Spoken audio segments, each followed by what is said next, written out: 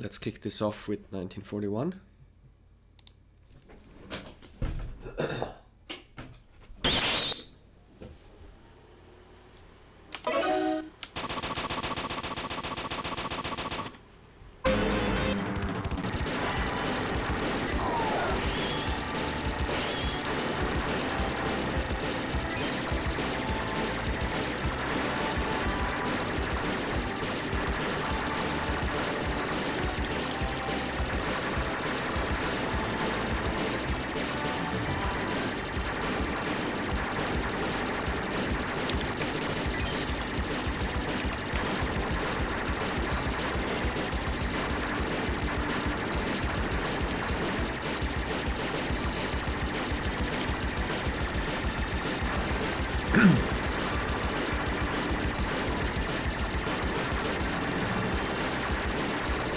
This is a pretty standard shooter in the 1942 series.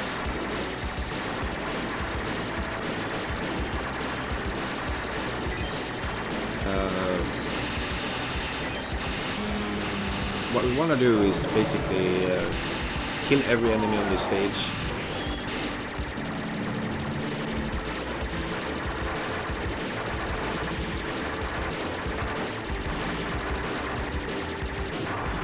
If you get 100% destruction rate, you can get more score from every level after this point.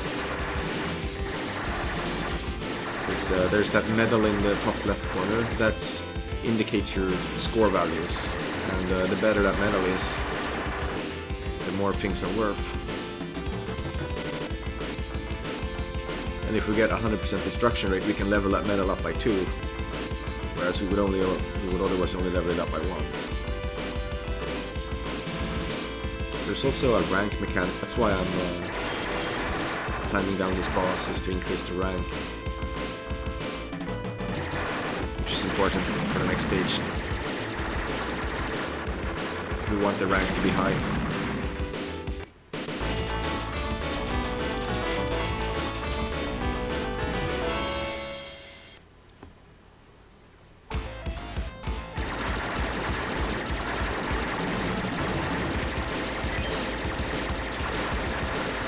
So there's the destruction rate that I mentioned.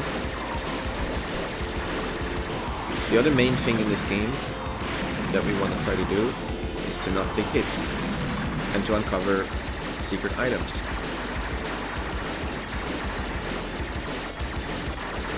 If you collect health items when you have full health, they give you points, and those points are multiplied by your medal level.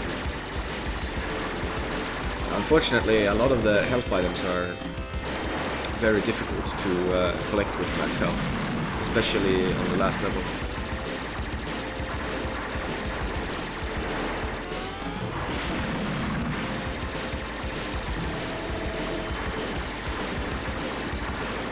One thing I really like about this game is that it gets going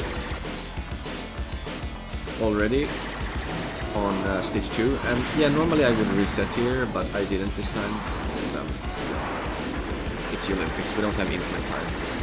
And the reason is that my rank isn't high enough to collect a hidden item there. It didn't appear, and that I took a hit, so that when I collect the next health item, I won't get score from that either. So basically I've lost a shitload of points already.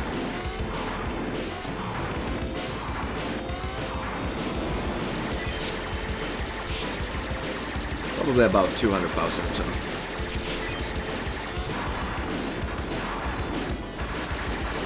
Maybe even more, I'm not sure. Yeah, something like that.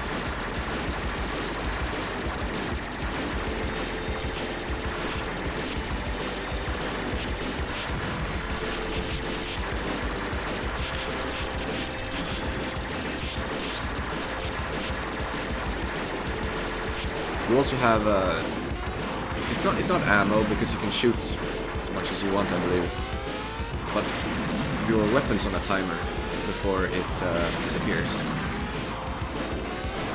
And there's 3 different weapons you can pick up, and the item alternates between each type very quickly, and it can sometimes be hard to pick up the one you want, since there's so much going on the screen. But you usually want the blue one. That's the one I have right now. And if you don't have that for this boss, you can basically say goodbye to the scoring strat in this boss, because it's not gonna work anymore. Here's another point where, because I don't have max health, I can't get the score as I'm supposed to get to.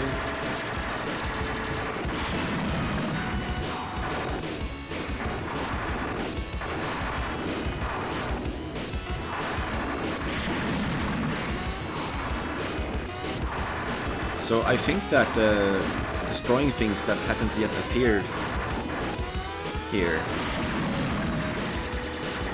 So you can keep this boss on screen for a while to get more enemies. I think destroying those, like not spawning those enemies to begin with, doesn't fuck your destruction rate up. I'm not sure. At least I kept my health for that health item there.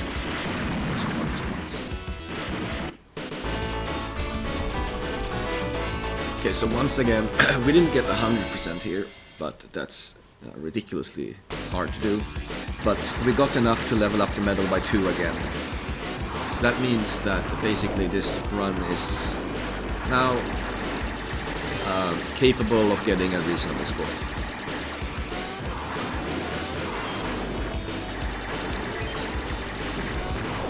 And it seems that if you were to score really high in this game, you would also level up your medal by 2 on this level, but I haven't managed to do that, so I just leveled it up by 1 on this level.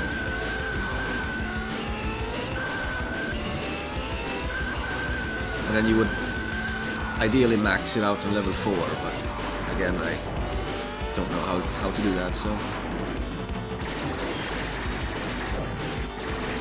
Taking hits everywhere. This is a really shitty run in the first couple of levels.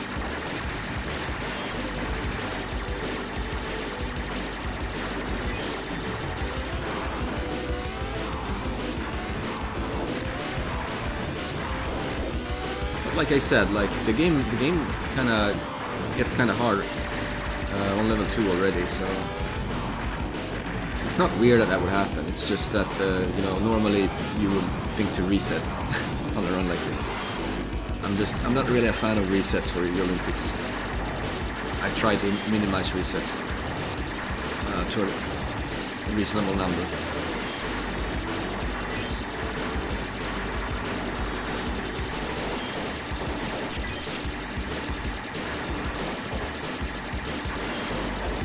Yeah, it looks like I'm gonna get no score from any of the health items on this level.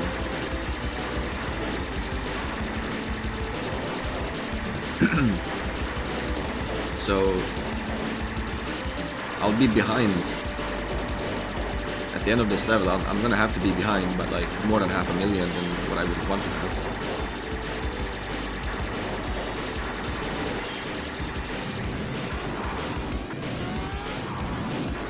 I find it hard to kill things on this level compared to level 2. Level 2 it's much easier to kill almost everything. Things are like tanky on this level.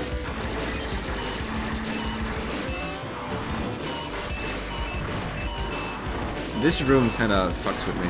I never really bothered to learn how to survive this room. I just let the hits happen when they happen. Because there's no more health items. So it doesn't matter anymore if you take hits.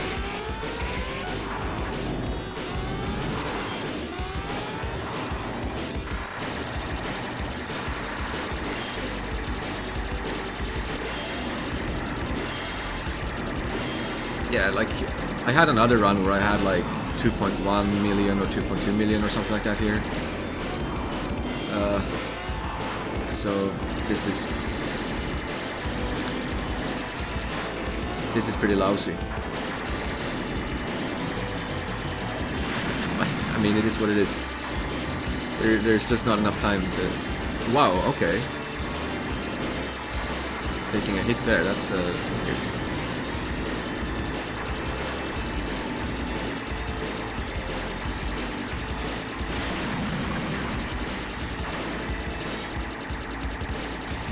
Normally I would have most of my health here, and I would like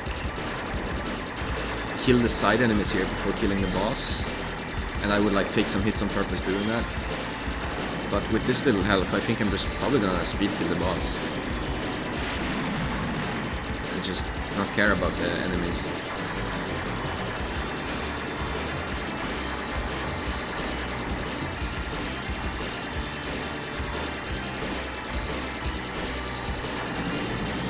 And that's what I assume is going to happen.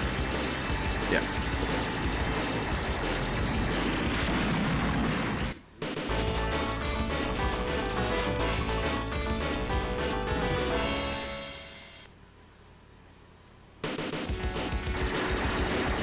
Alright, so on this level the game actually gets easier. Very, very bizarre that that's what happens, but this level is easier than 2 and 3. And there's 3 health items on this level, and it's not that hard to pick them all up on max value. Boring stage, but the music is nice. I think this stage is nice and chill. I don't mind it.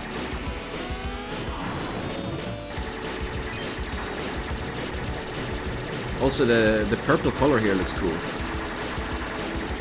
The contrast between the purple and the buildings looks really nice.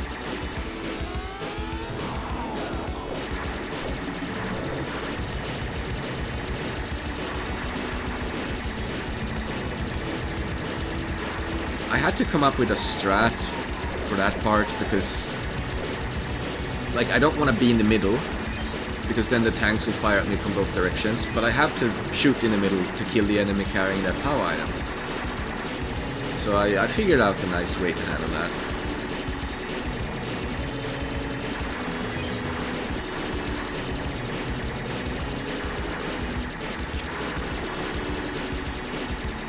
Here, oh yeah, I didn't mention, you can run into walls to spin around, and that spins your shot around.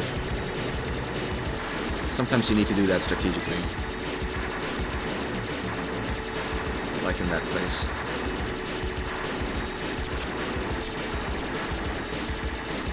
It's a weird design decision to make level 4 much easier than 2 and 3, but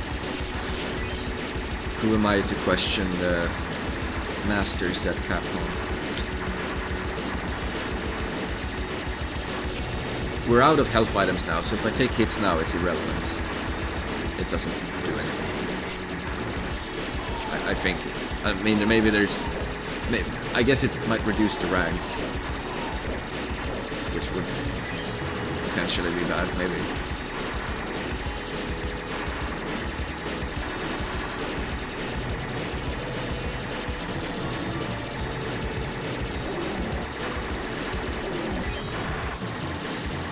So this boss is a little weird because the laser, or whatever that is,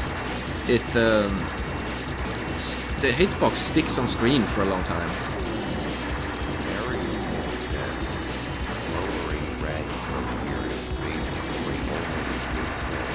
Oh, it's a good thing. What the hell? I didn't even know that.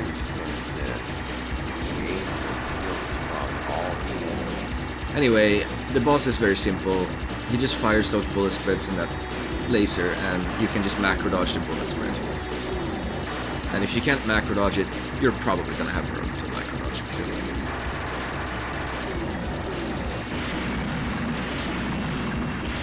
Oh yeah, and I also didn't mention there's a charge attack in this game, but I find it hard to use. It's like, I watched the world record or whatever that is replay, and he can just use the charge attacks so quickly, and I just can't get mine out as quickly as he can. I don't really know what I'm doing wrong. So I don't use it as often as would be optimal because I can't use it optimally anyway. So here my strat is to delay picking up that item because then the ammo timer, whatever you want to call it, lasts for longer. And then I pick up this item so I can crash my mini planes into the planes to get more points.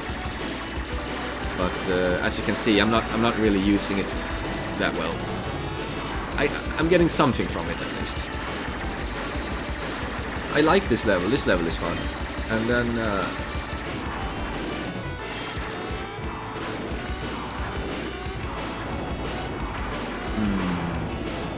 we need to avoid taking hits because of all the health items we can pick up, which is gonna start from here.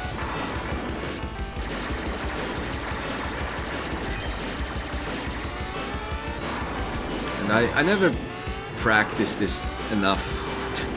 There just wasn't enough time to get good at this stuff.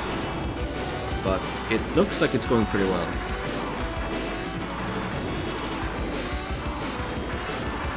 For now. Oh, there we go. We took a hit. Yeah, I don't really know how to do this part. Took another hit. There's the POW that we would ideally get score from, and there's the hidden item.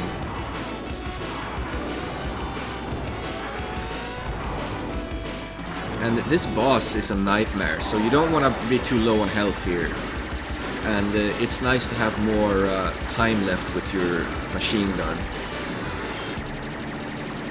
See, it says 24 now. If I had picked that up earlier, it would be almost gone by now. So having this be higher is worth it.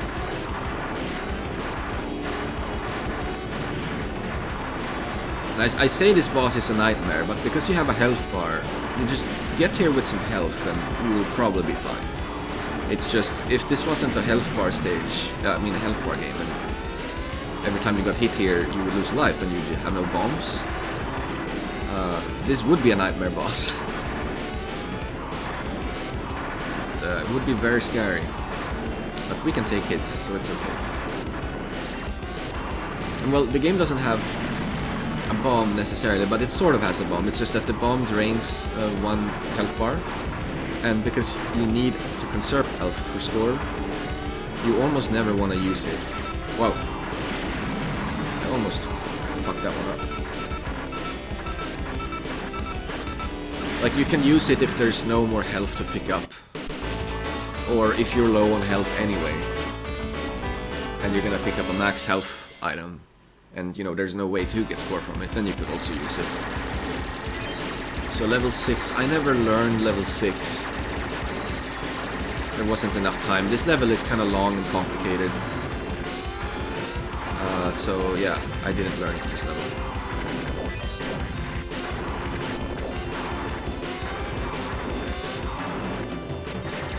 You can probably tell I don't have any routes for this level. I'm just kind of flying around. I say I didn't learn it, but that means like it's not like I never played it. I played it a couple of times, and there are a few points where I do have a strategy, but most of it I don't have a strategy. I don't know why I'm timing this out. I just saw that everyone times this out, so I was like, there's gotta be a reason for it, so I just do it too. But I don't know why people do it. I assume that it's to increase the rank, but I have no idea. But I got bored and started shooting.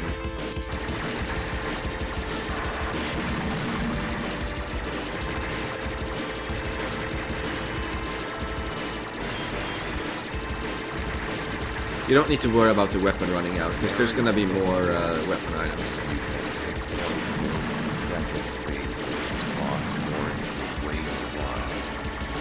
Okay, well, that explains it. Yeah, well, I didn't really understand why that was a thing, and I didn't try to understand. Like, I wasn't observing the replay to try to figure it out. I just saw the replay and was like, okay, that's weird, and moved on.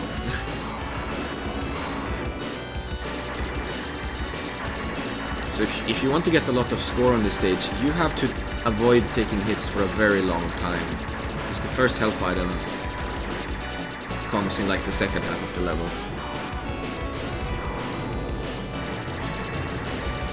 That's part of the reason why I didn't learn this level, because I felt like, okay, if I'm gonna learn this level, it has to be so well played that I'm taking no hits for such a long time for so many tricky things.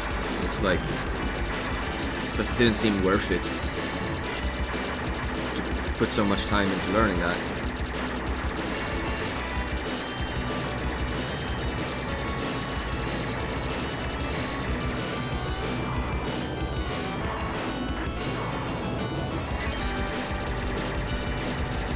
hidden strawberry item there. And that strawberry item, it's multiplied by, I think, 3 with this medal level.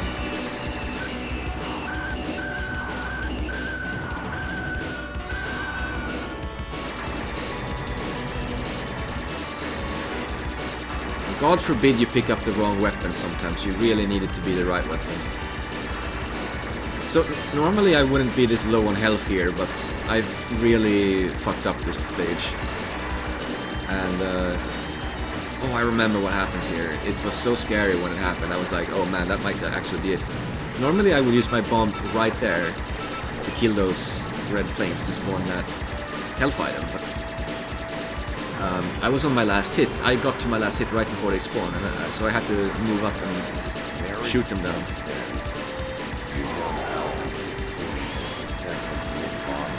Mini planes here also being used for some score.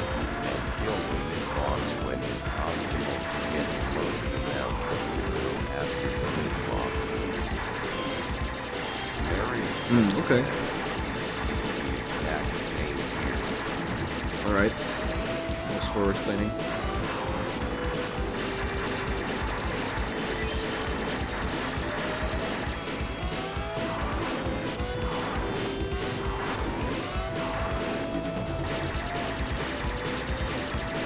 Top of the screen there. Like, if there's nothing on the screen for a while, then you know it's time to go to the top of the screen there. That's one thing I learned.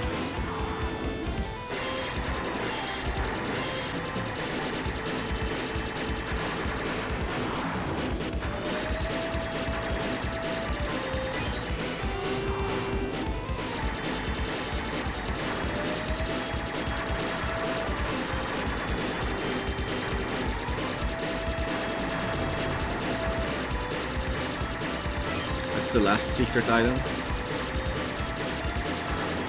Now there's gonna be a boss, but I don't really, like I said, I didn't really practice. I don't really know how to not take any hits on this boss. It's weird. But if you don't take hits on this boss, there's one more health item that you can get score from a bit later. So it would have been nice to know how to do this, but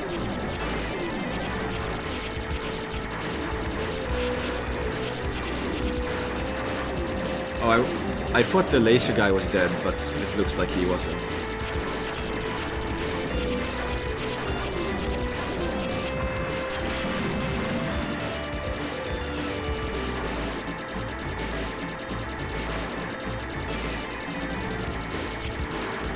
You can go to the right there. The turret guys won't shoot you.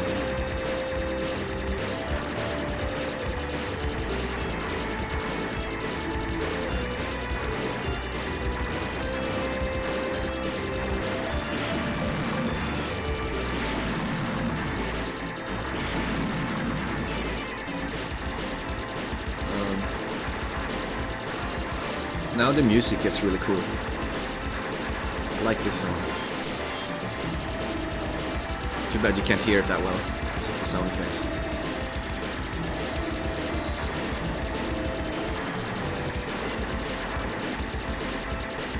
See, here's the health item. So if you just don't take any hits on that boss, it's pretty easy to get this health item. I say that, but something fun is gonna happen. Jeez, I'd remember it now. So in this game, there is empty space at the bottom of the screen that you can't move into. So I managed to scroll the health item to that empty space, and I couldn't pick it up. And I tried to pick up that weapon item there as well, but I couldn't pick it up. So now I have no health and no weapon, and I have to do these two bosses with no health and no weapon. And this boss with higher rank is really mean because of these homing missiles. I have to use the ghost ship to take care of the homing missiles.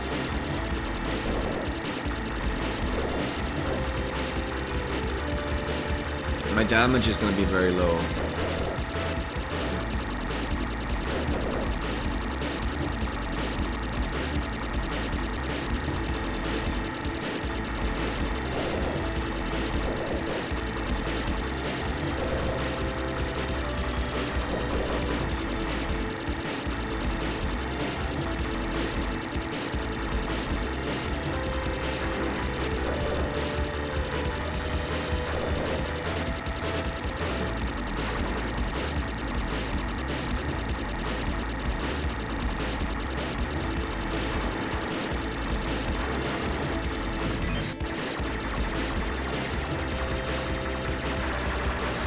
And see, the boss timed out.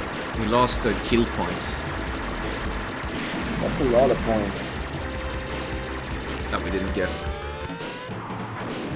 And there's this final boss. He's a little weird.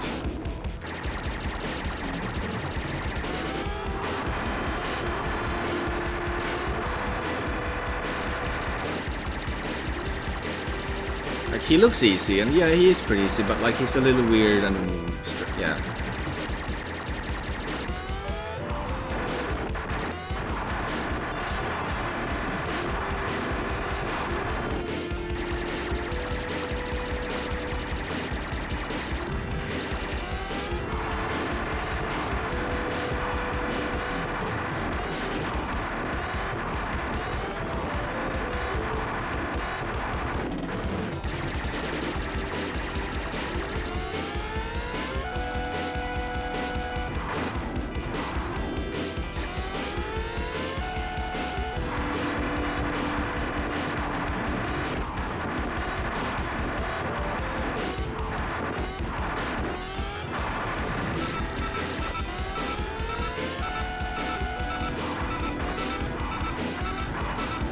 That was very scary way to end the run. Not getting that health item and not getting that weapon item.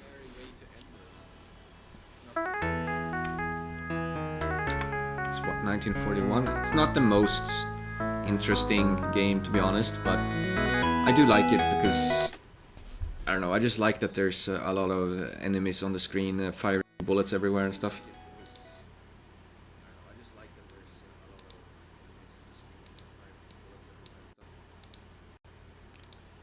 Okay, let's see. Next up, we have Battle Circuit.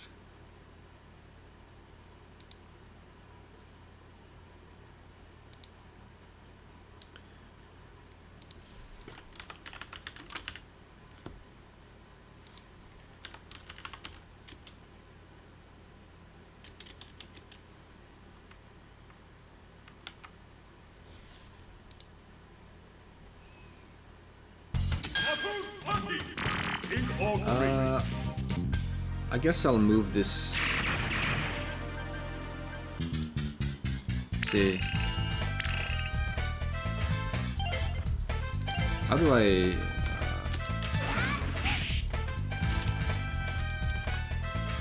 let's put it there. There we go.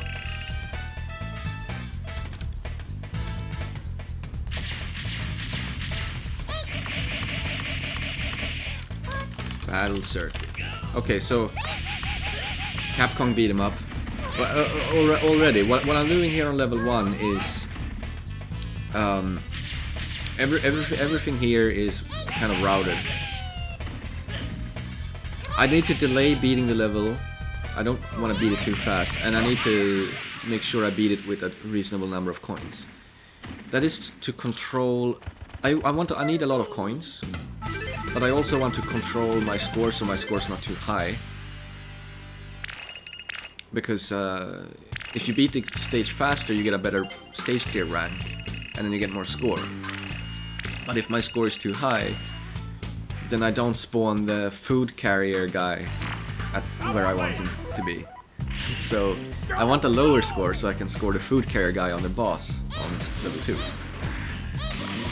Anyway, it's a Capcom beat 'em up. Oh yeah, I should also change. Tournament rank was 4. Game rating 7 again, yeah. There's a couple of different interesting characters to pick between, and they're all kind of overpowered in their own unique way. Like the blue guy just has a kind of a well-rounded overpoweredness, whereas this ostrich has this ridiculous flying move. And one other kind of overpowered move.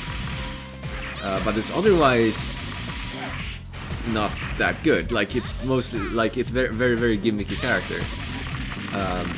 I really had no idea what was going to be easiest for this game, and the character I ended up using definitely has an easy mid and end game. And I don't know how it would compare to other characters, but What this character didn't have was an easy early game. So I had to reset a lot in the early game.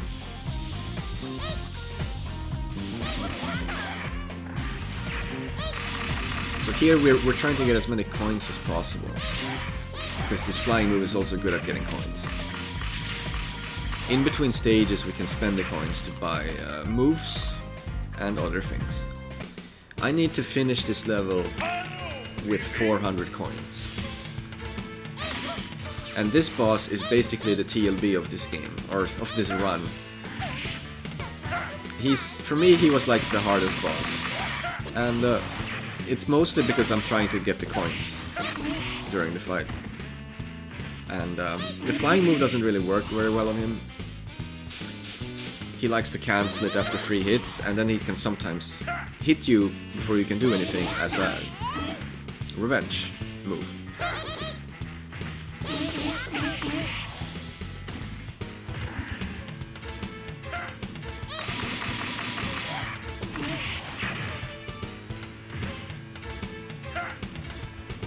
That spin attack move where I fly up in the air, by the way, is like the other overpowered thing you can do with this character. It's basically those two moves that you want to be focusing on most of the time.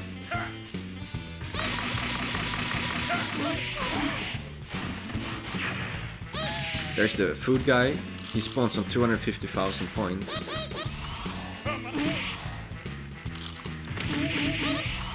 I should be able to get the rest of my coins from Johnny by just attacking him normally now.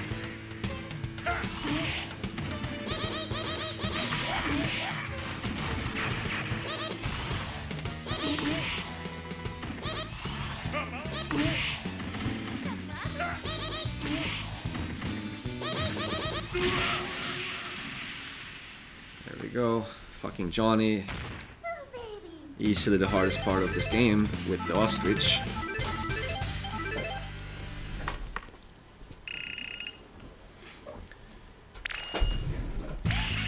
Because I have 400 coins, I can now upgrade my health bar. And stage 3 also has a hard boss.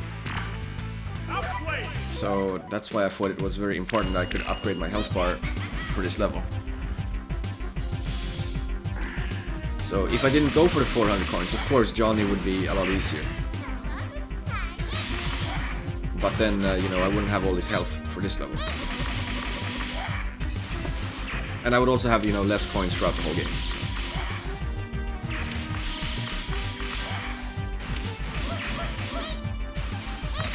So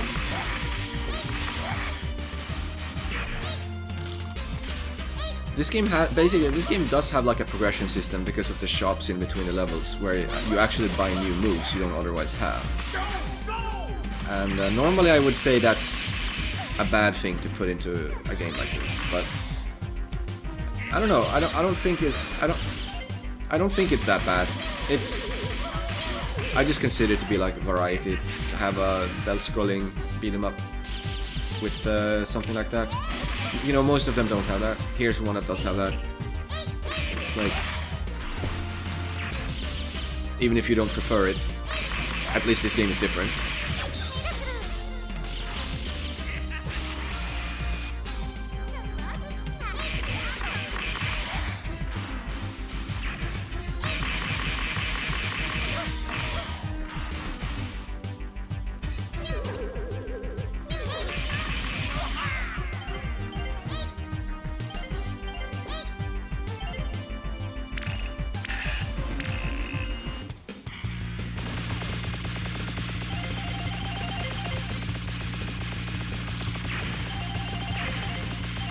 From what I tried, I only really tried 3 of the characters to, you know, a reasonable extent. And I think the blue guy was the most fun to use for me. But yeah, I mean, for something like this, for a tournament, it's best to just stick with one character. So I decided to learn this character.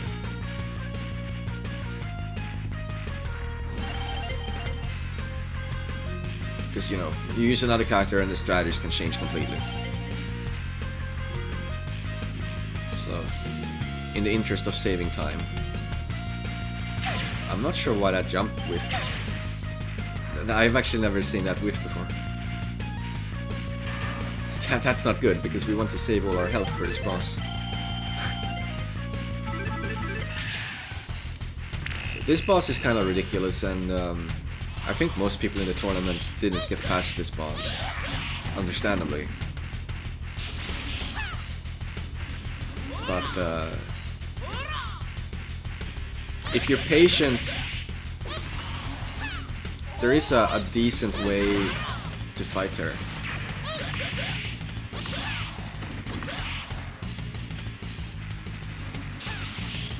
But you have to be very precise. When she uses this jellyfish, you can jump into and attack her.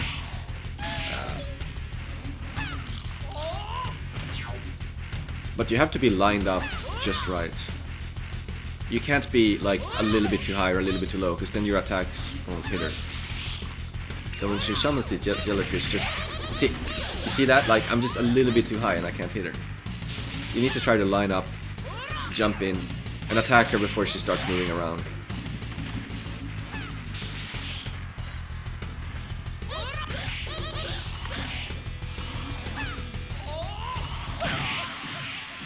I use the Super Joy move a lot in this game. That's the... when I'm spinning around like that, it drains your own health. Standard beat 'em up thing. Think of it like a bomb in a shmup, kind of. Like, it makes you invulnerable. It deals damage to everything around you. It's a nice save your ass kind of move, but it drains your own health.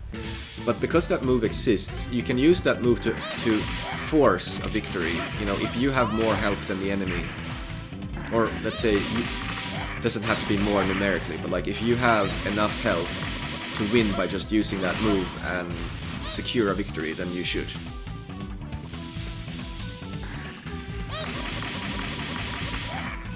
Because obviously you get all your health back for the next level.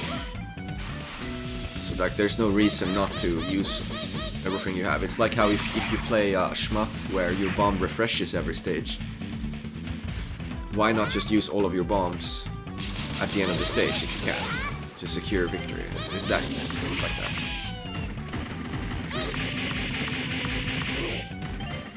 So funnily enough, this level isn't really necessarily harder than the previous level. Maybe it is slightly harder, maybe, but not really, honestly.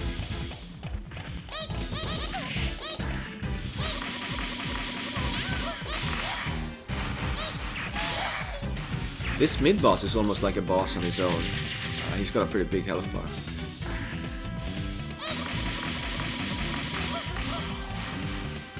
He's not quite as dangerous as the bosses are, though.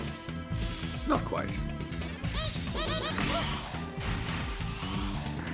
Something I haven't been doing yet is you can actually pick up enemies,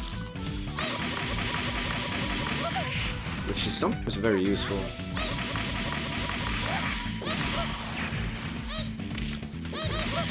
I'm surprised I'm not really doing it on this guy. If I practice more, I probably would have used that strat more. Well, either way, the moves I'm using should be better for coins anyways.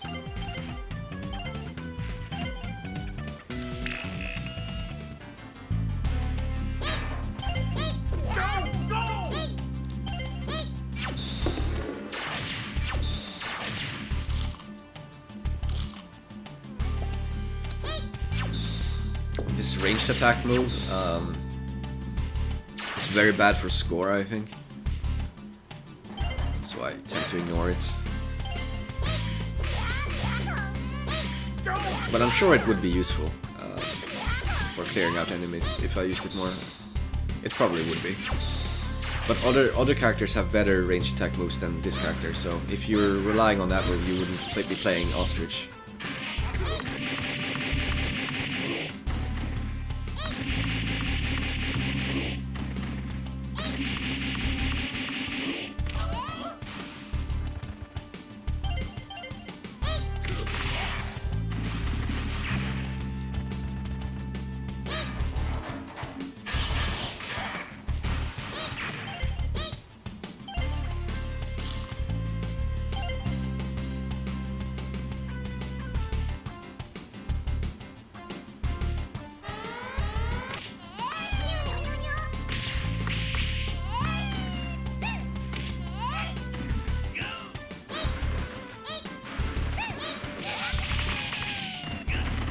The red guys here are actually pretty nasty. And can really wreck things. Because when you use the powerful pink ostrich moves, you're always a little bit like vulnerable at the end of it. Like if you're using a fly attack, then you're vulnerable when you're landing. Something could attack you while you're landing and you can't really do anything about it. Because you can't cancel the flying attack. You do as many hits as you can, and there's no way to cancel out of it. And this spin move, you're also vulnerable when you're landing.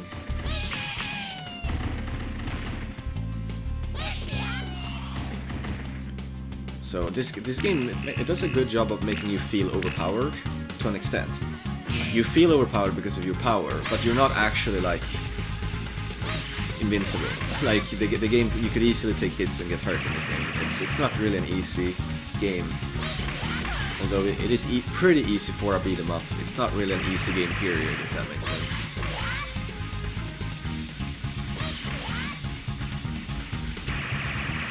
Apparently my strat for this boss was bad. You can actually get more damage in here than I was getting. I only found out after my clear.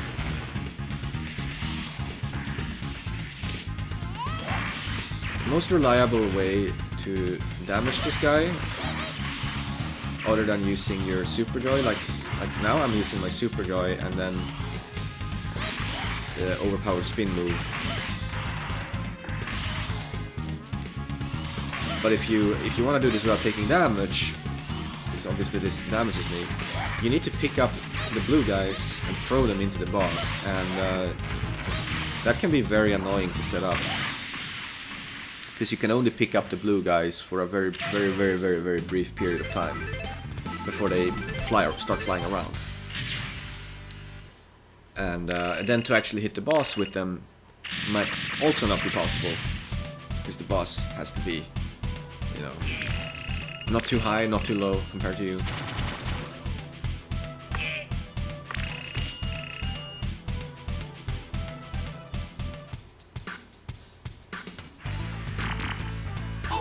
I don't actually buy all the random moves. I just ignore most of them. I'm buying a life instead. Okay, so now,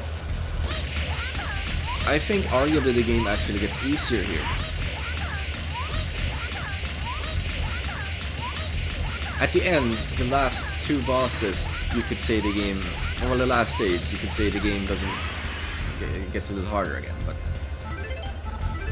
like from starting from the boss on the second to last stage, the game gets harder again maybe. But like from here, the game levels down a little. And the main reason is that we've just bought a life, and we're going to increase our health bar even more here. So even if the game itself doesn't necessarily get easier, I wouldn't say the stage is easier per se, you're getting even more health. So it does get easier, if that makes sense.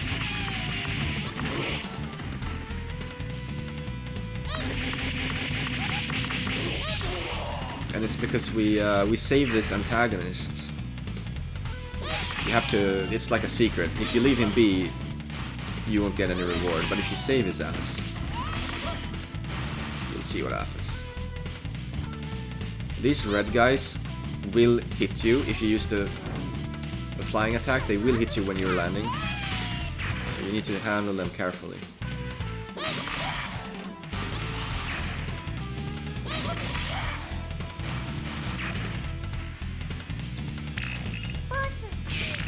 He's like, I won't thank you. I would have been saved by my own guys. But then he leaves behind health for you.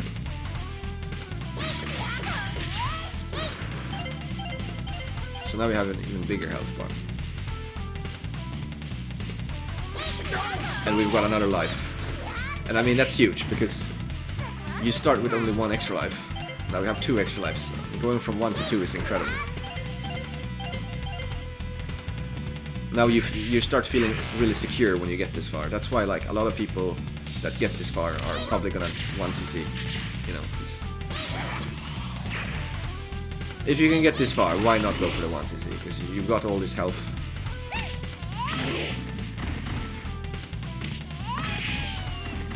you're past the Johnny hell.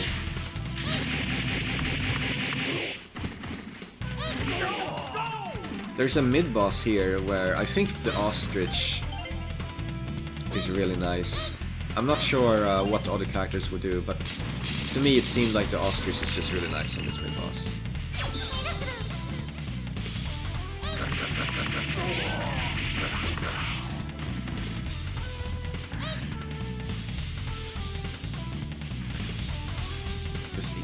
He gets really fast like that, and he can be kind of hard to stop. But the ostrich is good at stopping him.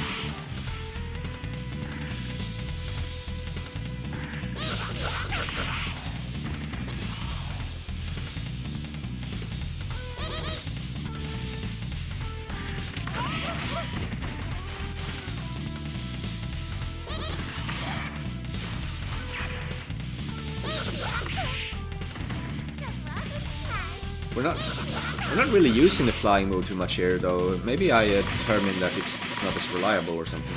I can't really remember.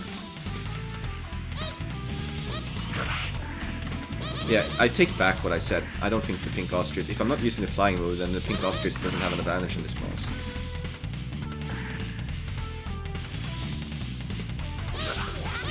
It seems to be more reliable to hit him to stop him. Hit him on the ground.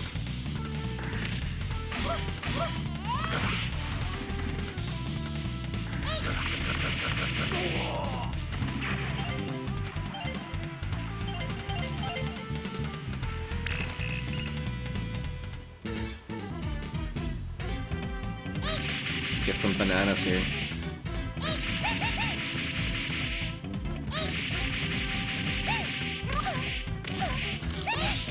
I'm almost dying. Jesus Christ, what is even happening here? That was so scary to see.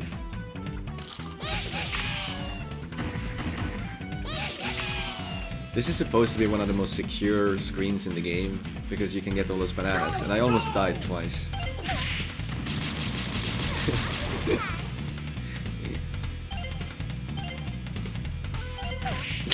What am I doing?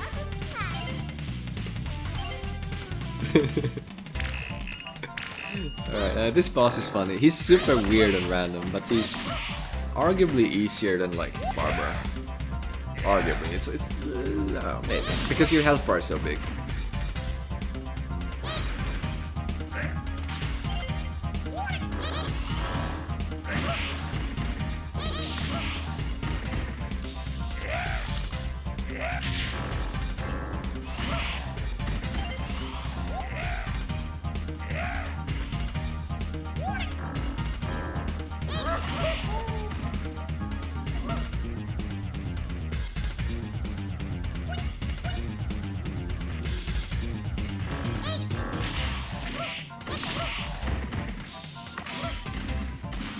Yeah, so on this boss I'm starting to pick him up. It's just easier on this big guy to pick him up.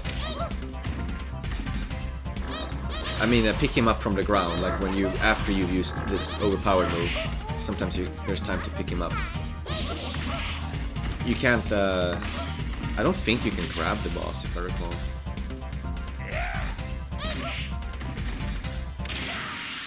Yeah, I don't think you can grab this boss, but I could be wrong.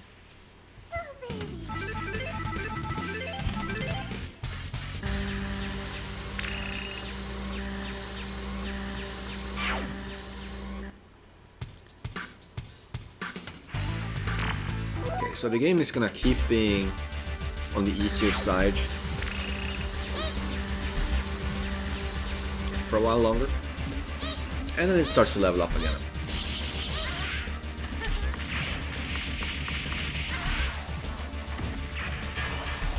These biker ladies are probably easier with the ostrich because of the flying.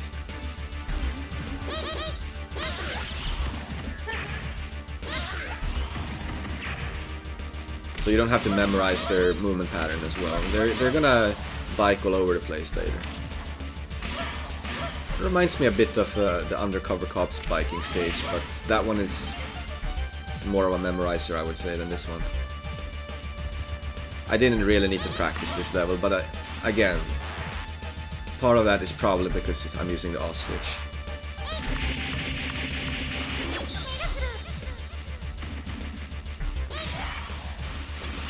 So that thing I'm doing, the death blow or whatever, I never explained that. That's inputting the Super Joy command when you're in the air. And it doesn't make you invincible, but it powers you up, and every character has a unique one for them. Like one of the characters makes them faster, for example.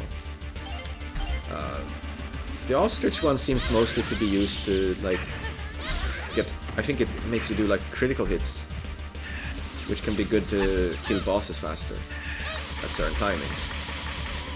You see, these are the ass bikers. They stop, and then they show their butts to you, and then they start driving again. And they do have patterns, so if you were to memorize this screen, I'm sure it would be no problem, but with the pink ostrich, I didn't actually need to memorize this screen because the flying is just so good against these guys.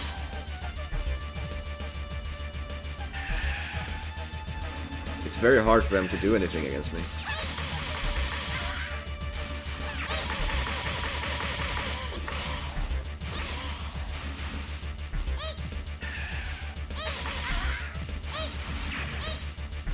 You can't fly infinitely, you can only fly for a brief period and then you have to land automatically, so it's not completely super busted, it's just sort of busted. It's half busted. But that's like a running theme with this game. Every character is a bit busted in their own way. That's what part of what makes the game fun to play.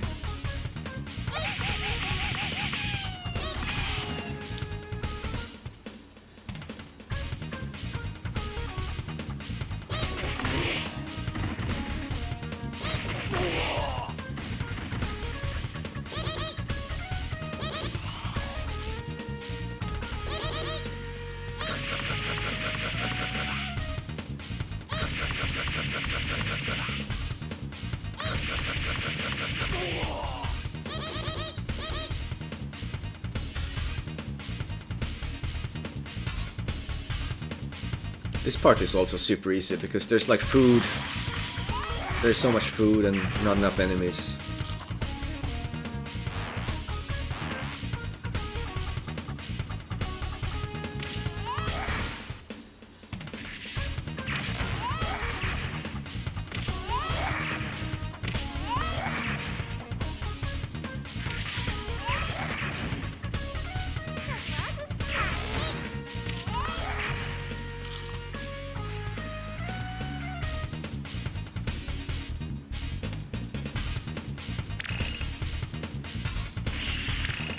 This is where the game starts to level up again though, in terms of difficulty.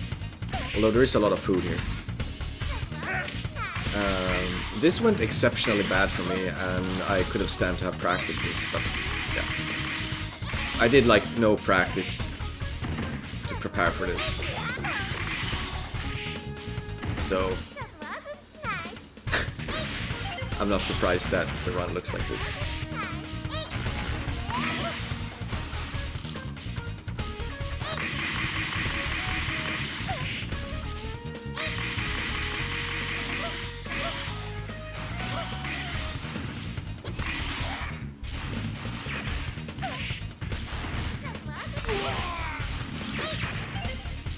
Certainly don't want to leave this screen with almost no health. That pig meal in the middle, you can eat it like 5 times. This boss, I think Pink Ostrich is great on this boss. Probably, I wouldn't be surprised if Pink Ostrich is the best character on this boss, but this went absolutely horribly. I couldn't have expected this to go any worse.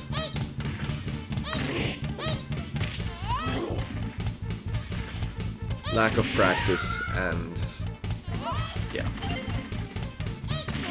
The little time I spent testing and practicing this boss with save states, it never went as bad as it did here.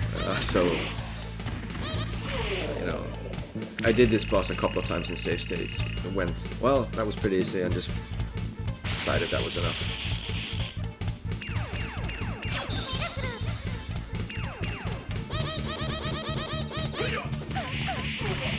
But it's clear that I was not really prepared. He's very random.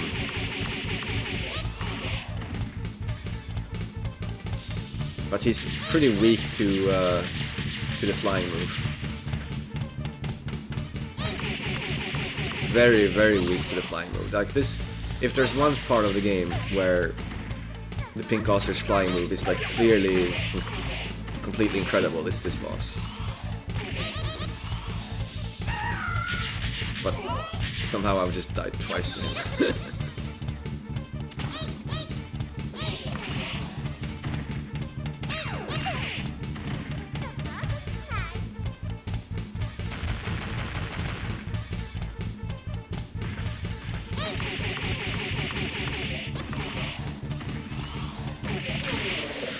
Yeah, that's a bit embarrassing. But...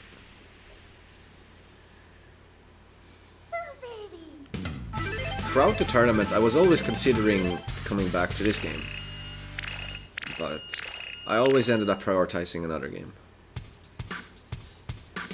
If there had been one more day to play, I probably would have done this game on the last day, which is one more day. Either this or Black Widow, I think.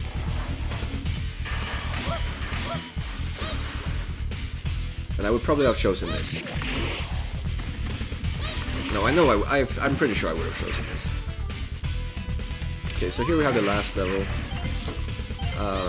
This is probably the hardest level. No, this is the hardest level in the game, for sure. So I bought another life. But doing that kind of fucked me in a way, because, well, we'll get to that. It cost 1,000 coins to buy the life. I needed that life since I lost 2 lives on that boss. I don't want to do this level with no extra lives. But because it costed 1,000 coins, I did kind of fuck myself, because I needed those coins.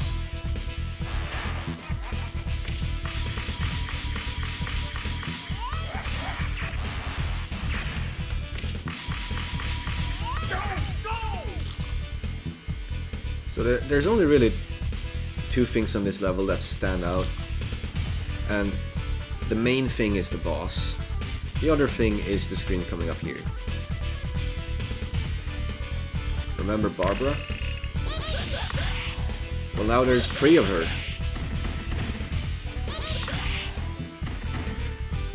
This is kind of an easier version of Barbara, but there is 3 of her, so...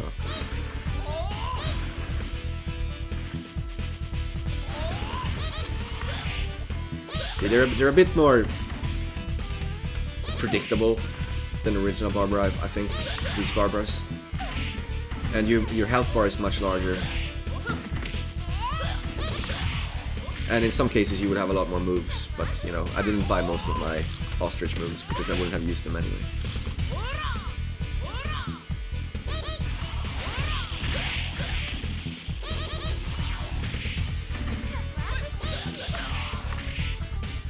Look, we get the UFO here. Perfect, because the UFO has some help for us.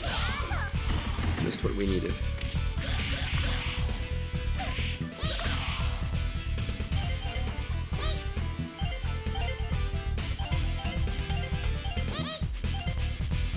It's a bit of a boss rush. There's gonna be 2 bosses at once here. But I watched a 1cc video. He did what I'm doing here, and I was like, okay, that's the simplest thing I've ever seen. So I just did this too.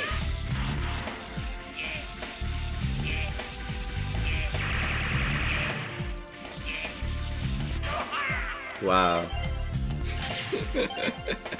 Sometimes it's good to watch videos.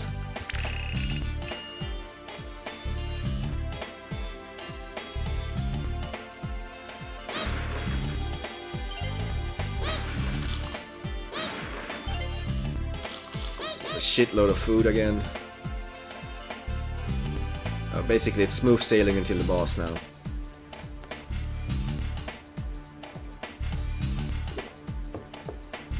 It's usually the bosses in this game that will do you in, not the stages. And if it is the stages, it's a mid-boss. Most likely.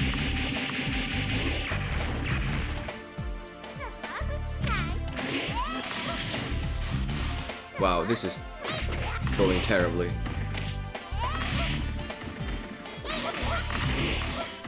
This is one of those screens where the flying move is actually really bad, so you don't want to rely on that too much.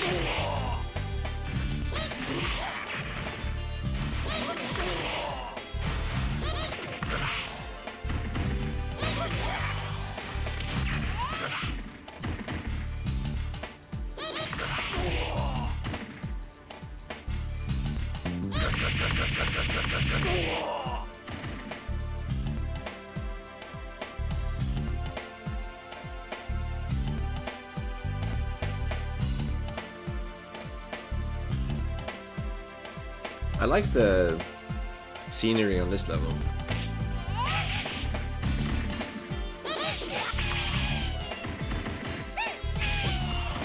It's a bit hard to pay attention to while you're playing, but when you're watching it's easier.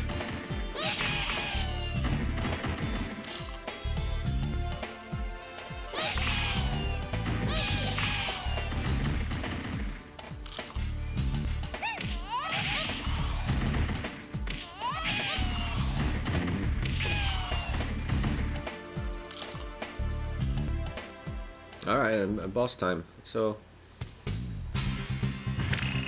this boss is tough, and I don't really understand how to fight him, unfortunately. Didn't really practice enough.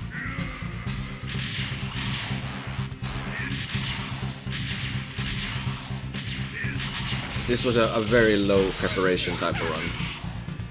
Just rushing it way too much. But as it turns out, it was okay. Like, the game is just not hard enough to require that much practice. But if you would like, if I wanted the boss fights to be cleaner, then yeah.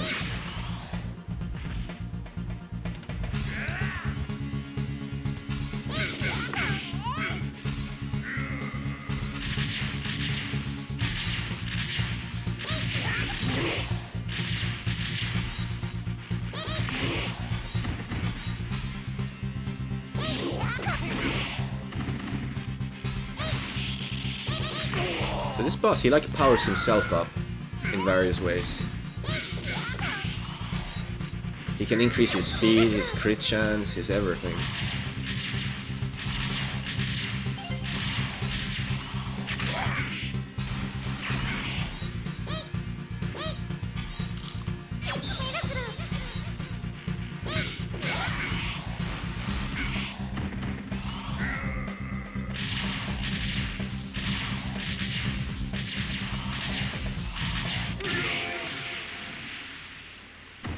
Okay, so here I don't meet the criteria for the true last boss and the true ending, unfortunately.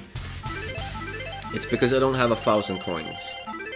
So because I had to buy that one life, and also because I didn't farm enough coins with the flying move, I can't get a true clear.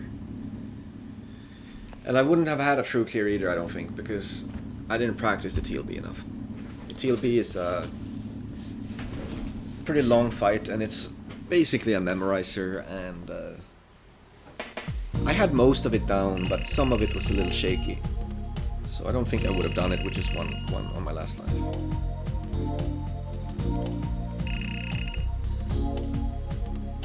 It's a cool game.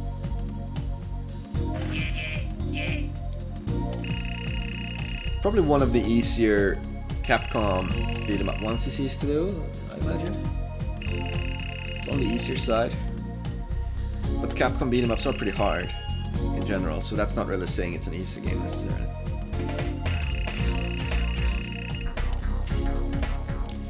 So even though we didn't get the true last boss, we're still getting an ending. It's I count this as a 1cc, but it is debatable.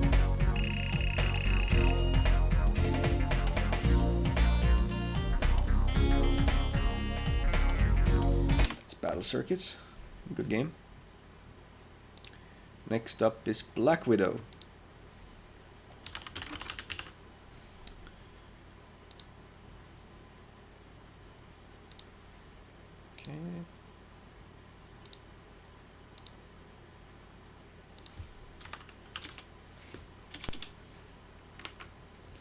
This was my least played game. I would have liked to have played this game more, but I got a pretty good run pretty fast, out of nowhere, to be honest. I improved my PB a lot. And the top 2 scores were just so far away that I figured, well, there always just seemed to be a better game to focus on.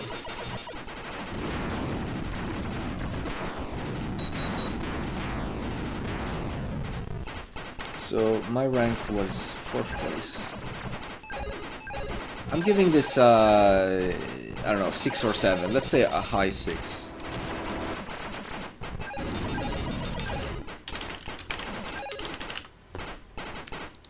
It's a pretty cool looking game. And it's very, very, very hard. Especially in MAME, because I heard that MAME runs a bit too fast. It's very hard to hit things in this game. Very, very, very difficult. Your shots just miss the intended targets constantly. And yeah, it's just a twin stick. Move in various directions, shoot in various directions type of game, and with enemies coming out from all sides. Right now there's only green and blue lines on the playfield, but when there's red lines, those block you, so you can't move over them. And yeah, there's a couple of different enemies types, and there's 2 that you need to particularly look out for, and it's those green bastards that explode, because the explosions are massive. If those guys die too close to you, you're dead. And then it's the arrow guys, because the arrow guys, the more you shoot, you can't kill them with your shot, and the more you shoot them, the faster they get. But when they fly over score items or enemies, they turn into arrows, mini arrows, that you can shoot for score, which is very good. So you want to use those arrow guys. Also, you can see how these explosions, if they chain into another exploding enemy, that enemy will also explode, so you can get chain explosions, which can be good for killing things sometimes, but sometimes it just kills you.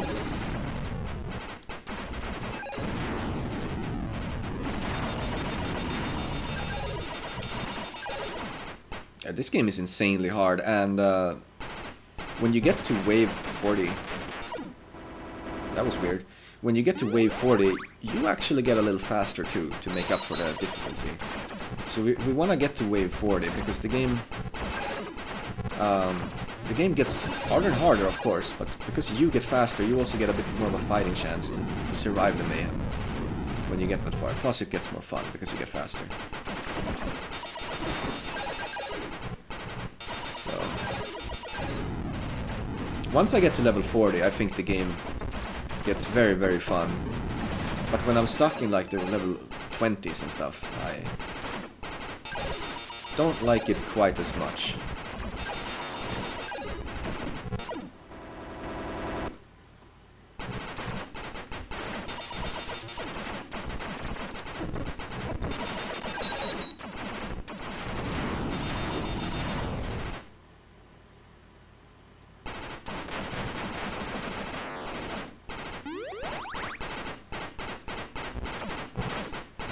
Where the enemies come from on those bonus stages is random, which can be a bit annoying.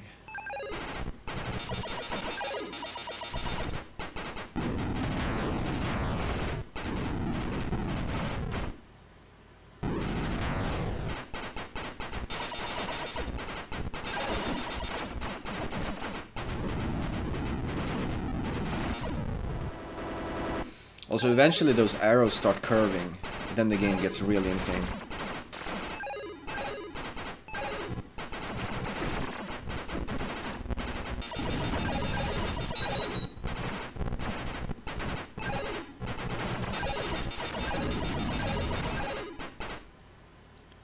Alright, wave 40. From this point on, we are moving a little faster.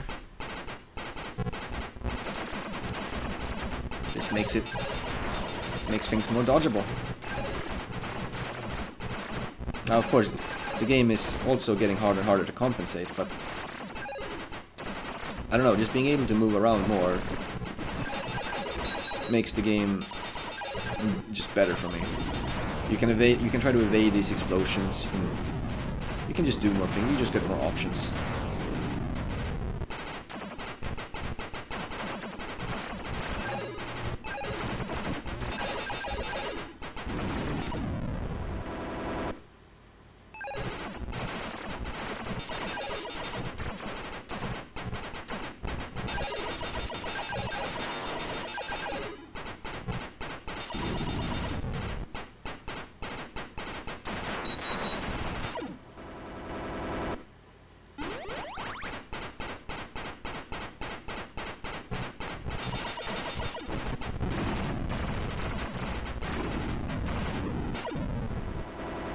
Damn, things are going pretty bad right now.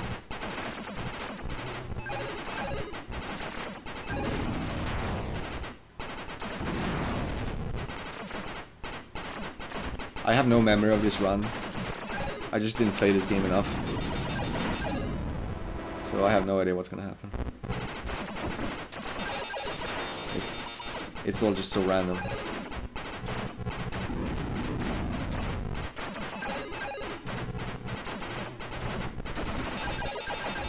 That was scary.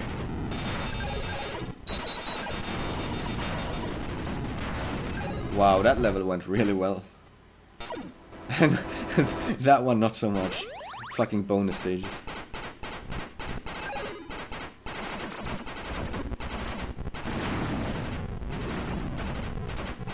See how the arrows are starting to home in on me now?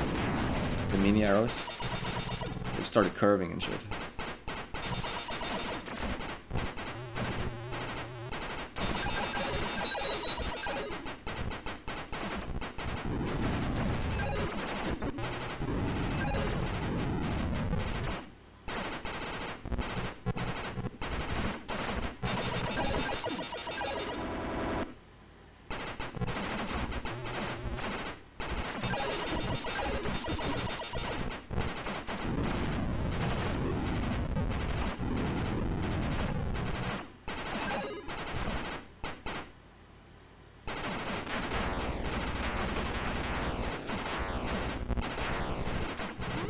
Jesus.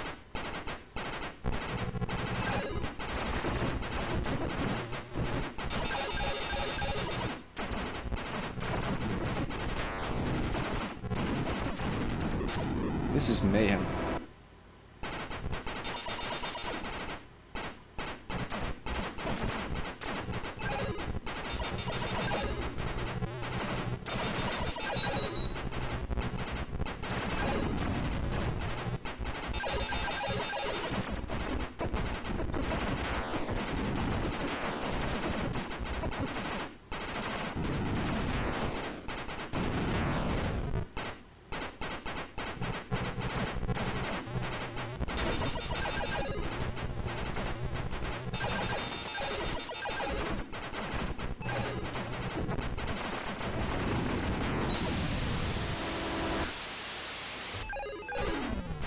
Those were a crazy couple of levels. I was actually gaining back lives instead of losing lives like you'd expect.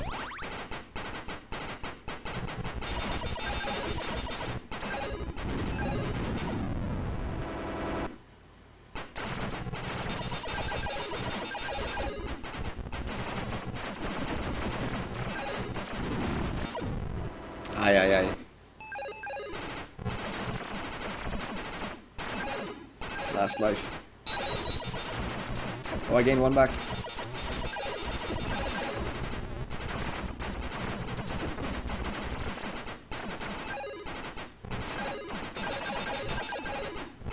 No.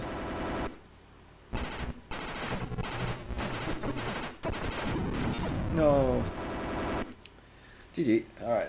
This is pretty short to watch that game. It's a good game. Alright, next is Cosmo Gang.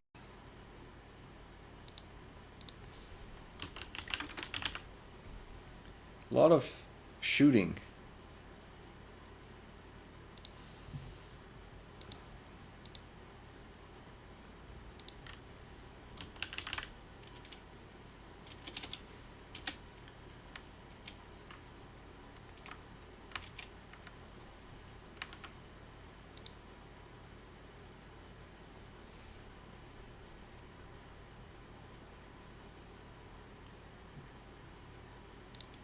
Let's center down. Alright, so Cosmo down.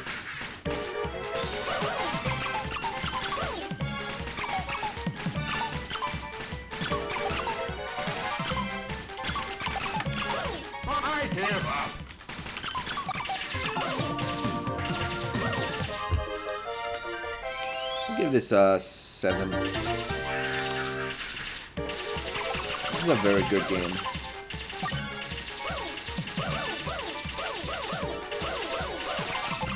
It's got lots of charm. It's very random. You just move and shoot. Yeah. There's honestly not too much to say about this game. But there are things. There are things.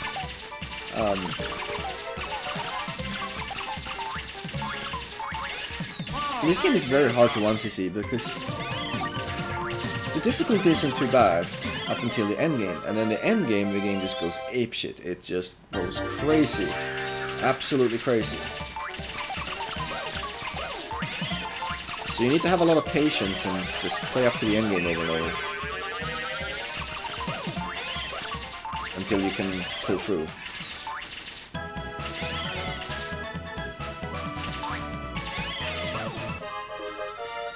So these P items, they're not power items, they're point items. They increase your multiplier for everything, up until a max. These bonus stages are important for score. You can get 1 million, and if you mess up, you get like nothing. And in order to get the 1 million, you have to... They can't touch the boxes, but you also have to shoot them enough times. If you don't shoot them enough times, you'll get a much lower bonus. So you need to be aggressive and accurate on these bonus stages. I mean, the first one is very easy, but they quickly get very hard later. So first things first, when you finish the bonus stages, you no longer have power-up. And if you kill that sunglasses guy, you get a power-up. And you want this power-up, because everything gets easier with it. If you die, you lose it. And usually with the sunglasses guy, you have to hit him, and then he starts flying around, and you have to hit him again to get the power-up. Sometimes recovering after death can be annoying, because it might take a while until the next sunglasses guy comes out. And he might come out when it's inconvenient and impossible to actually kill him. That has a tendency to happen in the endgame.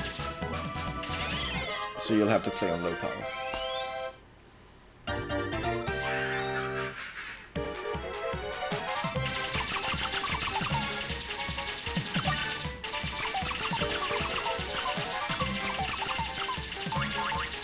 All of these items are random. The one that I used there, it's kind of like a bomb. It's usually the best one you can get. Although it doesn't have to be. It probably would be. Most of them are pretty good though. Some of them are like blatantly worse than others, but none of them are useless, and sometimes the ones that are like blatantly worse than others can be just the one that you want for that particular situation. So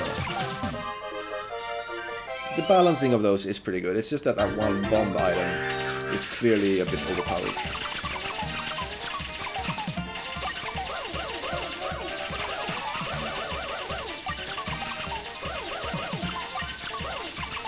Okay, so here we're starting to spawn enemies that we can actually score more points from. But I find the game too difficult to reliably do this. Those I'm so sorry guys, those white guys, maybe they're like apologizing for their white guilt or something, but anyway, they're so sorry every time you shoot them. And you see they lose their suits and they start running away. The longer you make them run before you destroy them, the more points you get from them. But I always find it hard to tell which direction they're gonna run, and they run so fast that getting to the other side is usually just too hard for me.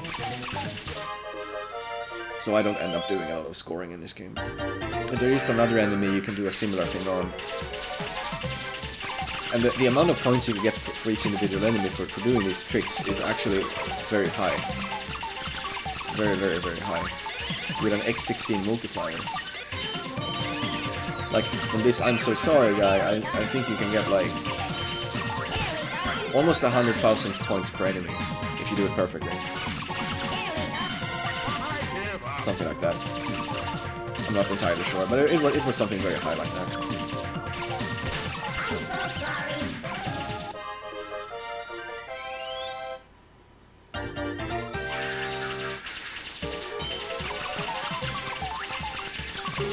Here's another fun thing. Extends are random too. That extend I just picked up there is scripted for this level, but you can also get random ones sometimes.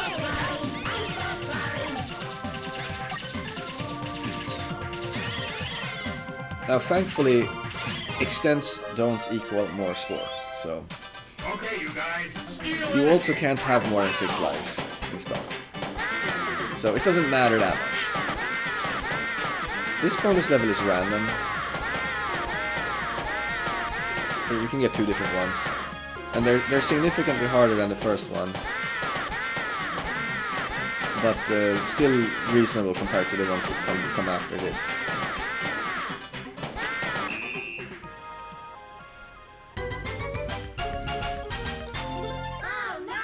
We'll win next time. And I almost messed that one up. Just barely I did get a million. I give up.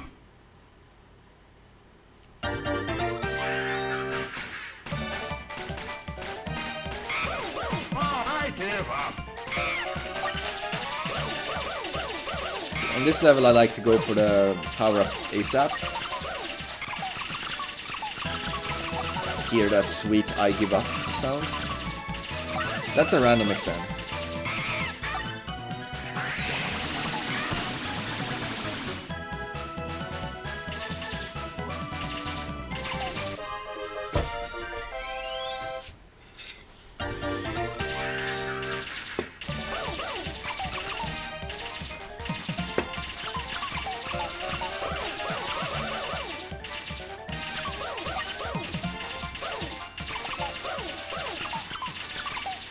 So these guys, these new enemies here, they leave behind like an egg when you destroy them. And the longer you take to destroy that egg, the more points you get from it. Which is also a big scoring thing. And I find that a bit easier to score from than the I'm so sorry guys.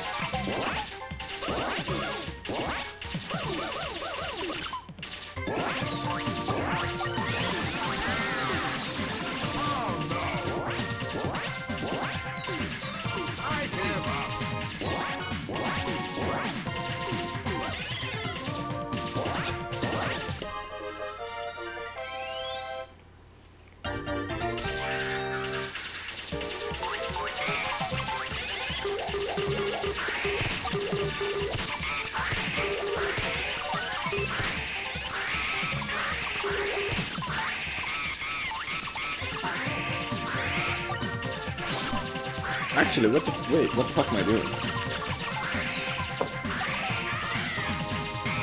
I just realized something. I gave this a 7. This should be an 8. There we go. That's much better. This game is pretty awesome.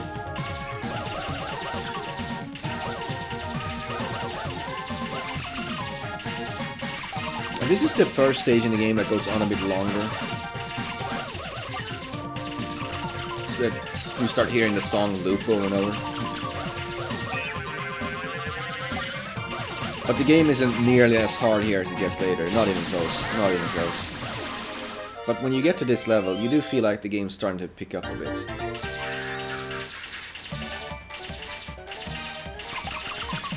Gang 16. It's halfway through the gangs. Gang 32 is the last level. After that, it's just the boss. I give up.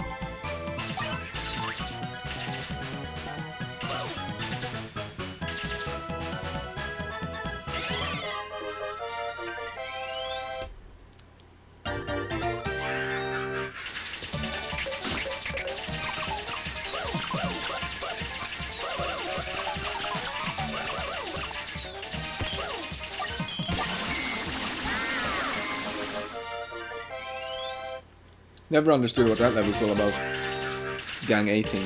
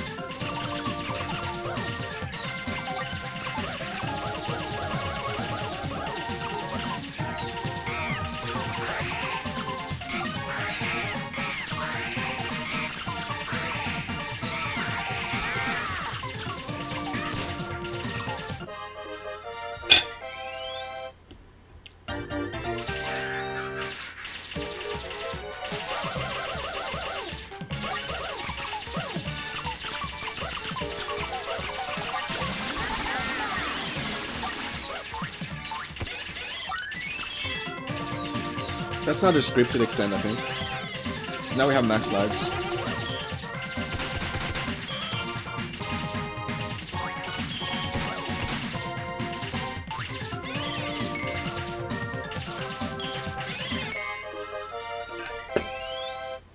Okay, you guys, steal energy. I have no idea how to do this bonus stage.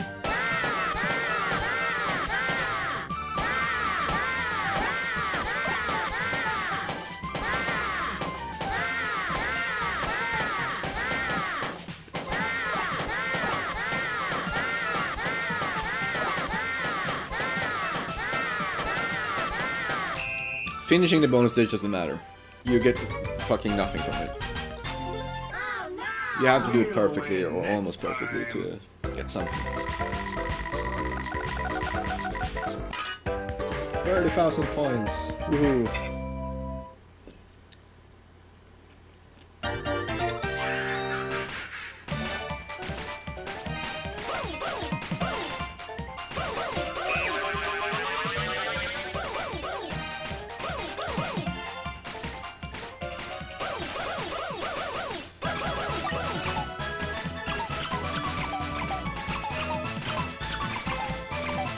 I give up.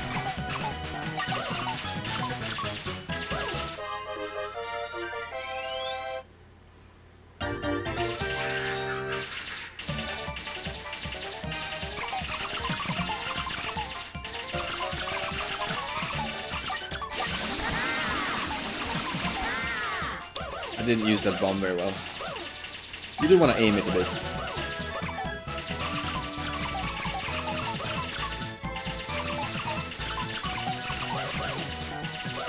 Playing it safe here. Dropping a lot of peas. Because these enemies are scary, as you can see.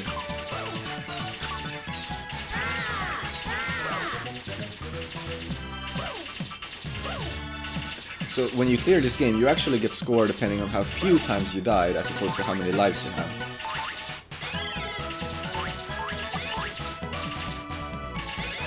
So we don't want to die unnecessarily.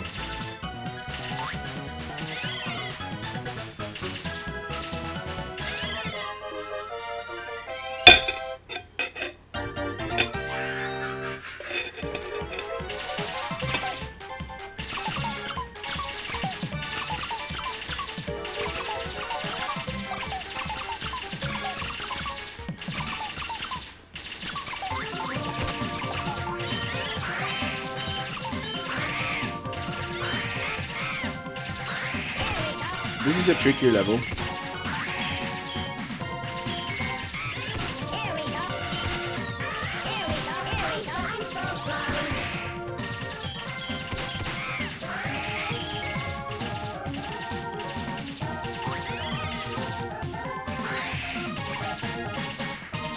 Notice how I sometimes squish against the wall. That's a nice feature in this game. It's kind of a last resort type of move, because you can shrink your hitbox against the wall, and it can save your ass. But you don't want to do it needlessly, because doing it is very delayed, and escaping out of it is also delayed. So you're super vulnerable when you're doing that. So that's something you do as a last resort if you will die otherwise. You just do that to try to save your ass.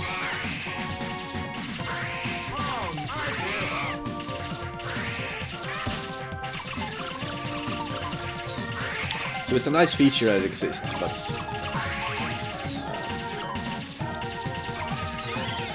it's not quite as overpowered as it might sound on paper.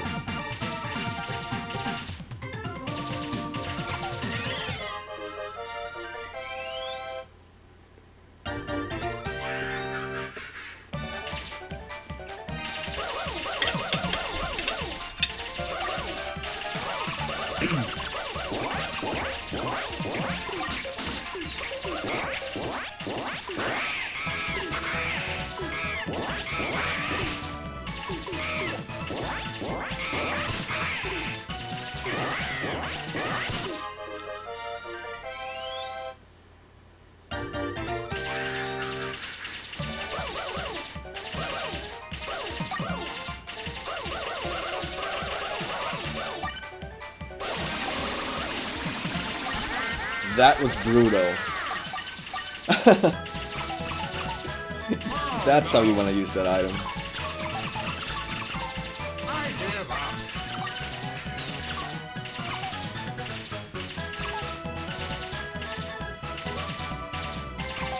I mean, just damn. We destroyed everything in this stage. Gang 27. We're getting closer to the hard levels now. They're coming.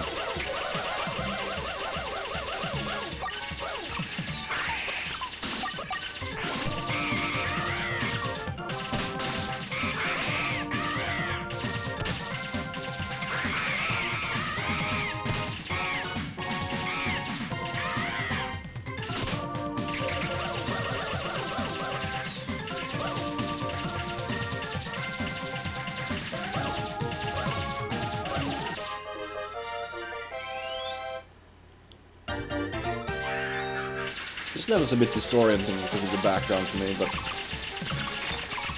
you have no choice but to try to get used to it.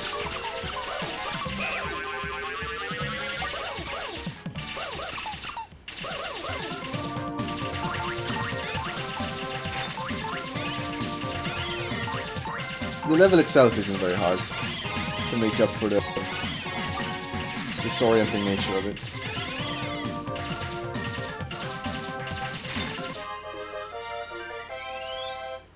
Okay, you guys, steal energy. I have no fucking idea how to do this bonus stage.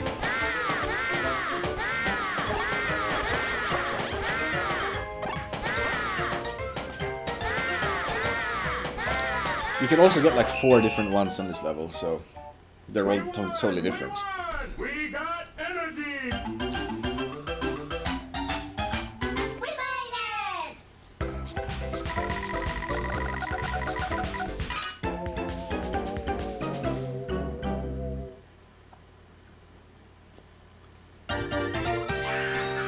Gang 29.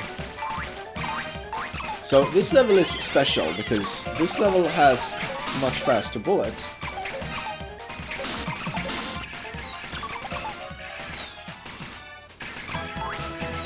But the level isn't nearly as hard as the next 3. It's just that for some reason the bullets are much faster on this level. But as you can see, there's really not a lot of guys on the level, so it's over really fast. Now, this level, this is where the game truly begins. As you can see, I haven't died a single time yet. So you might think, oh, I mean, it's smooth sailing, right? But no, not even close. I've gone into the end game lots of times now. And like, this is the game when you get this far. This is where the game really starts.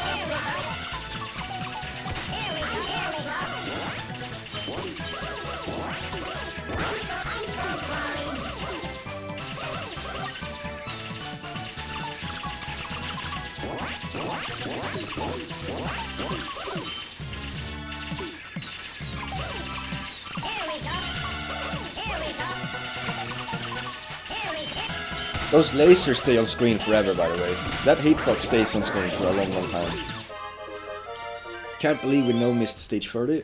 Gang 31. This is the hardest level in the game.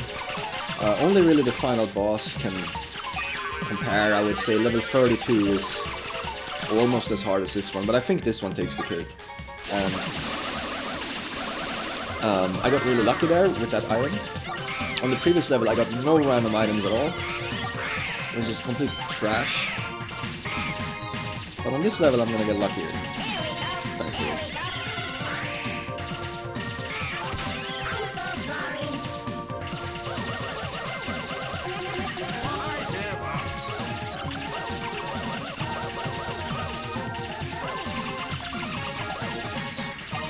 Another good random item here.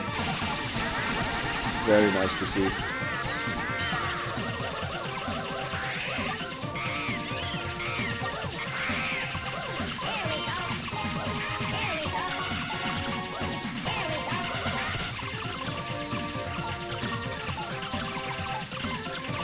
It's very easy to chain die on this level, even if you're good at this game. It's just kind of relentless, and we got 3 very good random items. I mean, that's crazy good luck.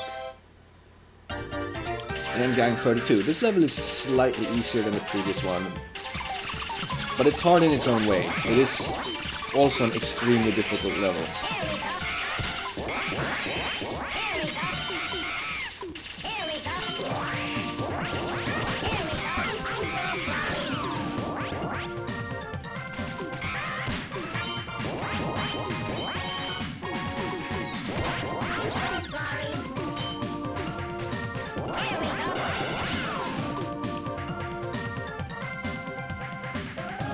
That's the fucking power-up guy.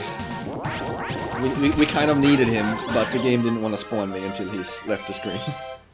So now we have to do the last boss with no power. And the last boss is arguably the hardest thing in the whole game. He is super random and just completely stupid and unfair. Yeah. This rock thing is fucking insane. It bounces you around, and it's very hard to hit these rocks, and they just bounce into you.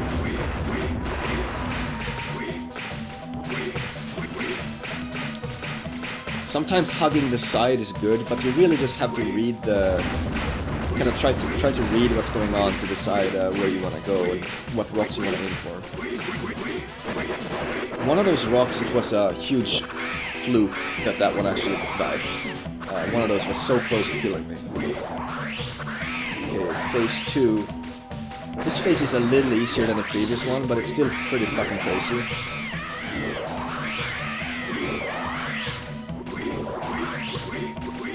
It's very easy to get trapped.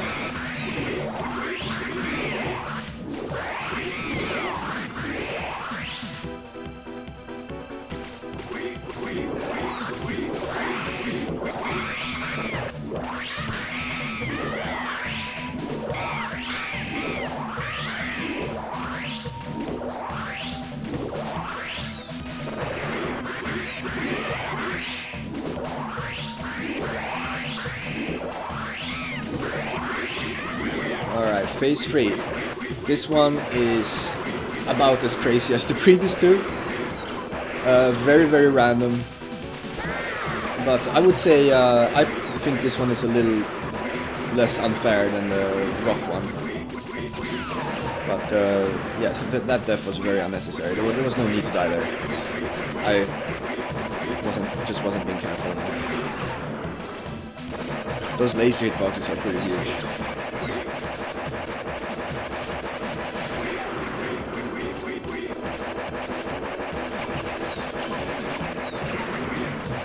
Okay, and now we're at the last phase. This one is pretty much free, but it takes forever, and you have to mash. You have to mash the whole time. We didn't allow auto-fire for this game, so yeah, this was kind of annoying. In fact, I'm considering speeding through this because basically what's gonna happen is it's gonna spawn more and more stars. And it starts spawning so many stars that you can barely get hits in on the boss. And you have to stay under the star spawn. That's the strat. You can't like move away from under the spawn. It's way too dangerous. So I'll let this play for a bit longer, and then I think I'll just speed up, because it's going to take like 3 or 4 minutes to beat this phase.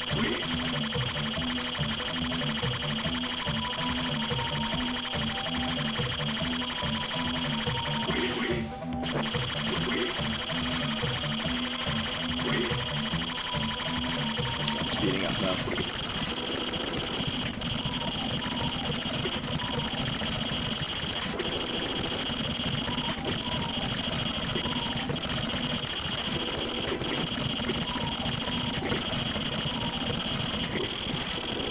Now there's even more stars, and you can barely get hits in on the boss at all.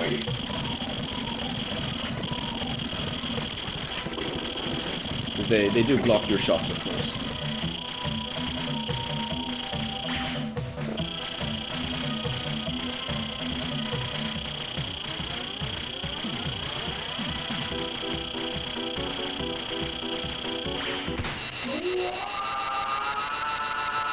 Fuck that guy.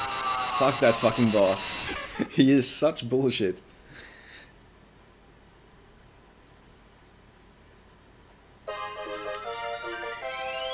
There we go. This is a really hard game to clear because of those last couple levels and that last boss. Those are just insane. Just absolutely insane. But it's a very good game. And it was very, very fun to go for this one, Sissy. Okay, next up is DK Free, Donkey Kong Free. The most dreaded game for me.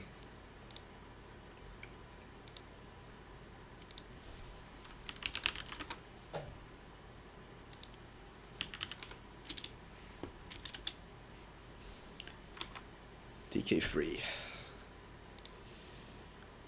This was my worst rank. Follow me, it says. Let's see, what was it? The Impossible Game P. Yes, the Impossible Game. I actually did end up getting better at this than I expected, though. Because I really wanted to win. Red Shifter Wait, says, the game is so quiet. Is this Dodon Pekya? Why can't I hear the game? Oh. That's why. Yes, it is Dodonpachi. We're fighting... Well, no, not really, because I don't think there are any bees in this game. Anyway, I got 9th place, which was by far my worst rank. Says, I'm terrible at all DK games. Me too. I'm gonna give this a 2 out of 10. But, I mean, I know that's kind of harsh. Like, believe me, I know it's harsh, but this is personal, okay? I just didn't like this. I couldn't get into this, and it just frustrated me. Okay, so DK3.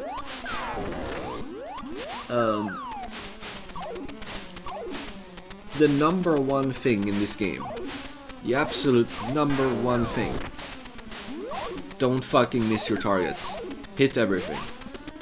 If you can hit things on your first shot and you don't have to shoot again, you get a much better flow and you can keep your board nice and clean, nice and tidy. However, if you're like me and you keep missing the enemies, everything gets out of control and the game gets insanely hard very fast. Because I can't seem to hit the enemies accurately. So because I can't hit the enemies accurately, that was the number one thing I had to work on, but I also ended up improving a lot on, like, dodging everything on the screen and just surviving when the game is insane. Because what choice do I have? Like, I can't hit the enemies accurately. I'm gonna have to try to make up for that with, you know, dodging and stuff like that. This early in the game isn't too bad. It's just it pretty quickly does get very hard, I think.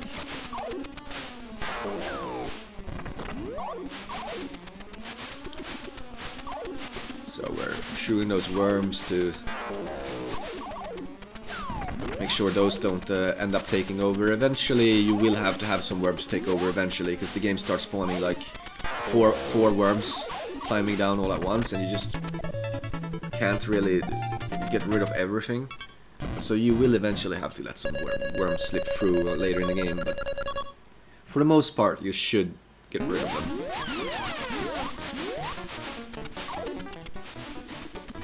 Gold stage, I believe every time the gold stage repeats, there is another worm on the screen somewhere. And eventually the gold stage does get really troubling. It takes a long time though for the gold stages to actually get difficult. Very, very, very long time.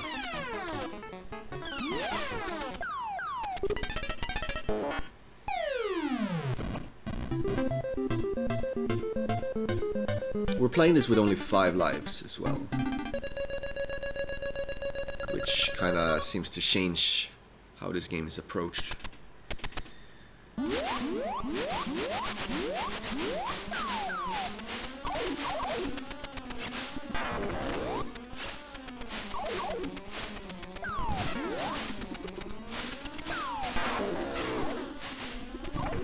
I think if I were to rate this game like more, I don't know, objectively, I would obviously not say 2. I just think it's this game is very annoying for me. I don't tend to like these kind of enemies have erratic patterns and you have to hit them on your first try, very accurate shooting type of game. Like trying to hit things, trying to shoot things is fun, but I think this game is too strict with that. And the enemies are too weird. The bullets you shoot are too weird. I don't really understand what's going on with your own shot. I just don't really get it. Does the hitbox like shrink or gain size? Eventually it disappears, but sometimes I over or underestimate when it will disappear, and I'll miss or hit something that I thought I would miss or hit. Like, I'll miss an enemy I thought I would hit, or hit an enemy I thought I would miss. Happens all the time. And you know, sometimes that happens with the exploding enemies, and I'm like, oh, I didn't think I would hit that exploding enemy, and then it explodes and kills you. It's like, cool. Yeah, I just could not get the hang of hitting things in this game. And I tried, believe me, I tried. I tried very hard. Just seems to take a lot of time and practice.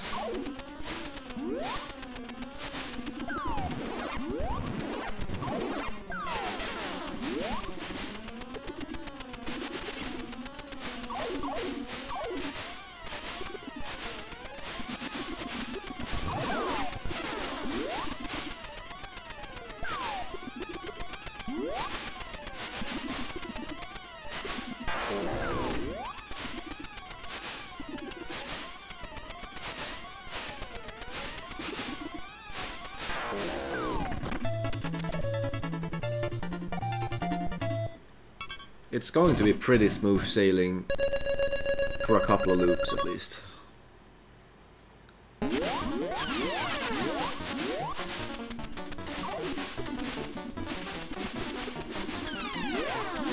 Also, I had a better run I didn't submit because it didn't up me any placements and I overrode it. I got kind of frustrated when I did that run because I had a spare life and I lost 2 lives in a row very stupidly. So it would have been a nice run to get more than 500k on, but yeah, everything just kind of went to shit.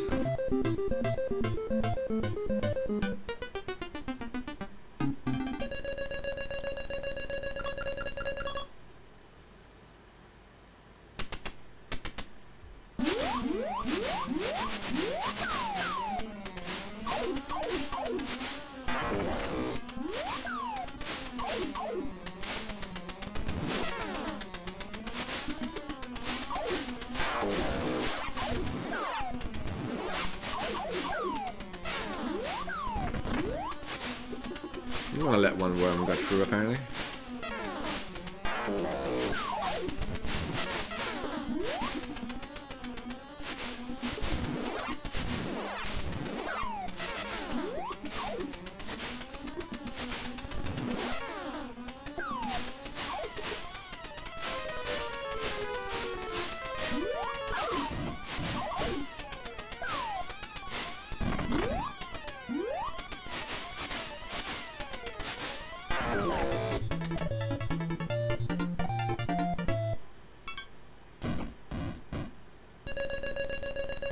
This game takes a long time too.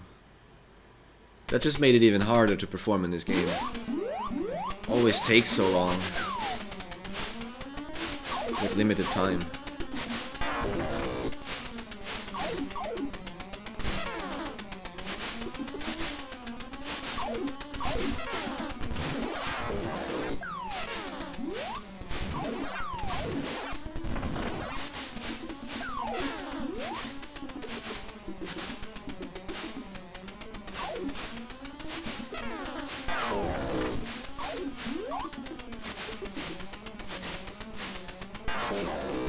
I'm not sure what else to say about it, really.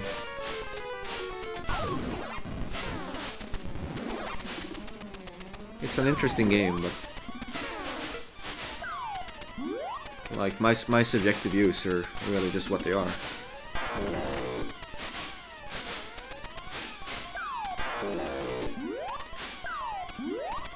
I think for me what it boils down to is just that the game kind of made me a bit anxious to be playing, rather than like feeling good playing it.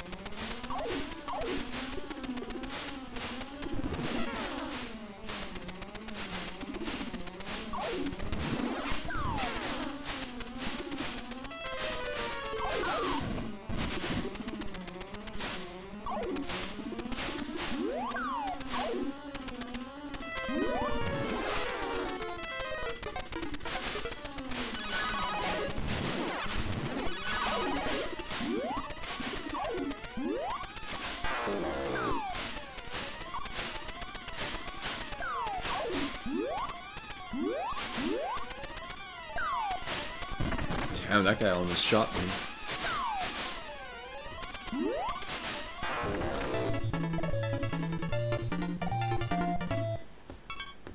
You just can't afford to make those kinds of mistakes later in the game.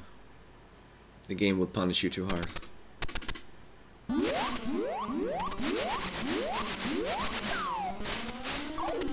At this point it might be okay. You can like dodge. You can dodge. Oh.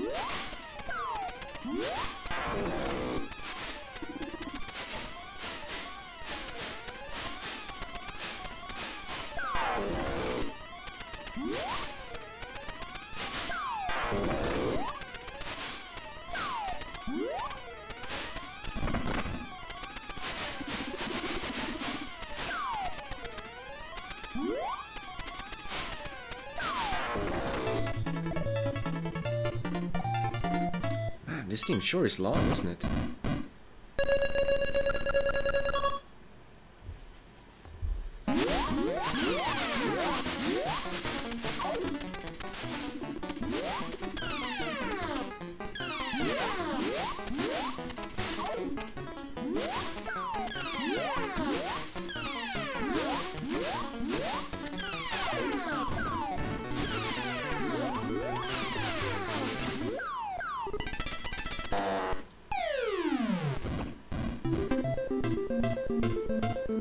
But yeah, since we died and get the power up here on the gold level, we can get a free clear on the next level.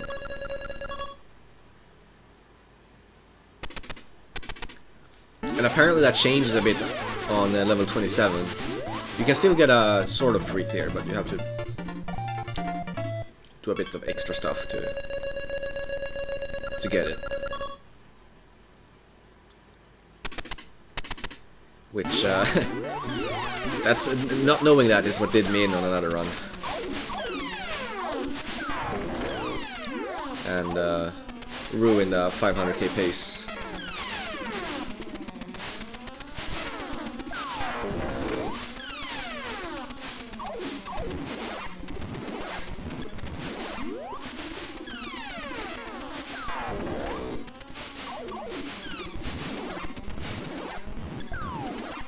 Now DK is throwing barrels,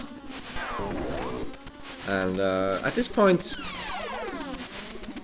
it's not doesn't make the level too different, but eventually DK will be so aggressive that, and he also starts climbing down the ropes faster. So eventually it will be a problem.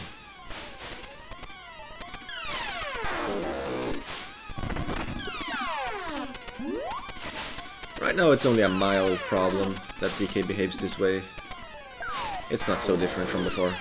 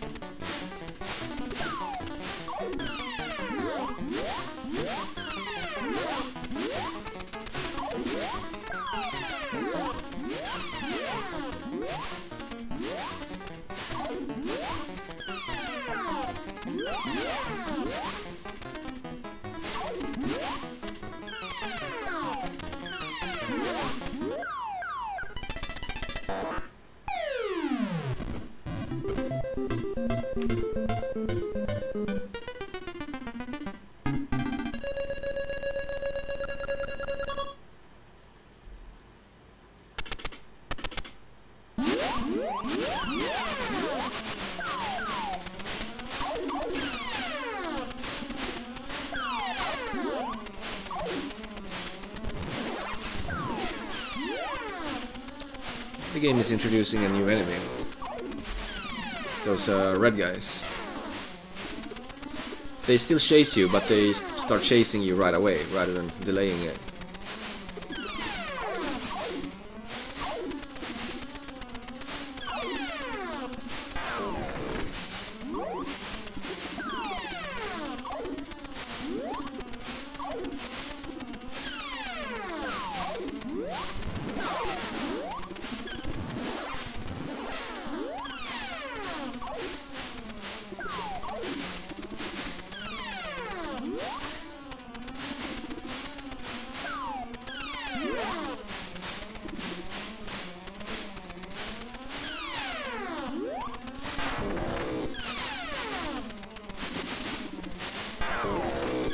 A lot of the exploding guys left, which always sucks because they take the longest to get rid of, so you can risk timing out.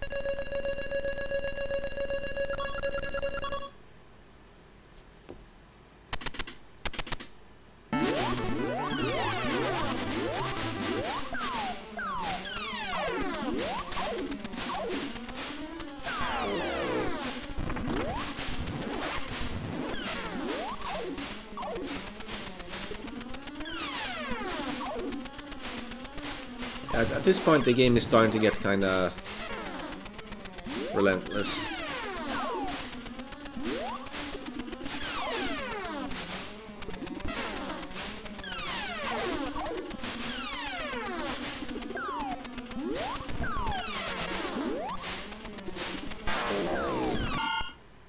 What? That was so weird.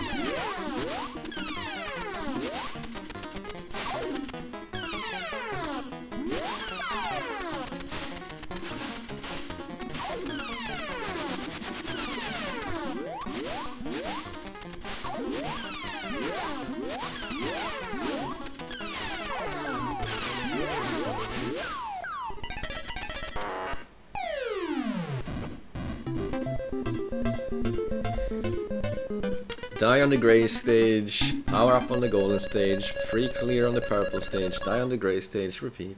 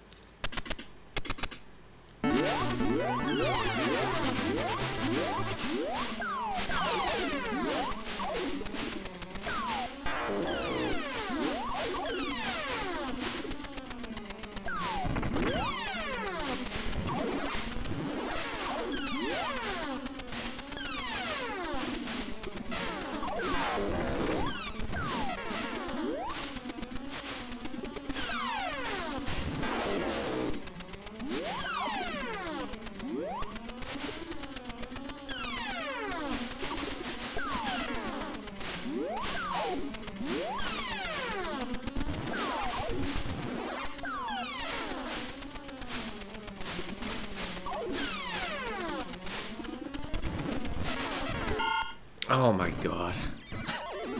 Just watching that makes me mad.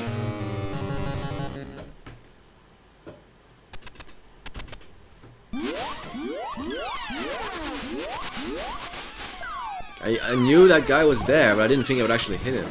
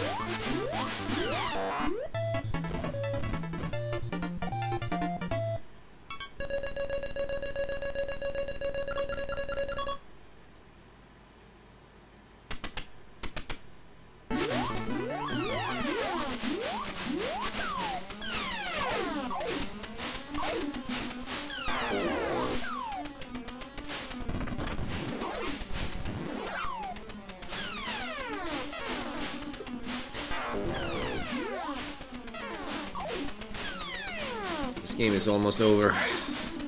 Good. Just looking at it makes me annoyed.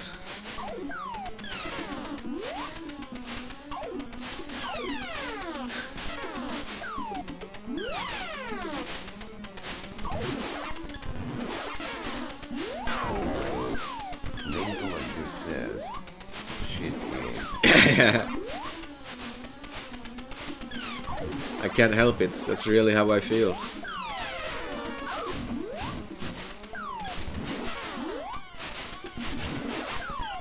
Oh, cool. Red Shifter says, win forever. Yes. Hopefully, I never Tracy play this again. says, agree LOL. I never want to play that game again. Alright. Ningalandu says, Next up, it's how I feel too, buddy. Dragon Spirit. More shooters. Tracy says, maybe because I suck at it though. Lamel says, GG. I like Dragon Spirit. It's cool. Alright, so Namco Shmup. 1987. God tier soundtrack. Very janky game. It's kinda bad hitboxes. It's kind of a slow-paced game. It's kind of a slow shmup, but it feels more like an adventure than a super exciting, fast game. If that makes sense. So I really dig this game. It's a mood thing for me. I like being a dragon. I like the music. We allowed auto fire for this game, but the auto fire, it seems a lot more overpowered than it is in reality, I find. I'm giving this game a 7. If it didn't have this amazing music, and if you weren't playing as a dragon, and if the stages looked like shit, then yeah, of course it wouldn't get a 7. It's not like the gameplay is anything too spectacular. But, I don't know, I always vibed with this one. It just feels good. Alright, so... although you are a dragon and the power-up system may look a little weird, it's actually kind of ordinary. Like, you've got this ground attack, like in Winby. And sometimes you need to use it, but usually you don't. You use the ground attack for the ground guys, and then you use the air attack for everything else, which is most things. But here on stage 1, there's quite a lot of the ground guys, because the game's like, hey, look, we have a ground attack. So under stage 1, of course, you're gonna have a lot of ground enemies to like show you that, hey, look, there's a ground attack. Look, aren't we special and unique? Which is good. Don't collect that. We don't want that power up. Okay, so a lot of the power-ups are random, but some of them aren't. These red ones coming from those red things on the ground, those aren't random, those are scripted. And if you collect 3, you level up your shot. And you can level up your shot twice. But you only want to level it up once. Because the second level up is arguably worse sometimes. Enough times that you would rather have level 2 than level 3. Basically, you start breathing fire. And sometimes it's good, but usually you would rather just have this weapon. The blue ones are for leveling up your dragon. And just like with your weapon, you may or may not want to level up your dragon, because what it does, it gives you an extra head. And more heads equals more power, because each head shoots. So you can have one shoot just shoots one line of bullets. 2 heads shoots 2. I mean, that's twice as many. That's good, right? But if you have 3, well, that's 50% more than 2, so it's not as much of an upgrade. It's maybe not as necessary. However, more heads also means bigger dragon hitbox. So, going from 1 to 2 heads, like sure, you're getting twice as much shot out, and your hitbox is slightly bigger. I'd say that's a good trade-off. In my experience, that's a good trade-off, pretty much always. But 3 heads, that's a different story. I mean, now your hitbox is even bigger, and a lot of the time in this game, you're in like very tight corridors, you're in very tight spaces and stuff, and you don't like having that extra big hitbox. And having 3 heads really just feels unnecessary. I mean, sure, it does give you even more coverage, but it really doesn't make that much of a difference. Not enough to make up for the hitbox, I think. So this stage we have an incredibly good song. Like this solo gets me every time.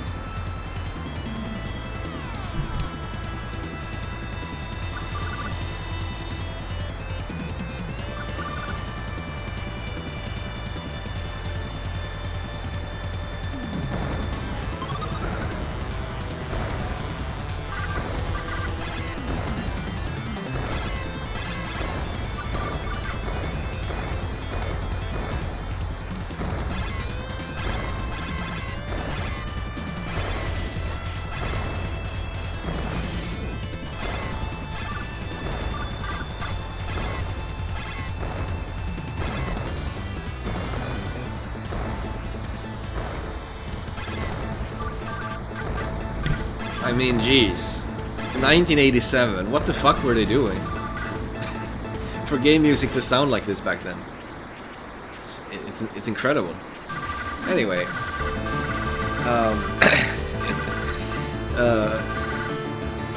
We picked up a spread item. It's totally random and you might never get one. And sometimes you don't even want it. It actually makes you do less damage on this boss, for instance. But in general, I think it's nice to have. So if I see one, I pick it up. It makes your dragon gray, and it doesn't change anything else, like your dragon heads or anything like that. Another amazing song on this level, and on the first level, I didn't mention that.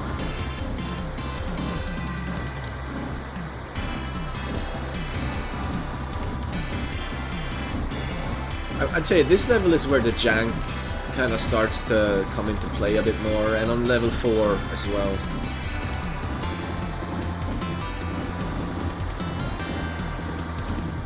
Right now we're really just killing all the enemies on screen, because if you let them live, they'll just start shooting bullets from the sides and you can't go back to that side anymore. And then the screen starts to get kind of crowded and annoying. So you don't want to let that happen. Just go left, right, left, right, left, right. Okay, look. These enemies aren't really a problem, because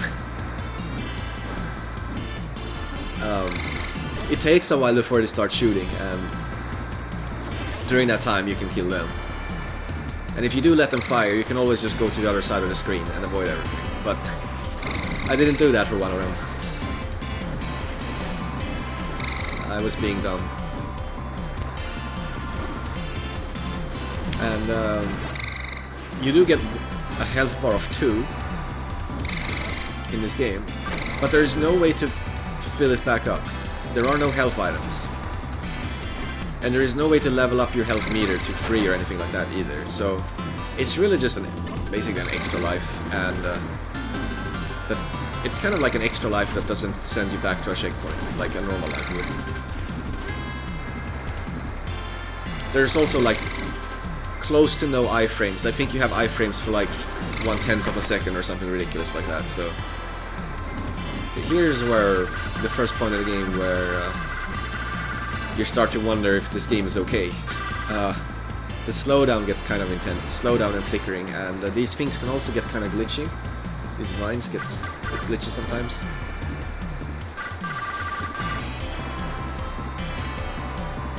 We can slow down the game even more on purpose if we use a combination of shooting and the ground attack.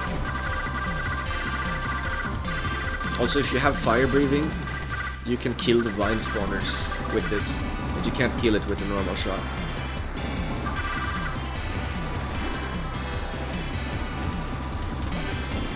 This is some intense slowdown. I mean, this is... It's unusual to see a game run this badly. And for what? I mean, it's an interesting idea, these vines, but it's not like it's all that fun to... Yeah, I don't know. It just feels like this was a kind of a failed attempt at something different.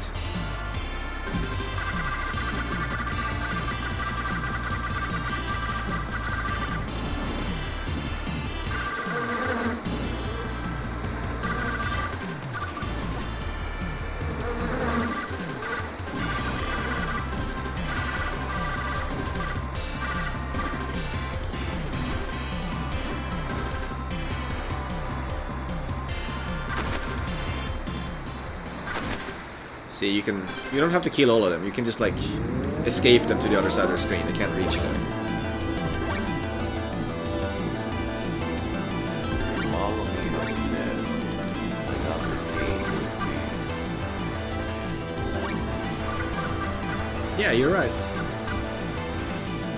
I mean, this game has a bit of everything.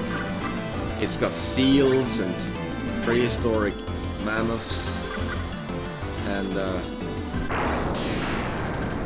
plants, scorpions, skulls. You never know what you're gonna get from this game. Level 4, I would say this is where the difficulty starts picking up a little bit. Level 3 has some cheap shots with those crazy peacock enemies, but I mean, if you're prepared for the peacocks, they're really not too bad. This level, on the other hand, has lots of tricky things, like these guys.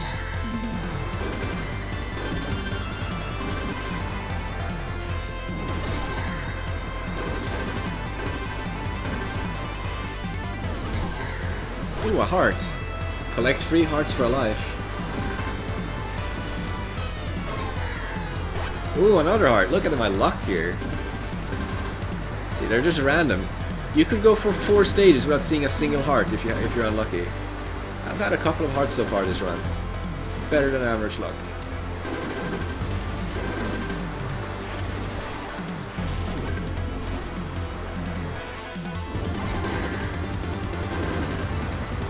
Those white items are practically useless. You don't need to collect those.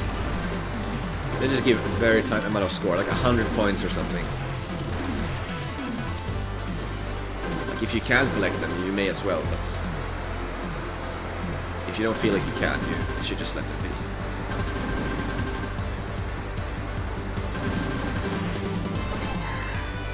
be. Those tornadoes hurt you, but only like the top of them hurt you.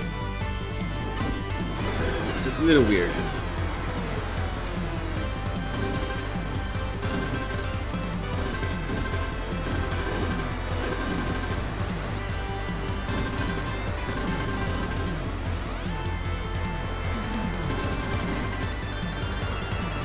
Now that we're past the desert and we're into this grave boneyard, it gets a little easier, but I'm fucking it up. It's still tricky though. I just think the desert's a little harder.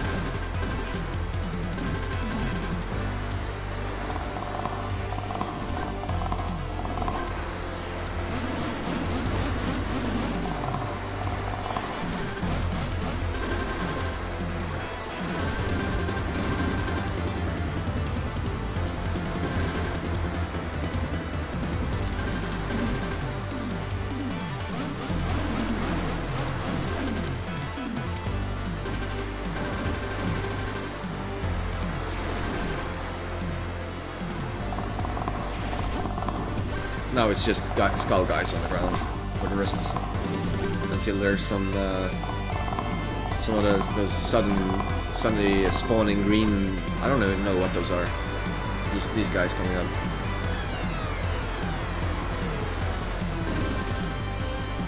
So I can't get a good look at them until they disappear.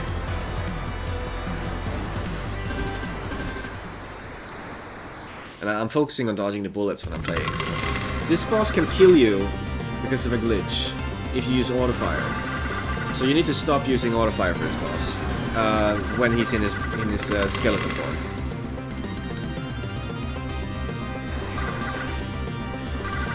Don't use auto fire when he's in his skeleton form.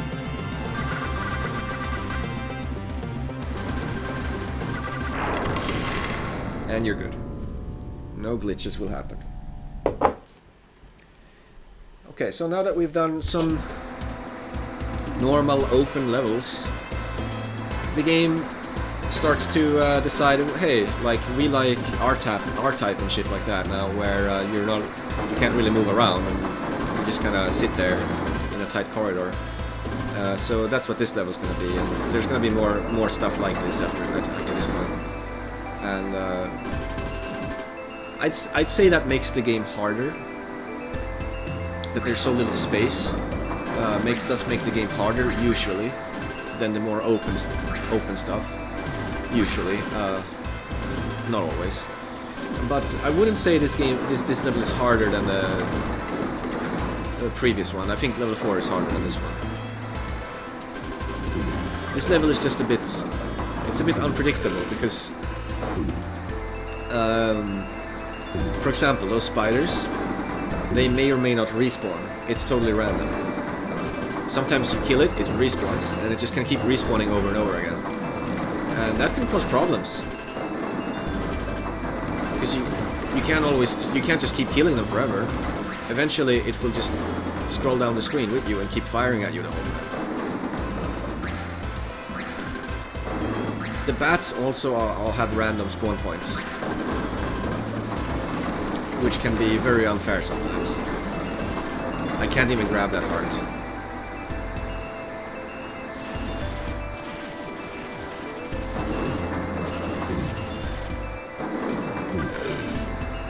You can't even see the enemies inside the walls either. Sometimes suddenly things pop out of the walls. You gotta be ready for everything on this level. So that was a random item I didn't even want to have, but you know, it's a crowded level. I couldn't really avoid that item very easily. So now I have 3 heads and my hitbox is enormous.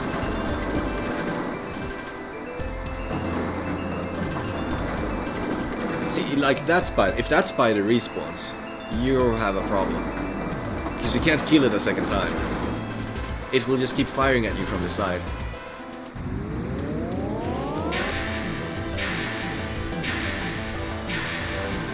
This boss, you can actually milk this boss for like an extra 10,000 points or so. But why would you? Each life is worth so much more points than that at the end of the game. That it just feels like, why would you? I mean, normally this spider would be dead for me way before this shit starts happening, but somehow this one was different. Okay, there we go. Okay, level 6. This is the hardest level so far, and one of the harder levels in this game. I would say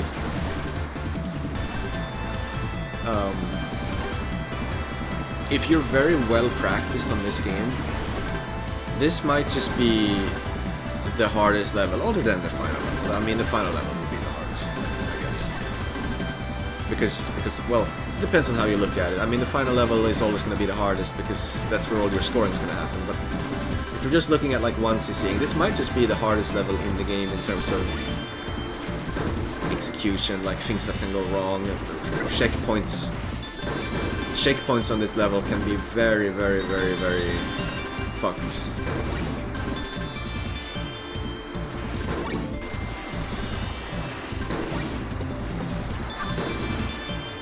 And I have no life and I have 3 heads. I don't want to have 3 heads on this level. It's very, very, very annoying.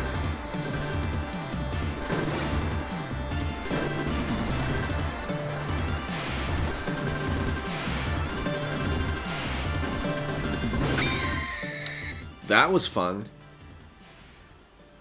Double KO. I kill the seal and the seal shoots at me at the same time as I move over it. There's no dead zones with ground enemies. If you're on top of them, they shoot you. The game doesn't care. So now we have no power, no heads. And this is the hardest level in the game for checkpoints. Nothing really comes close to the checkpoint recoveries you have to do on this level. Although I wouldn't say Dragon Spirit is one of those balls to the wall checkpoint recovery games, like Gradius Free or something like that. It's not like that. It's still not easy. Like, this is probably the hardest thing in the game, if you want to see, is to be able to recover on this level. If you can do that, you can do anything else.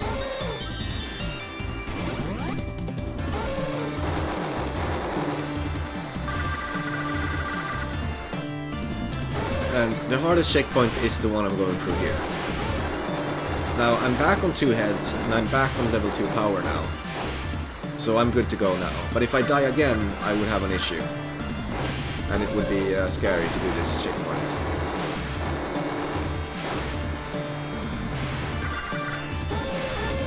Basically, there's going to be these faces on the ground you have to memorize, and you can only kill them when they pop out, but they pop out at random times. So you can't really control this part of the game very well. There's an element of praying involved.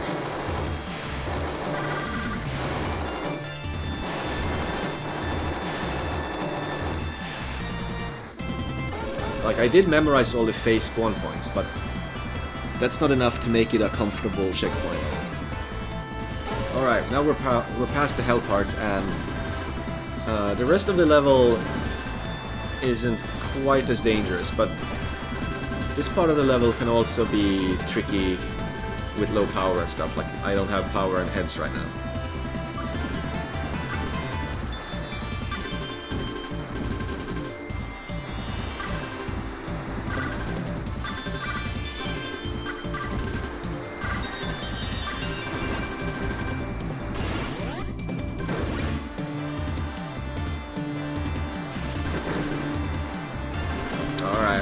We're past all the tricky stuff now.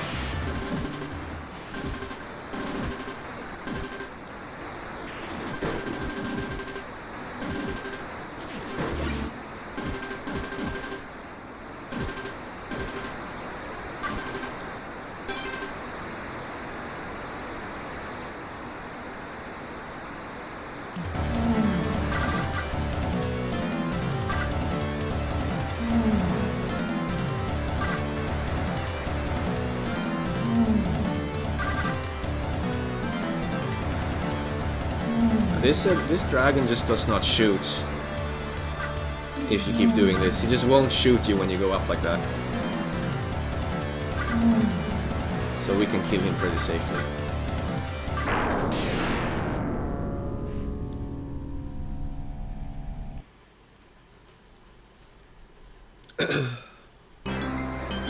Level 7. Underwater level. This one has a very jolly stage theme. It starts to sound like a fucking Disney movie or something. Just pure happiness. The previous level had very intense music. The level before that had very like thrilling horror-like music. Next level's gonna have that too. And then suddenly you get this. And it suits the level because this level is kind of like a step back in difficulty as well, compared to level 6. This level is more reminiscent of level 3 in that, other than a few cheap shots you gotta be ready for, there's really not much going on. You can just freestyle it. But there are those cheap shots you gotta be ready for as well. I think that's the first time we find this item. It's a temporary shield, making me invulnerable. It's completely random. And it's not that useful of an item, because it doesn't last very long. And, you know, this is kind of a long and slow game, so you want something that lasts you... Like, you want something more permanent.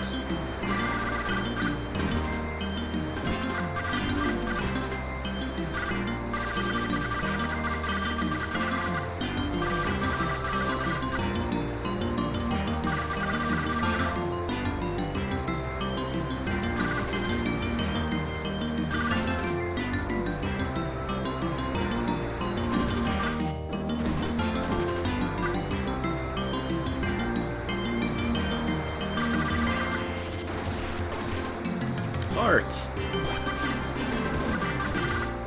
I think we found like 5 hearts so far this run, which is I think above average. But I'm not sure if it is.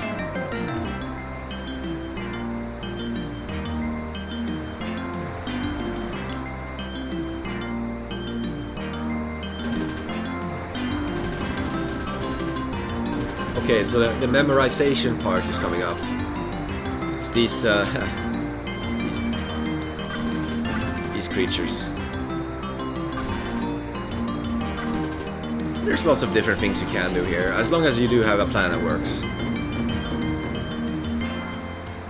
It's not a hard section. It's just you get here the first time you get fucked section. Like you gotta know what to do. Another heart. There's gonna be some enemies coming from behind after that. So you gotta be on your toes, because they explode as well into bullets. That was a bit scary, but I'm alive. This boss, this is one of the few bosses that can actually kill you. I mean, most of the bosses really just can't hurt you, and I find it's safest to micrododge the center of the pattern, personally. Even on low power, you just have to dodge it a little longer. This level is one of the worst levels in shmup history. I had to practice this level the most of all the levels, because basically you can't see anything. So things will shoot you from the side that you can't see. Enemies can be to your side that you can't see. You have to memorize the whole fucking level and not forget anything.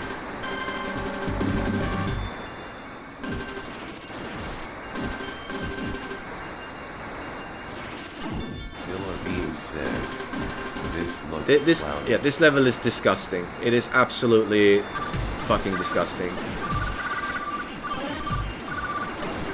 I'm making it look. I think that guy shot me. I'm making it look more reasonable than it has any right to be. Because if you memorize the whole thing, you can get through it. But it certainly is not fun. Like even memorizing this level is a pain in the ass because you can't even see anything. It's a lot of trial and error. Okay, now we're done. At least the level's short. But if you play this level without having memorized it, it doesn't feel as short because you'll just be dying and starting from a checkpoint over and over. And the boss is kind of a joke, like most of them. We have no power, no heads, and best LVL. Yeah, the best level. I mean, at least they tried different things. It's just some of the things they tried in this game were pretty bad. Okay, now this is the final level, and this level is quite long.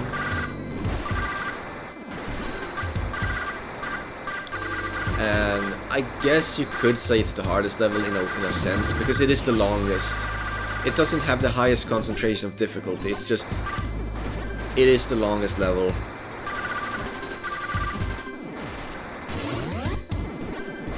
Like, I wouldn't say the difficulty is harder on average than level 6 was or anything.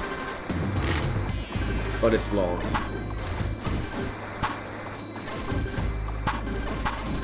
Lots of things to remember.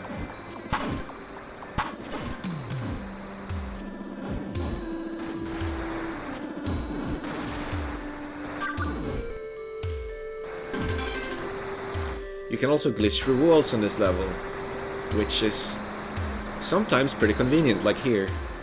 You can skip that thing over there, which looks tricky. We just skip it.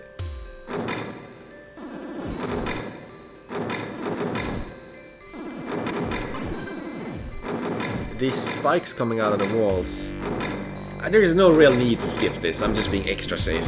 It's not that hard. But anyway, these spikes coming out of the walls, they also have weird hitboxes, and can really screw you if you're not ready for how weird those hitboxes are. But they can also unscrew you. I mean, they can do the opposite. Like, you can go, only the tip is the hitbox, so like you can go inside of them, through them when they're out, which can help. This part is also bullshit, because these spiders can keep respawning, so that you can never get through here. And that sucks when that happens. But it's pretty rare.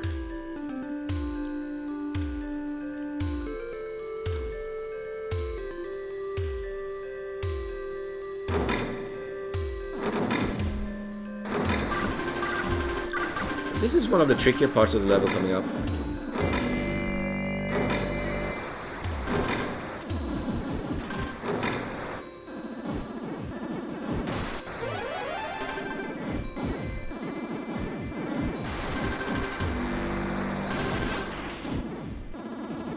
It's nice that I got a shield. Oh, look at all those items.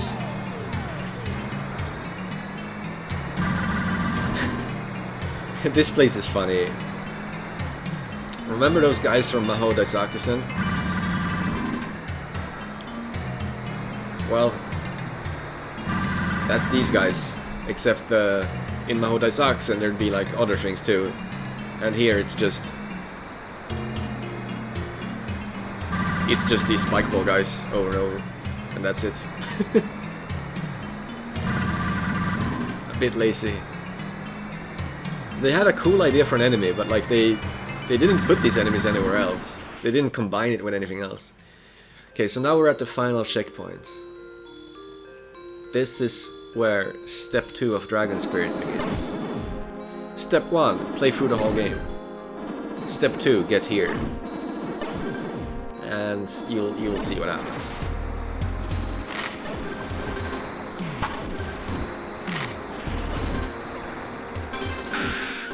Oops. So we want to kill as many of the blinking guys as possible, because they spawn random items, and we want to collect all of the items we can, because we want to get as many points as we can here. And sometimes they drop hearts and gold items. Those are the 2 items that you're particularly looking for.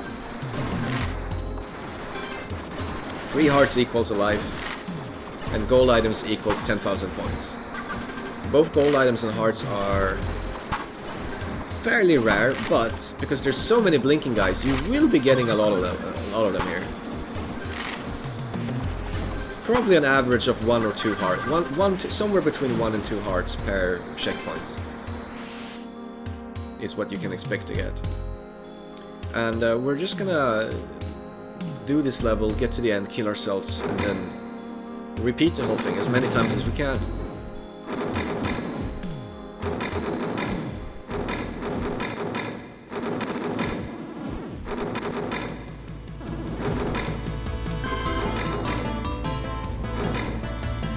So even if you start this boss, dying sends you back, which is nice. It's very, very, very nice for the purpose of this strategy. Because you don't get fucked if you fail to kill yourself there on that last enemy. And you can use this boss as a bathroom break, or a phone break, or an anything break. Smoke break, whatever the fuck you want. Because you can just sit in the corner on that boss and he can't hurt you. So, so that's nice.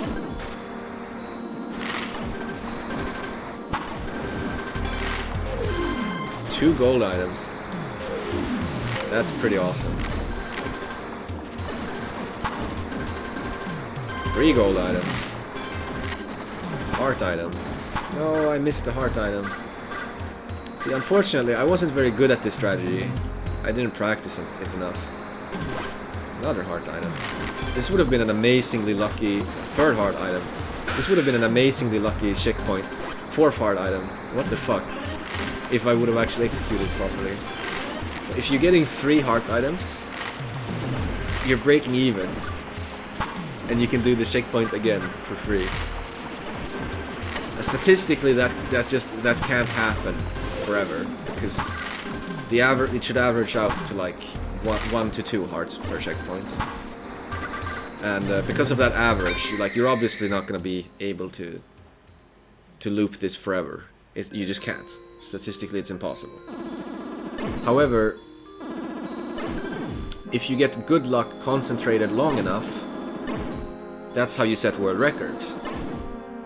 All you need is to get 3 or 4 hearts on average for a long time. And there you go, now you can get a world record for this game. You get what I mean?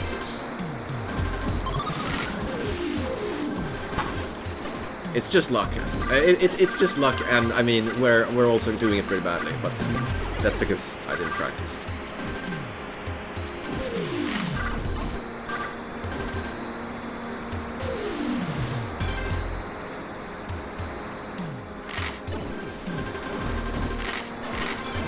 It's nice when you get that earthquake item, because it kills everything on the ground. And we're doing mostly ground enemies here.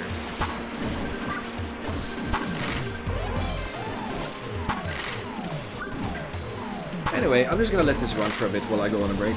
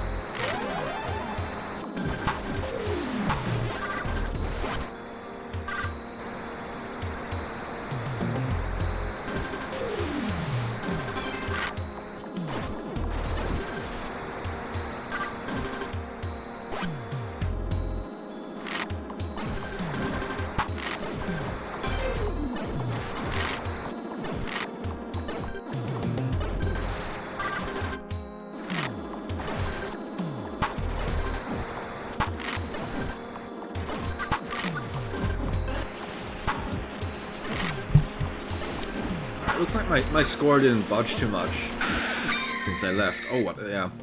I remember it being very, very badly done, these checkpoints, but I think we can just speed it up now, because we're gonna be doing this for a while longer.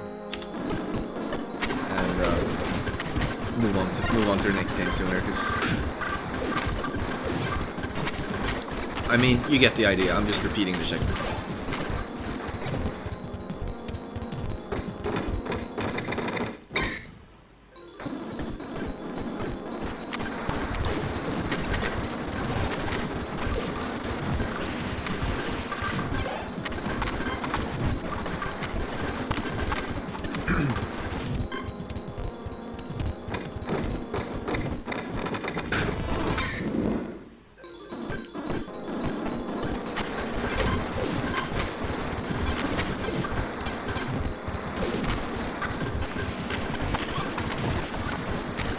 Got another life there. That means I can kill myself again.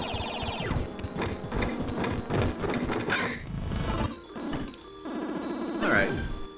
This should be the final checkpoint, I think. So we can play this one. I'm not 100% sure it's the final checkpoint, but I have no lives left, so it should be.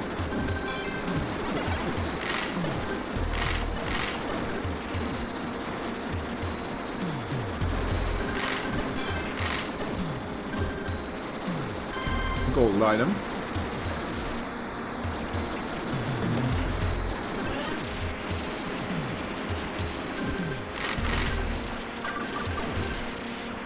Another gold item.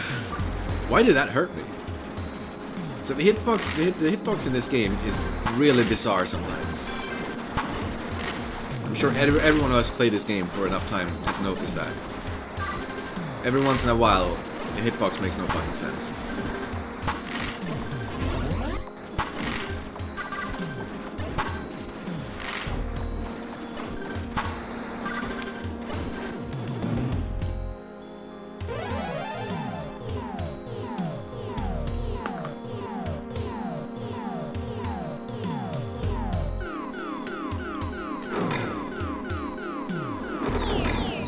No, I'm actually playing safer than normal here on my last life, because I intend to go clear the game now, but somehow, yeah. Game over.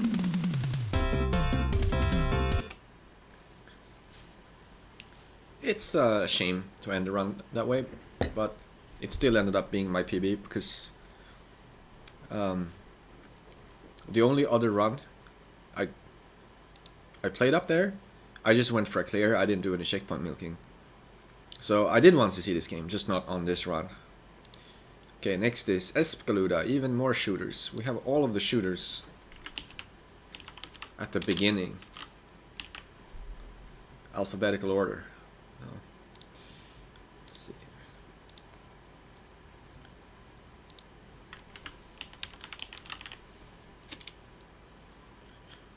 Espeluda. Oh, I already knew this game pretty well.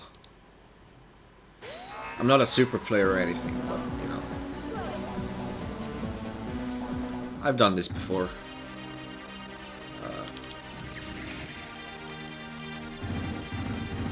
This game is a bit more quiet, so let's turn it up a bit.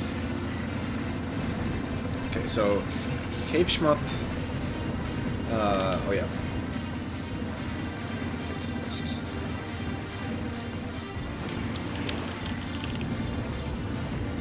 I give this 9 out of 10. Okay, so you're this, I don't know, guy and girl, and you shoot enemies.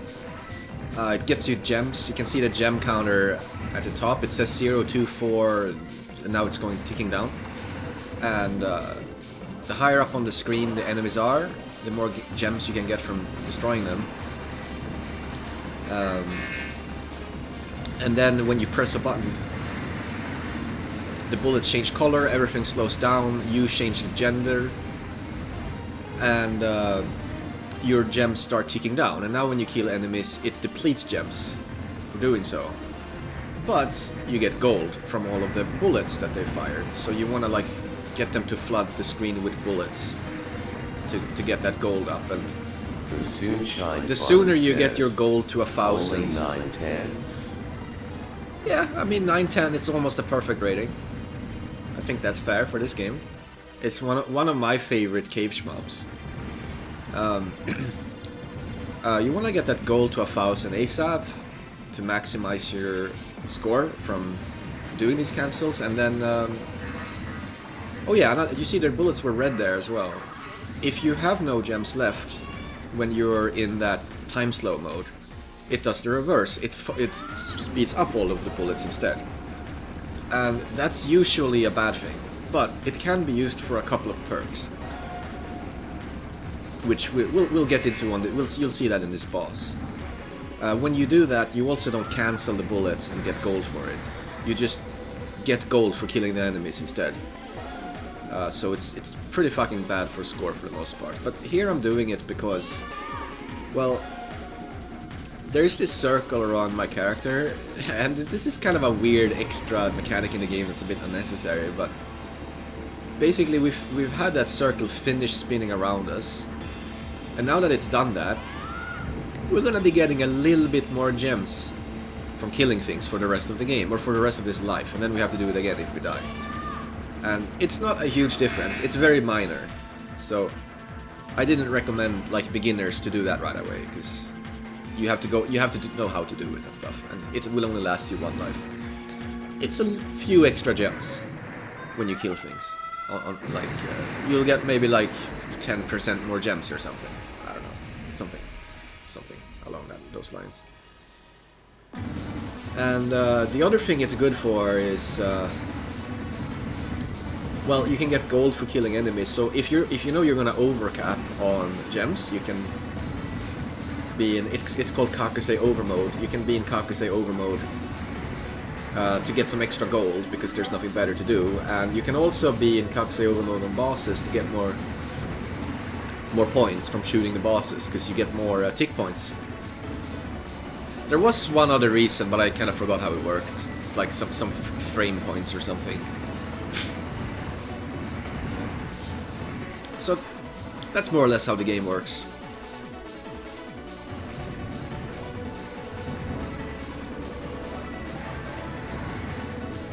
You also have there's one more thing. Standard cave stuff. You have two different shots. One where you tap the button, one where you hold the button. And with this game, they have built-in auto fire for both. So you can just hold a button that makes you shoot a laser, hold a button that makes you shoot a shot, and the laser one makes you move slower. And then the bomb can be charged up. You see that energy in the bottom right? That's the bomb meter. If you're charging it, you're draining more of it. But it's more powerful.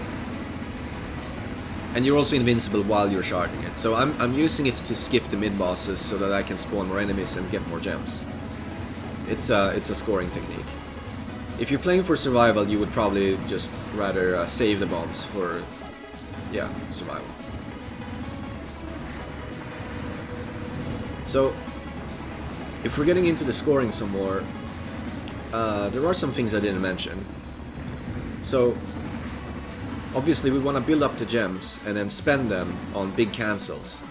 But one thing that's not immediately obvious is that the game rewards you for having longer Kakusei sessions. So right now I'm in the slow mode, it's called Kakusei mode. Longer Kakusei session yields higher rewards, because the point value of each bullet that you're canceling starts out at 1 and goes up to up by 1 per bullet up to a max of 100. So if you're using Kakusei and you're canceling 99 bullets on screen, you didn't even reach max value per bullet yet.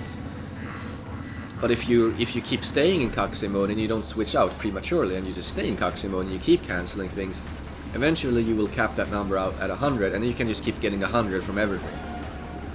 So sometimes you do want to do short Kakusei sessions. Sometimes that's a good thing. The better you get at the game, the more you can squeeze in some short Kakuseis in between the big ones for extra points. But the biggest source of points in this game is to try to go for these long Kakuseis when you can. These long sessions that you can get the most points out of.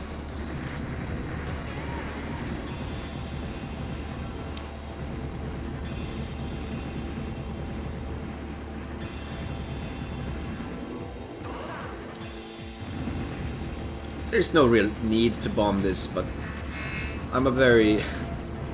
See, one of the keys in my experience to succeed at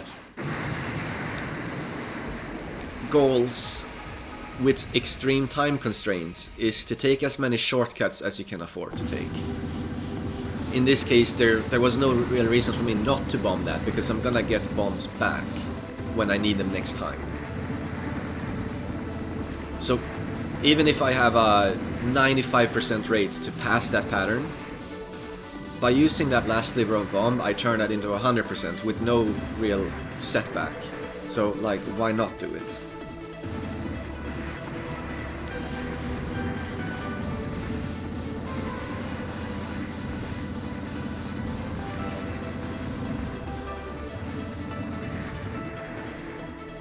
Everything on this stage is routed for score as well, although my routing has downgraded compared to levels 1 and 2 a bit, because this level is a bit more complex.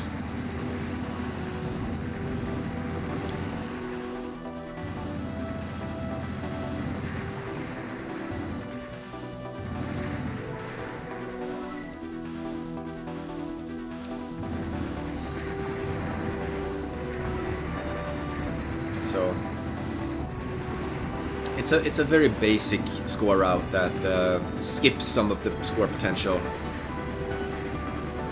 for because it's hard. Like, it's hard to build up the optimal number of gems and do the optimal cancels and everything, so you can fit in like killing every enemy at the best time. It's very, very difficult to do in this game.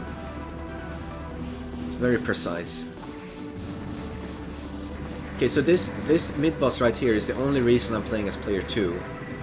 You can get some more score on this mid-boss. Other than that, playing as player 2 doesn't do anything else. So we can get an extra like 2 million compared to, or I don't know what you would get with player 1, but it would be less because of being player 2. Now we're gonna be in over mode because we can get some gold, and that none of that is supposed to happen. Something went wrong. Anyway, I just got some extra gold in over mode because we're gonna cap out on gems here. So there's the energy.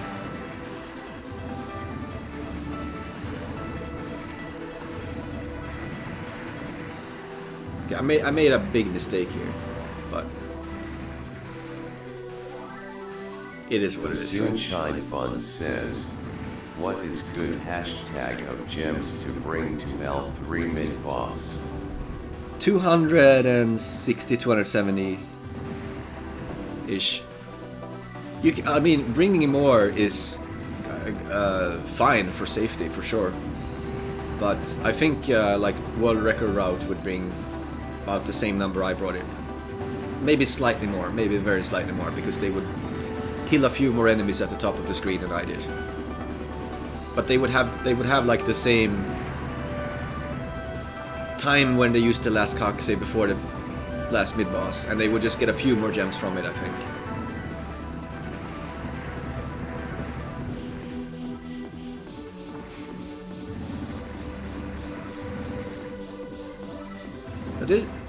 At this part of the stage, I found trying to emulate super plays like impossible. I just couldn't get enough gems and stuff, so I have some totally different route here than what you see like very high scoring players do. It's not just like a simplified version, it's just completely different. I just skip a lot of things entirely here because otherwise I just don't get enough gems for the boss.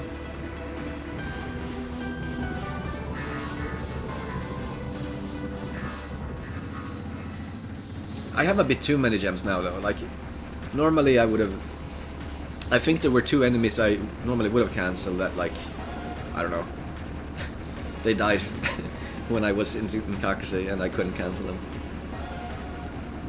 So I like starting this boss with like 360 to 370 gems. But 414, it's not like it's that bad. It's not that big of a deal.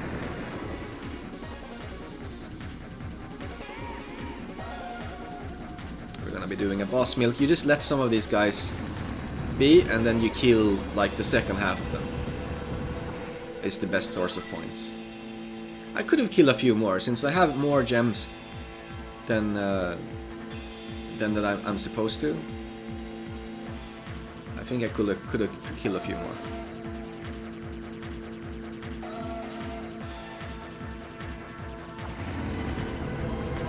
I'll probably start doing that.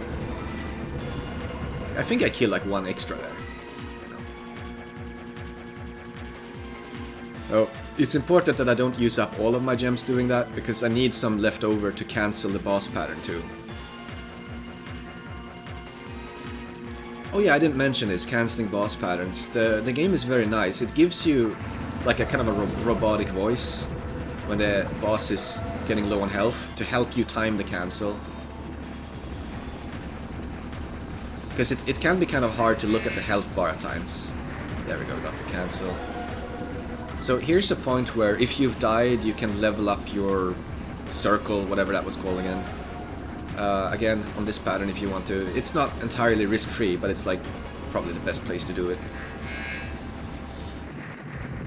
But the reason I was in overmode was to get a bit more tick points from the boss.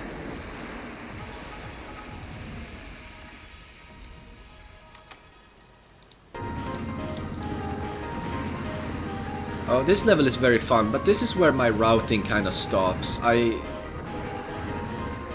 didn't really have time to route out the game after this. I had routes up to the stage 3 boss, and then after that it's like not really routing, but more like usually knowing what's coming up and just kind of doing something. Because there wasn't enough time to route this stage properly. You'll see me do a lot of short kakuseis on this level, where optimal play would have a bit more like 2 or 3 enemies in the same one, where I would like use 2 kakuseis to do those 2-3 enemies. You know what I mean? So one thing I didn't mention, this game likes to make it tricky for you to do long kakusei sessions, because it spawns the Sako, popcorn enemies. The little flying guys, those guys are anti-score enemies. These guys. Anytime those guys exist, you do not want to be in kakusei, because killing them gives you like no score, and they drain your gems for doing so. So you generally want to not be in kakusei when those enemies are in the game. And on the flip side, those enemies give you a good number of gems to kill them when you're not in kakusei. So they're good for building up your gem stock. So that's kind of how the game works. Is you see, when those enemies are on screen, you just need to stop being in kakusei. So on this level, it's hard to find opportunities to stay in kakusei mode. Some of those opportunities exist where you can stay in kakusei mode a bit longer, but like it takes a lot more routing to figure out how to properly kakusei through this level.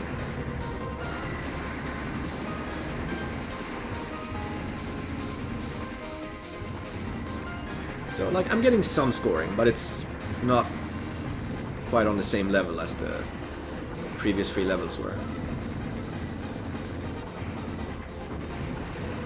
The survival difficulty also goes up a lot on this level.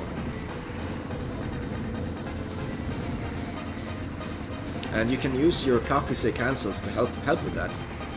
Because there's a lot of these big enemies that fire these scary patterns at you, but if you kill them in kakusei mode, the whole thing gets cancelled. So it's this stage is kind of it's a bit of a mechanics check for the game, where the game checks like, do you really understand how to play Escalona? If you don't, this might be as far as you get. If you do, even if it's just understanding how to survive, you can go on from here.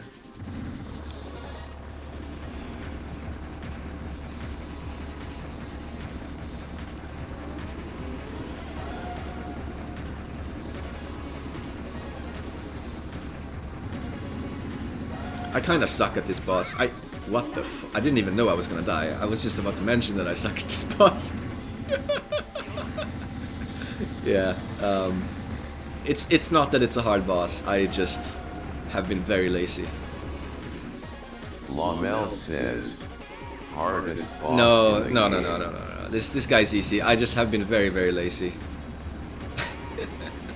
And I wouldn't normally die to him either. I don't know what the fuck I was doing there. Lamel says, that first pattern isn't even hard, but it always killed me for no reason too. Okay. I think it's the last pattern that's the scary one. Here, I usually I would be in overmode here, but because I died, I have a bunch of gems. And no, I don't want to be in overmode. I want to save my gems and get the cancel. Maybe that was a bad idea. Maybe it was a good idea. I don't know.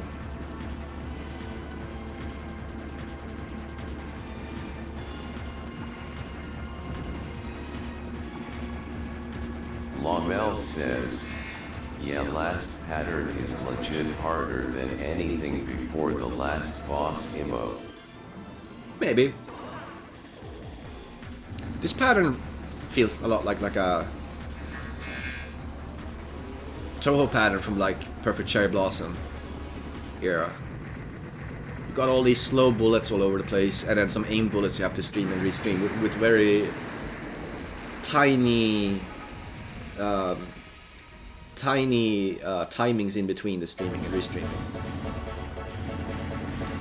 But whereas Toho games you would have 2 move speeds you can switch between seamlessly, in this game there's a huge delay between switching move speeds, so dodging things like that is a lot harder in a cave game than in a Toho game. So the pattern to compensate for that is a little easier, but it's like you have to pick a move speed and stick with it in this game. You can't just switch in and out.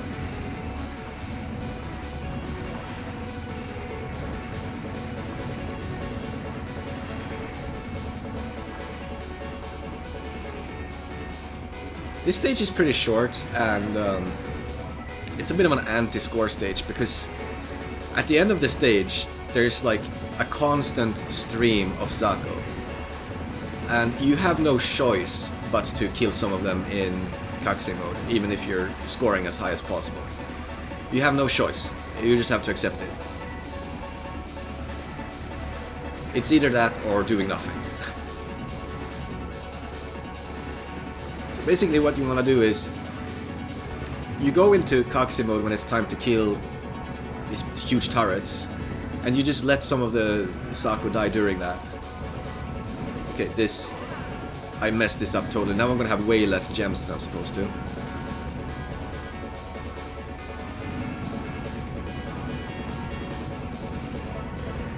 Okay, I was in Kakusei for too long there, and I didn't Kakusei that guy because I don't have enough gems. Yeah, this was a disaster. This stage was a complete disaster. You want to have more gems here. I also started this Kakusei too fast.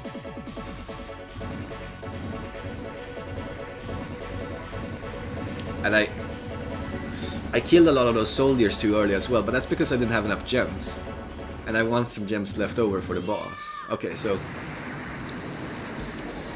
this boss fires this kind of random scatter pattern, and yeah, it really shakes your dodging skills. I find this pattern pretty easy, but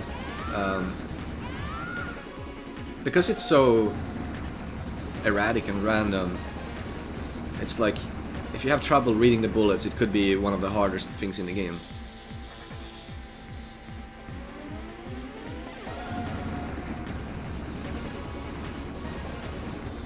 We're gonna try to kill this shield thing in the middle in Kakusei here to cancel everything. And it left me with 1 gem, you know, I want more gems now. 1 gem isn't enough.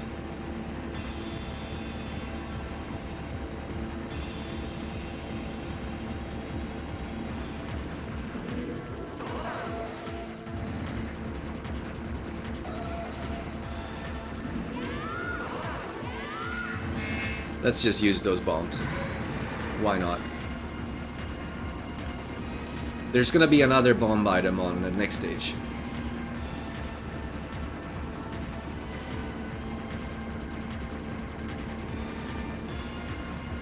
Oops, that was a bit of a tight squeeze.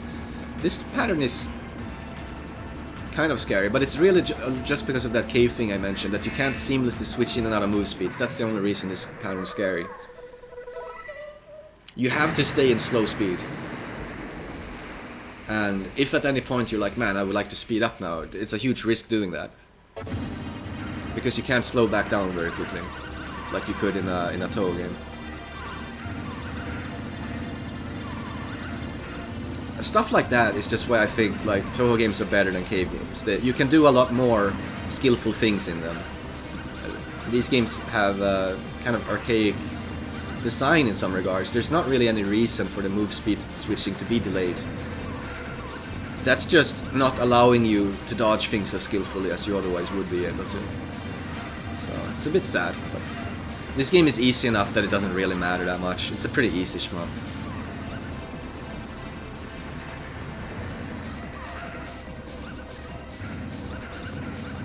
Alright, so we've saved up a bunch of gems for here.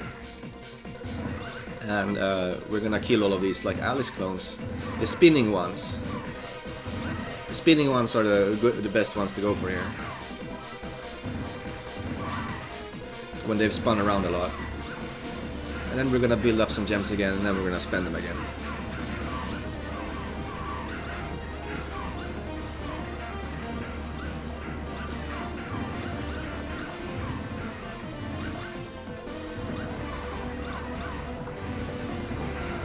That went pretty well. I would like to have a little bit more gems than I have, but it's okay. Alright, so last boss. This is by far the hardest thing in the game, survival-wise. And even scoring-wise, it would be scary, I imagine, because their timings are very tight to be cancelling things. And you also have to do some bonus things to be scoring on this boss. Like, you can do some overmode dodging, and there's a pattern, you have to kind of let that pattern go out of control and get a lot harder than it otherwise would be to time your cancel. I always had trouble with this pattern, because it just slows down and is so uncomfortable. The slowdown is so uncomfortable, it's so erratic in here. Yeah, bomb that shit. If you're gonna bomb something on this boss, this is like the first thing I would bomb. Fuck that pattern.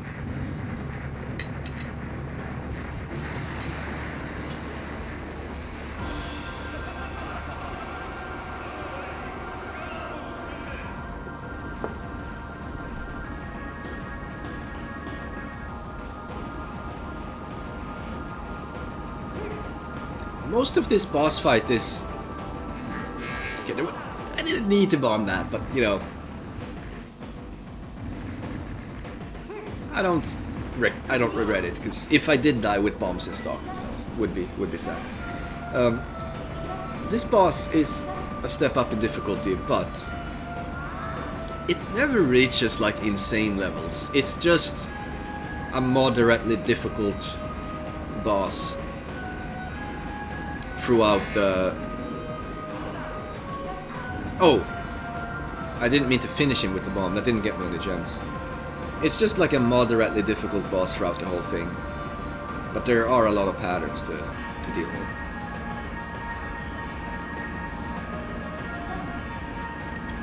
So this pattern, if you want to score on this pattern, you're gonna have a hard time on your hands, because you have to let him spawn those enemies a second time, and the second time he does it, they are far more difficult. So I tested that with save states, like, is it realistic for me to go for the score route on this pattern?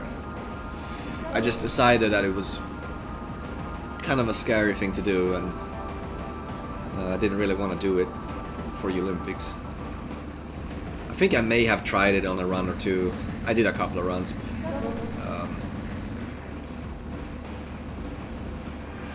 All of my runs died like either 2 or 3 times that I did. 1 CC with 2 or 3 deaths. This just happened to be the best of them. I always found this pattern fairly easy, and I'm not sure what it is, but for me stuff like this was never really that bad. But I see a lot of people saying that pattern is like the really hard one for them, and it seems to just be a practicing with the movements coming from behind, bullets coming from behind. The way I do that one is just I try not to focus on two things at once. Just, okay, there's bullets coming in front, so I move through the bullets in front, and then I move through the bullets behind. Like, never ever let them overlap. How is literally harder with that pattern. I find this pattern harder than the previous one, and yeah, this... I mean, that death was wholly unnecessary, but it still happened. There we go. So here's a secret. I didn't intend to die there, but the fact that I did actually gave me more score. If I didn't die there, I would have killed myself at the end of this pattern, because the bomb... Full bomb stock gives you 1.6 million. One life gives you 1 million. So, if your bomb stock is almost empty, killing yourself is good. Also, killing yourself gives you gems, so that you can try to cancel this pattern as well at the end. So, dying at the end of that pattern would have of course been better, but dying on the penultimate pattern was still better than one missing would have been. One missing would have been worse. so that's pretty funny.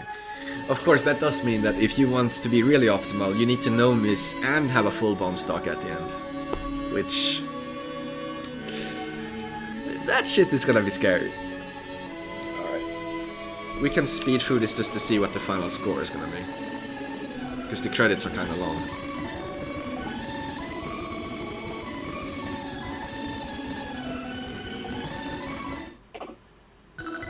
$45 million. I'd say that's pretty good for Olympics. My PB is 47 million, but that's very old, and I think honestly, like, my routes right now are almost the same as they were back then.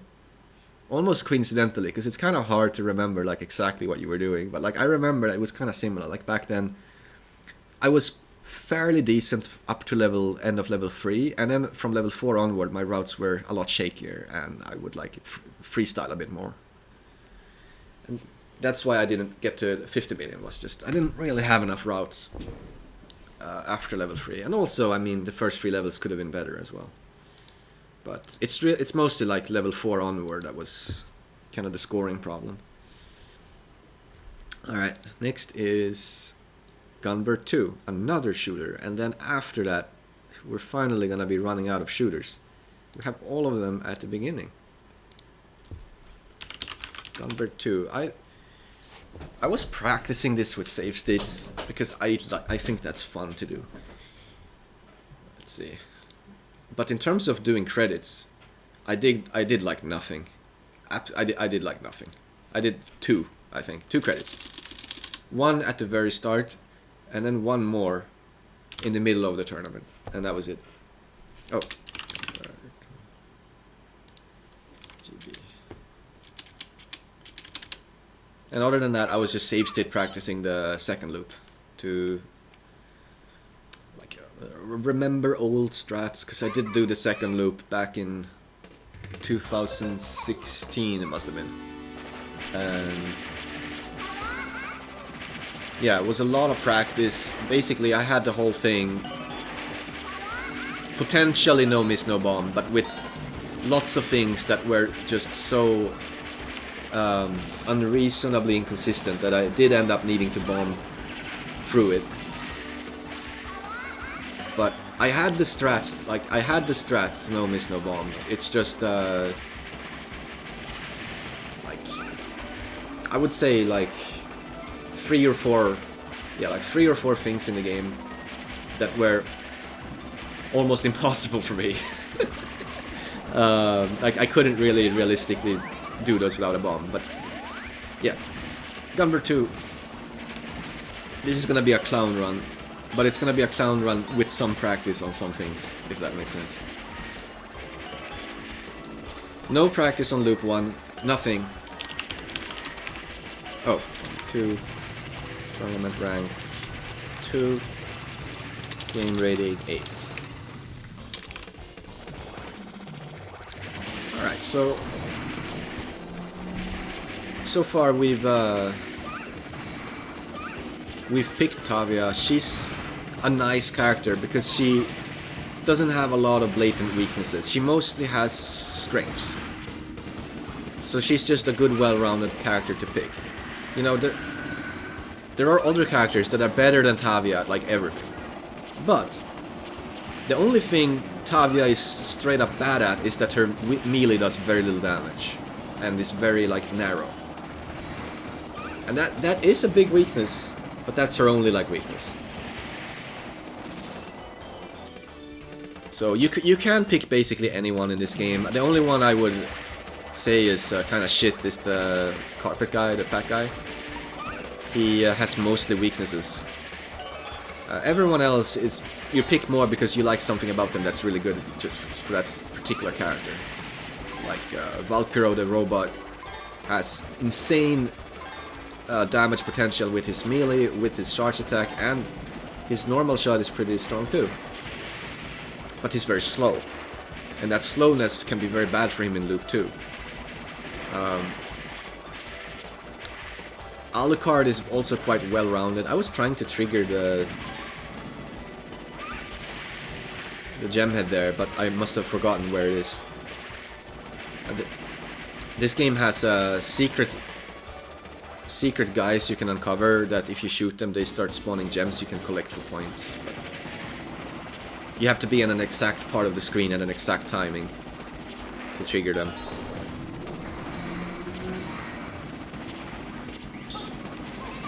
Okay, so there's also coin chaining, so we'll see some coins next level.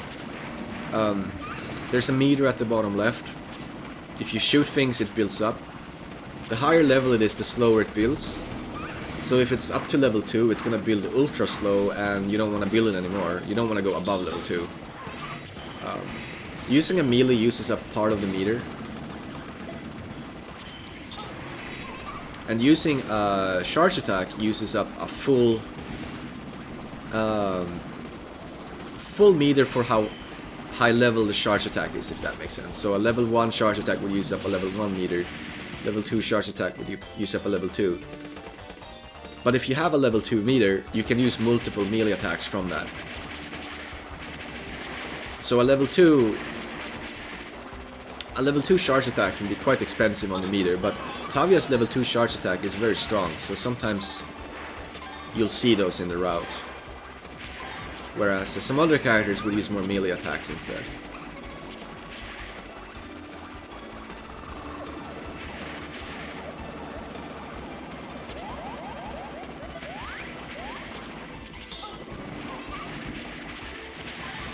Oh yeah, the coin chaining. You see, when those coins are like spinning around,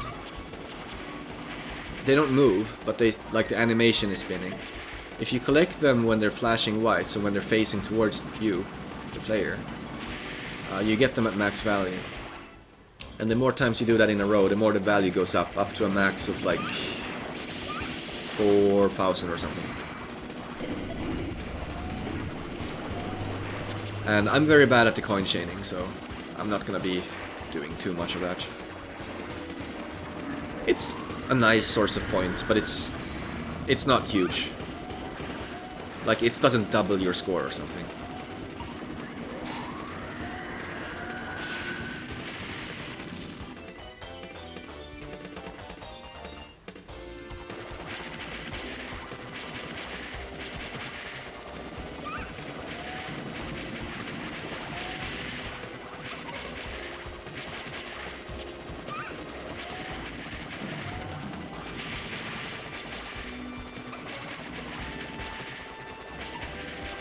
I was trying to trigger the gem head there, but I must have been mispositioned again.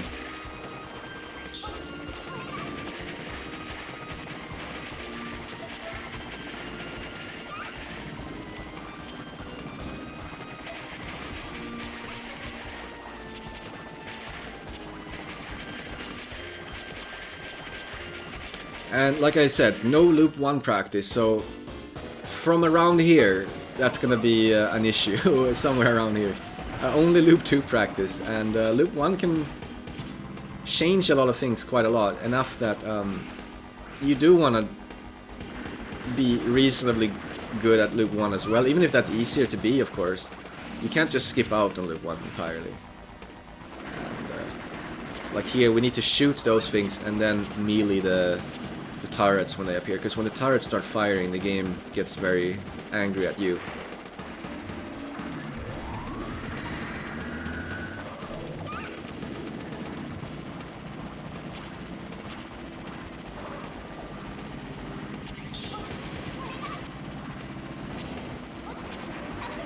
Also, because I wanted to play this game as little as possible, because playing this game more would not give me more points unless I overtake Meriscan.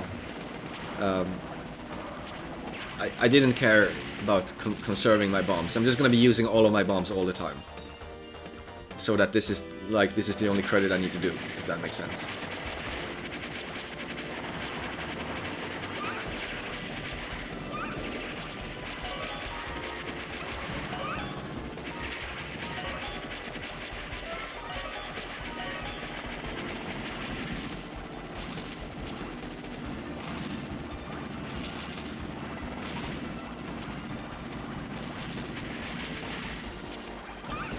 Those turrets can be a bit confusing because they have a limited number of aiming angles, like 16, I guess it has to be 16 angles. So in order to handle them efficiently, you can't stream and restream exactly because they might fire at a bad angle. You wanna mind your angle relative to them when you stream and restream as well. It's something you get used to. This boss is probably gonna be clowny because, like, you do want to practice the loop 1 version. You can't just practice the loop 2 version and expect that to be good for loop 1. There's a lot of things that are different.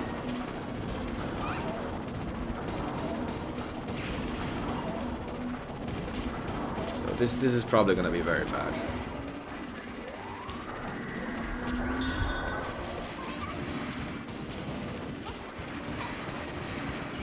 That pattern's different, so let's bomb that because I don't fucking know.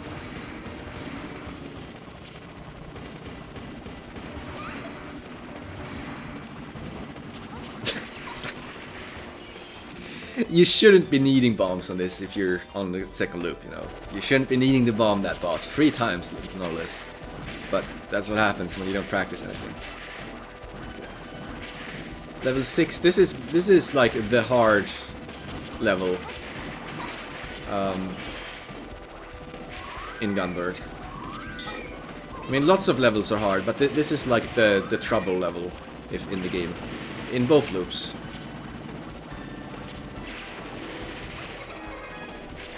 Some characters are better at this stage than others, of course. But the reason this is the trouble level is because there's just no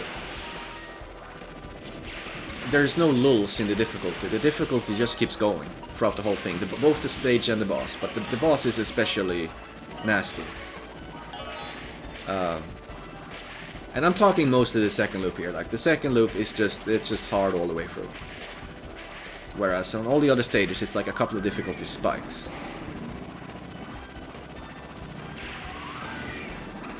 So these which guys you get here is random, and some of them are harder than others.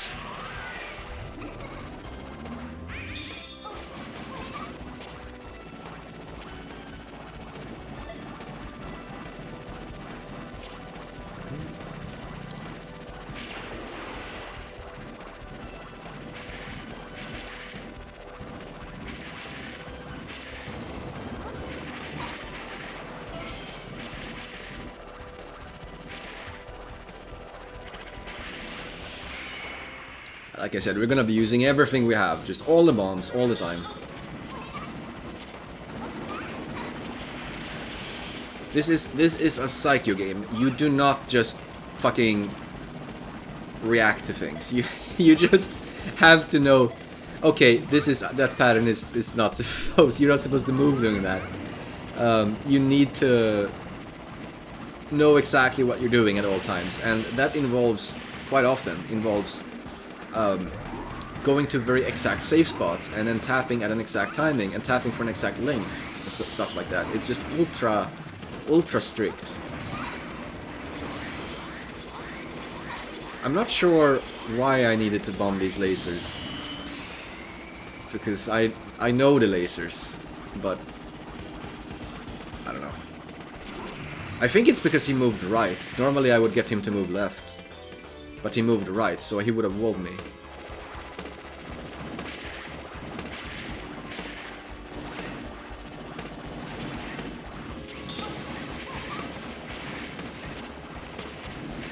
It's nice to have a level 2 for this.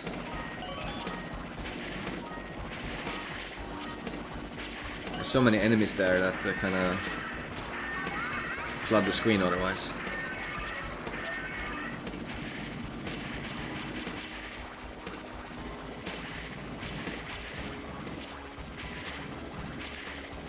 The rank is low as fuck right now.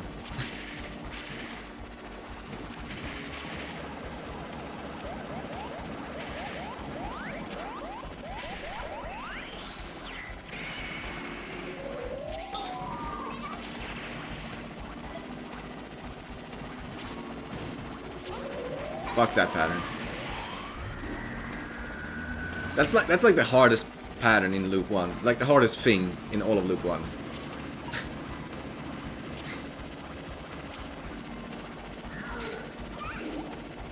I don't think I hit that thing.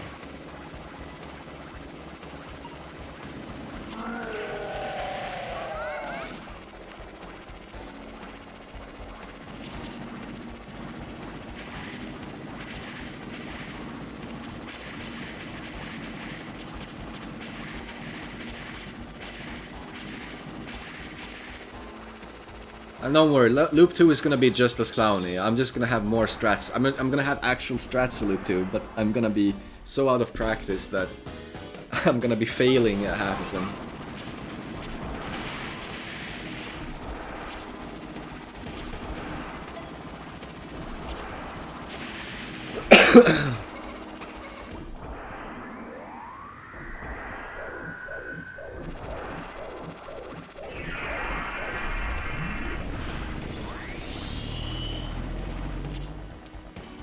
Oh yeah, I guess I might be milking this boss, because why not?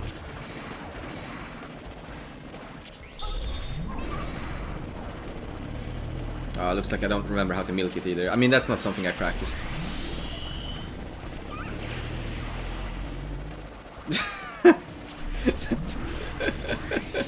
Okay. This is not how you're supposed to play Psycho, just saying. Okay, well, we didn't even really get to milk him. He just kind of died.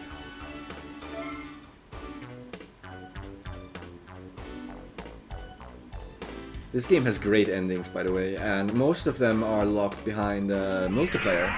You need 2 different players, and then it has a different ending for every character combination, which is awesome. Alright, loop 2. I did save state practice for loop 2. Just not enough. Not enough, but I don't know, if I did start loop 2 with full lives and full bombs, maybe I could 2-wall it. Maybe. It's unlikely, but yeah, at least I have some strats here.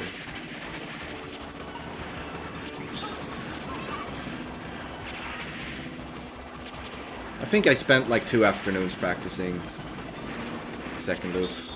It was all in good fun, because it wasn't gonna move me up any spots unless I practice even more.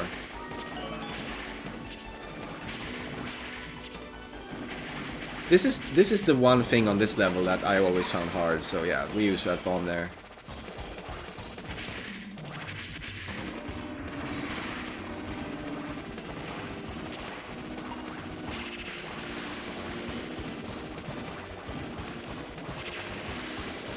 So loop 2, we're seeing every enemy is firing revenge bullets, or suicide bullets.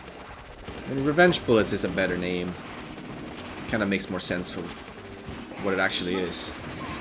And those are actually kind of random. Like they can be, it can be 2 bullets aimed around you, or it could be 1 bullet aimed at you. So in order to deal with that randomness, you need to route in such a way that no matter what the revenge bullets do, you're not going to be hurt by it. You can't like react to the revenge bullets, just react to them. Like sometimes you can react to them a little bit in some strats, but for the most part you just need to route in such a way that they won't get in your way, no matter what happens.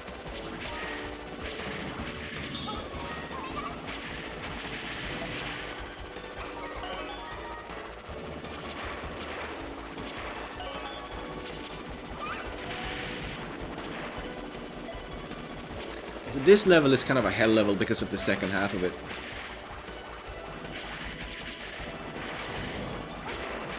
Which is starting from here. And then the boss isn't actually super hard with good strats, but I completely botched it. It's gonna be an... oh man. It's gonna be disgusting to look at. I didn't practice this boss nearly enough apparently.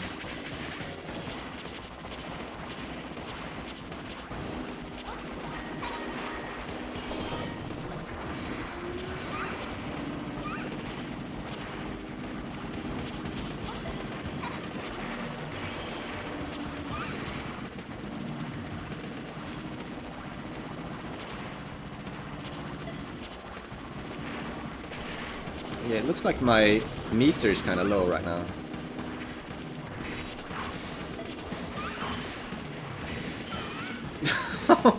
Yeah, because my meter was low, my power was low, my timings. a bomb, a death, and then 2 bombs, and then we bombed like at first we died on the boss, and then we bombed again, and then we died again, and then we used 2 bombs again. It was... yeah, holy shit.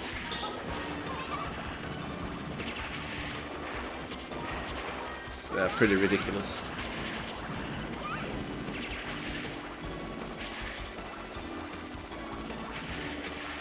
Luckily this level is easier. It's really just one thing on this level that's kind of fucked.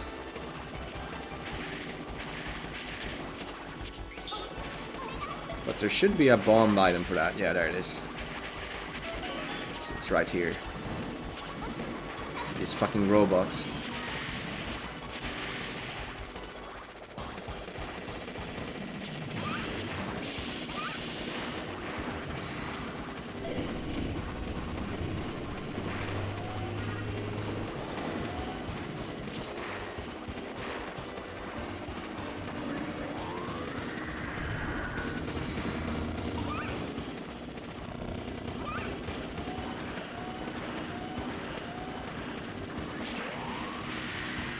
The next stage is insanely hard with this particular character.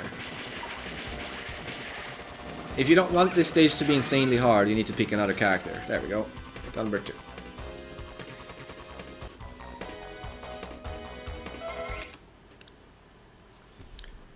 I mean, I guess compared to what I did in most of the other games, this is probably kind of impressive in its own right, just because the second loop is pretty crazy, but since I played this game a lot before, for me that run is just total rubbish.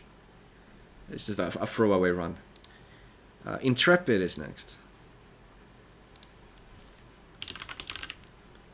Intrepid. I think this should be pretty long. Intrepid's pretty long. This was one of my better scores,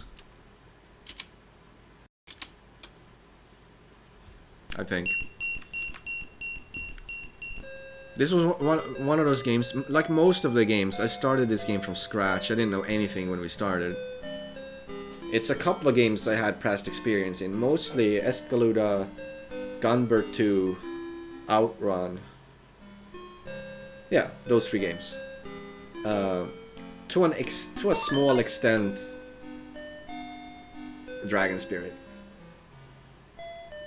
Like I'd played up to level like 8 before a long time ago in Dragon Spirit, but I don't think that really helped me much.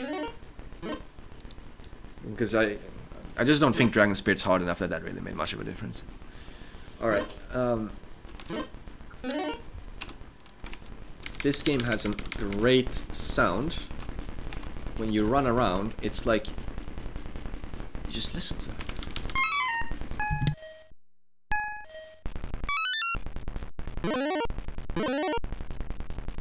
Isn't that running sound just gorgeous? I fucking love it. It's like you're running in a basketball court and dribbling the basketball extremely quickly. It just sounds amazing to me. Not like, why would a spy sound this loud when he runs anyway? Anyways, Intrepid. This is like a Pac-Man type game, you know, like maze game, and you basically you're a spy, and those are some Russian soldiers, and they're chasing you, and if they catch you, that's it. And you need to pick up all these items because every item is used for something, even if most of them are basically it's really just a portrait that tells you what it's could possibly be for. You don't really see it used. Like, you pick up a disguise, but it's not like you see the disguise. But yes, so you need the disguise and the ID to pass the guard here and get to the safe. And then you need the safe code to open the safe. And you need the key. And other than that, you also need the umbrella to finish the level. And the other items that you see down there, the wrench and the map and the shoes, those are optional items, but you need them still. You do need them. The map lets you see what's in all of the rooms, and that's extremely important, because if you can't see what's in the rooms, not only will you know how to navigate the level, because the item placements is random, but also you won't see the enemies when they're in those rooms. And the shoes are mandatory, because without the shoes you run too slow and the enemies will start outspeeding you. Redshifter says, we have elevator action at home. Yes. Pac-Man elevator action. And what was the last item? Yeah, the wrench. So the wrench is, if there's one item you could feasibly skip, it's the wrench. And you will see me skipping the wrench a lot, because the wrench, it's just safer to skip it most of the time. Or I would say 50% of the time. It's clearly just safer to skip the wrench, just due to its position, its spawn point. And the other 50% you can take it. But even when you can take it, if any one of the enemies leaks, it's in this room. This is the wrench room. If any one of these enemies leaks, I should probably skip the wrench. So we're gonna repeat a lot of loops, so I'll have time to explain what I'm doing in this room later.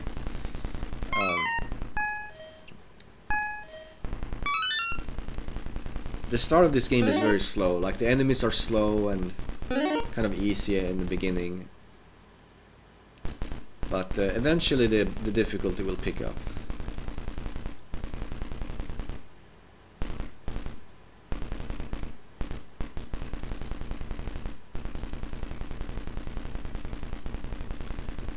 There is a timer, so I do lose score for taking longer, but it's not that significant.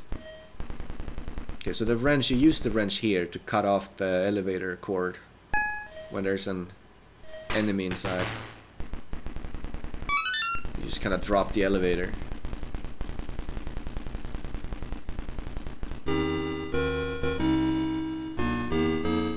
Oh, right.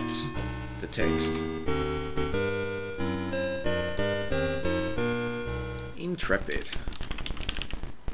I got second, I think, but let me double check. Yes, second. Game rating, let's say 5. It's a pretty charming game, but I mean, it's still just Intrepid.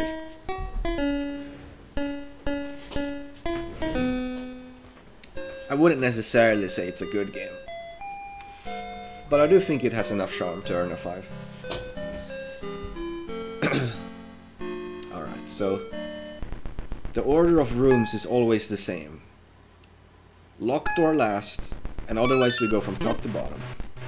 Now we can hear the cloud noise. Cloud sometimes replaces the soldiers or the guards. And the cloud is faster and it randomly speeds up as well. This room here is arguably the hardest room, or the most unreliable room, by the way. It's the first one.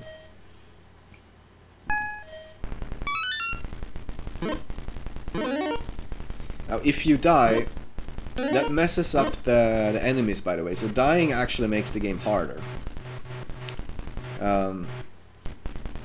One good or sometimes bad thing dying does is that it re-rolls all of the enemy types. So if you die to 3 clouds, you could re-roll it and get no clouds, for example. But the bad thing about dying is that all of the enemies get scattered, so that the next time you enter a room, it will start with a guard or a cloud in it, and then the next 4 guards will come in one at a time very slowly, so you have to do a lot of extra dodging before you can finish the room again, because you can't exit the rooms if you didn't get all of the guards in yet.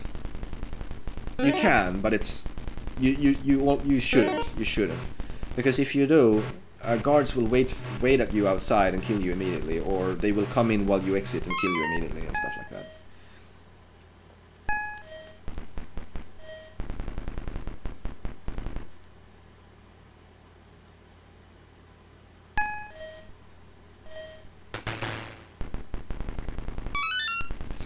Using the wrench like that is a matter of luck if the game will let you do it, because sometimes the guys enter the elevator and sometimes they don't.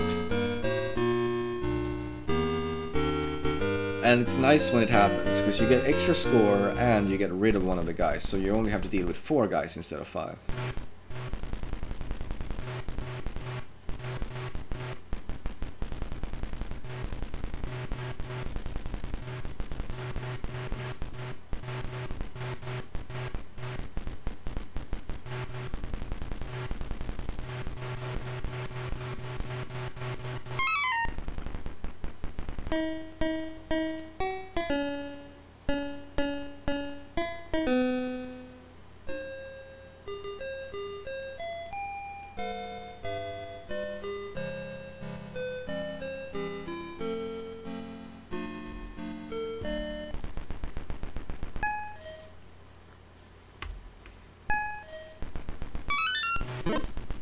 We get a cloud here again. Pretty bad luck with the clouds.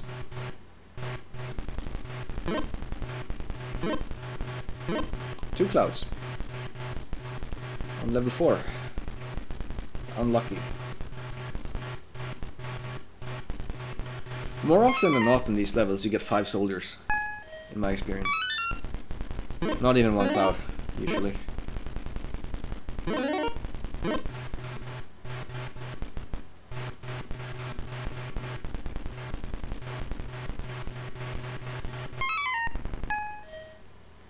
Alright, so this room.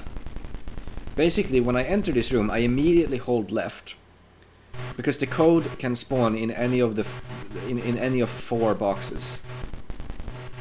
The 2 near the entrance and one of the 2 at the top.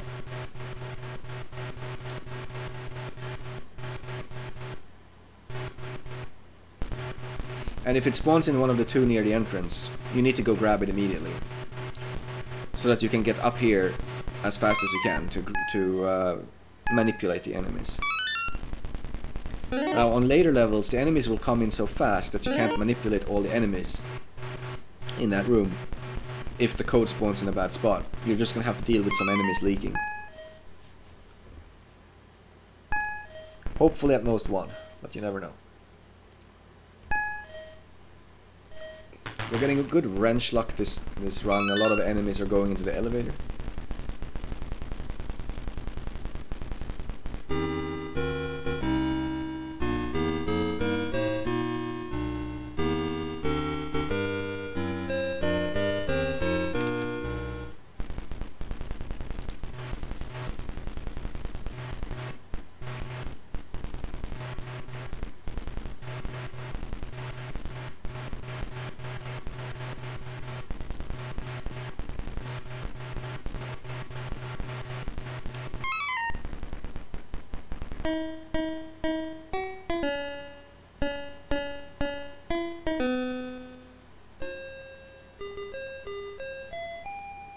As you can see, it's really just kind of the same thing over and over. The game does get harder though, like the enemies will get faster.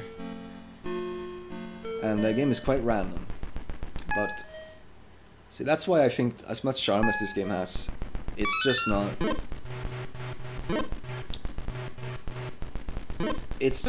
there's just not really enough to it. To stick with this game for too long, I think.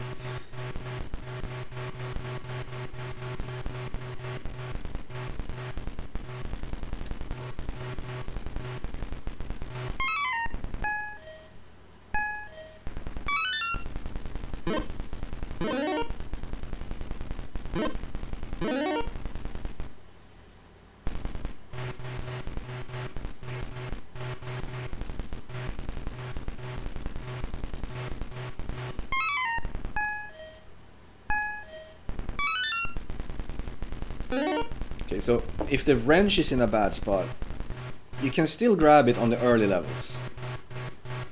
But eventually you're gonna have to let it go. It's not worth it. So what I'm doing here is, if I stand in this particular spot, the enemies will just refuse to go right at the entrance. They just won't. But if I tap right even slightly, like if my shoe goes past the entrance, if my right shoe goes past the entrance where the enemies are, they will start leaking, and they will start following you.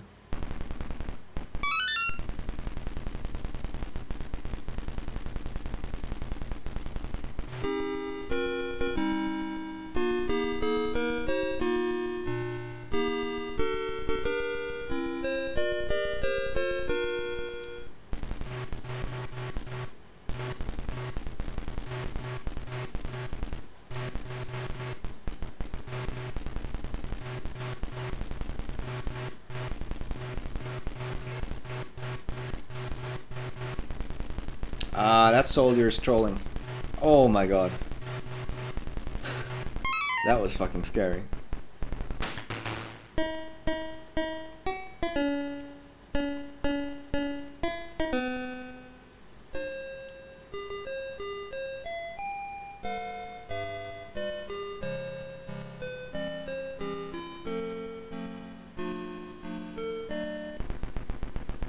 Level 6. I think it's around like level 8-ish where the game starts getting really mad. But man, I always have clouds. I remember the luck in this run being really good, but I think the good luck is just gonna start from the later levels when the game starts getting really hard. That's when the good luck will start. These early levels have awful luck.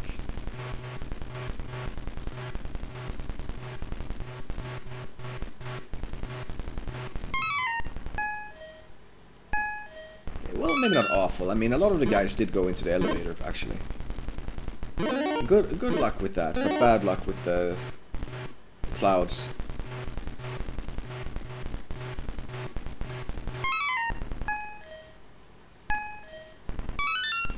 Okay, see, now I'm starting to skip if I see the wrench in a bad spot, because now we're starting to get to the points where that can fuck up this strategy.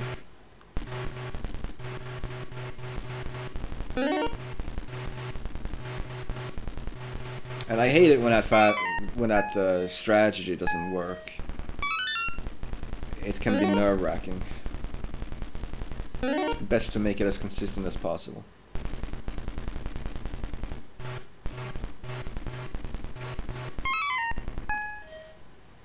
So without a wrench, there is no reason to delay going into the locked door.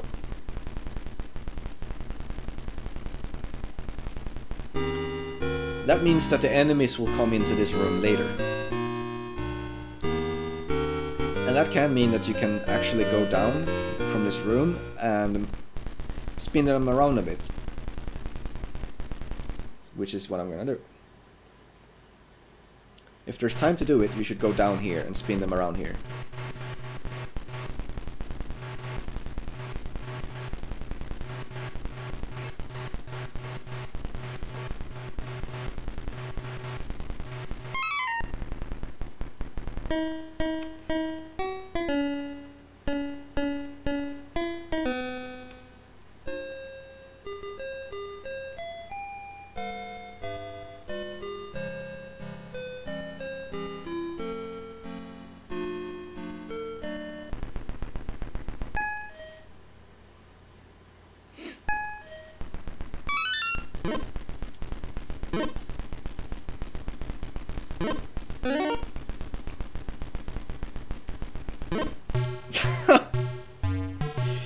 Fucking bullshit game, dude.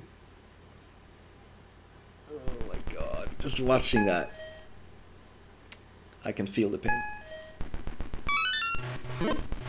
Oh right, now we got replaced by a cloud. The good news is we know where the shoes are. There they are.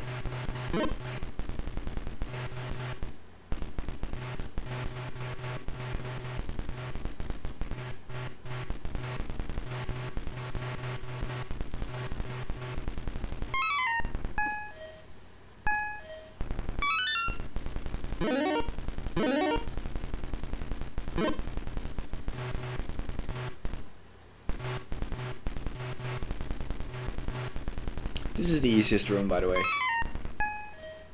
As long as you haven't died.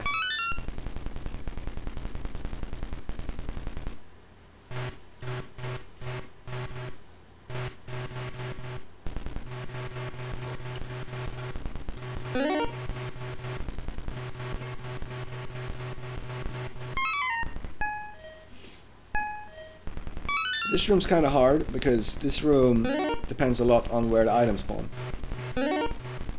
2 on the left side is the best. 2 on the right side is second best. 2 at the top or 2 diagonal either way is both inconvenient. If I remember correctly, the worst one is top left and bottom right item. So hope you don't get that.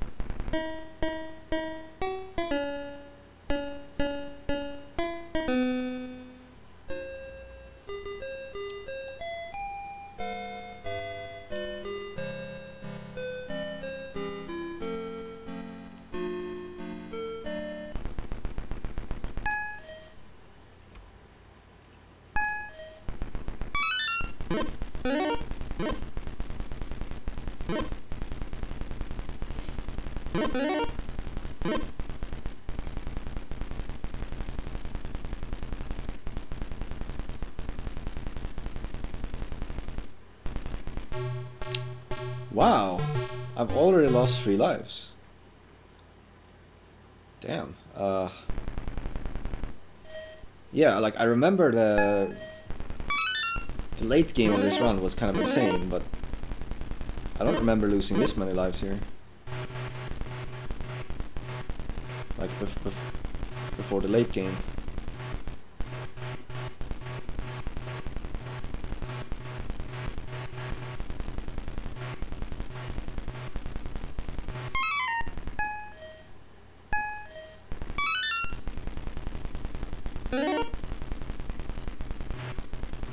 There we go. So you gotta get to that position fast enough.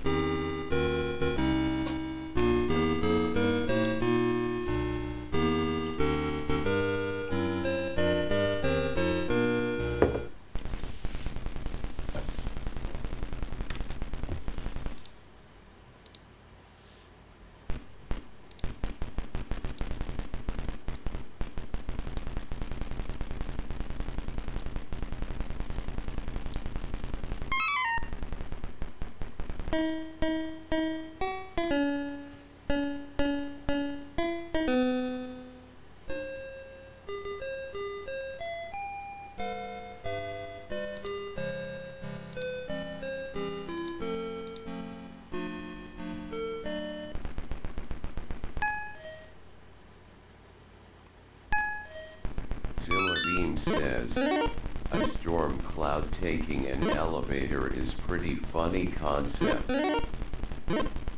Yes, I think so.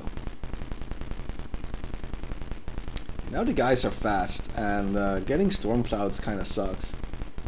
So it's nice that we got 0 storm clouds here.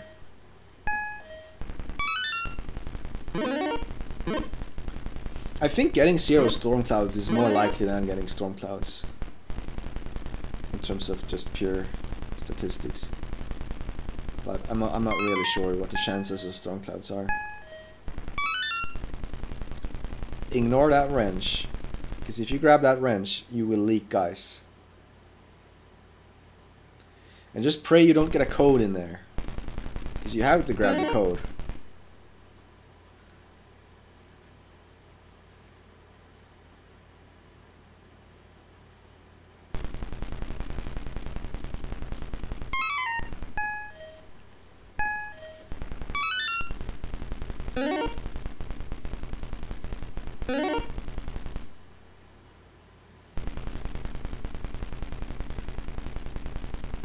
That was clean.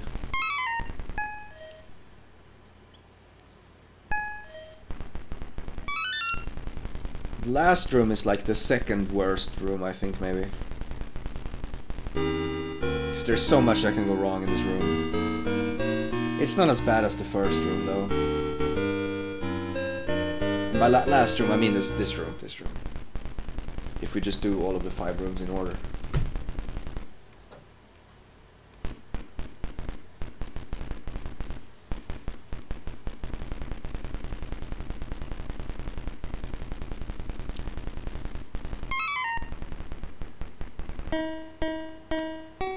Super good level 9. Everything went perfect, basically.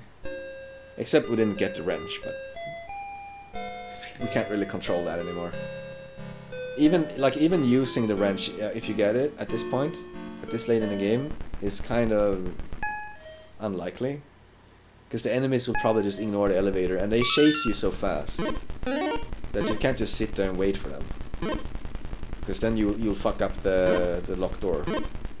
If the enemies chase you too closely in the locked door, you can't do the room very well.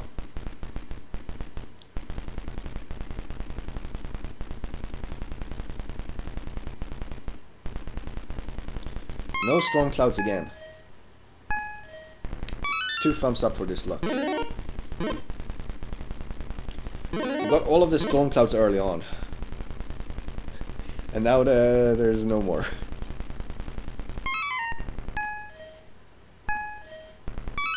Code is in a good spot again. Oh, I said 4 spots before. There's actually 5. So it's 2 out of... I mean, 2 out of 5 that the code will be in a bad spot.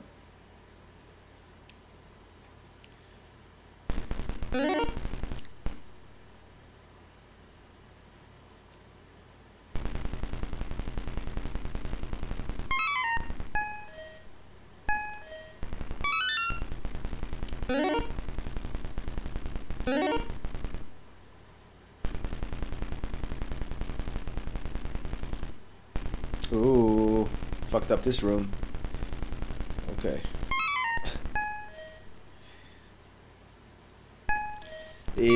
In this game, there's just not really much room to play around things.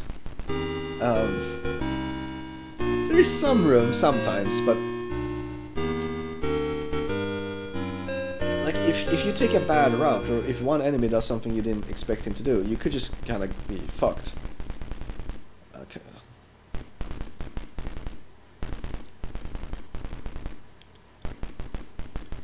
So it's a very manipulative Pac-Man type of game. Whoops.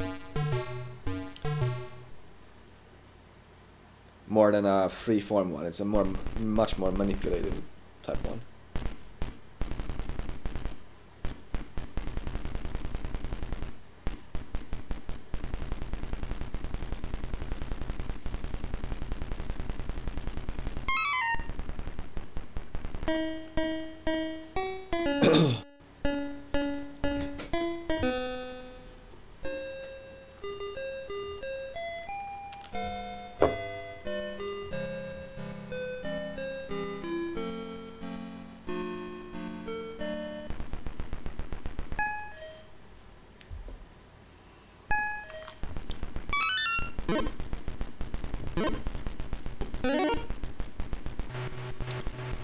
Storm cloud, but we have shoes over there.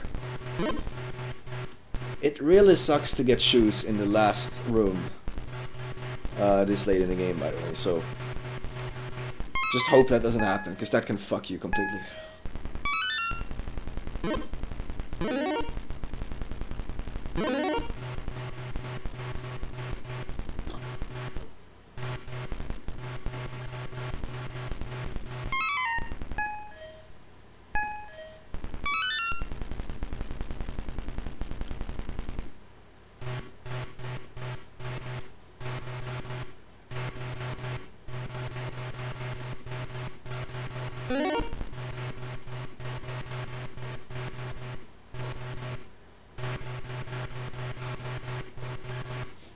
I can't really go right until I've confirmed that all of the guys are in that room and that none of them are leaving. As soon as one of them leaves, they will instantly turn right if you are right off that safe spot. So, yeah. One of them could leave at the same time that you start going right, and fuck you. So you gotta be careful.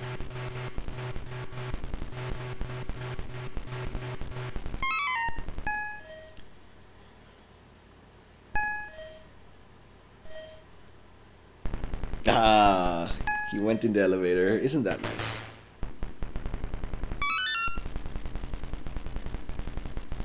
It's just random.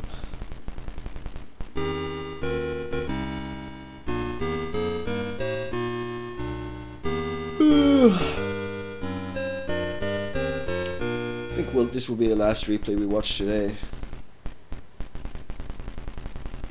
Next one will be Junior Pac-Man, but I don't think I'm awake enough to sit down and watch that today.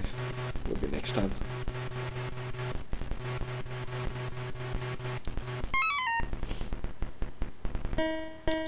The late game is going really, really well, but I already knew that was gonna happen. I remembered it.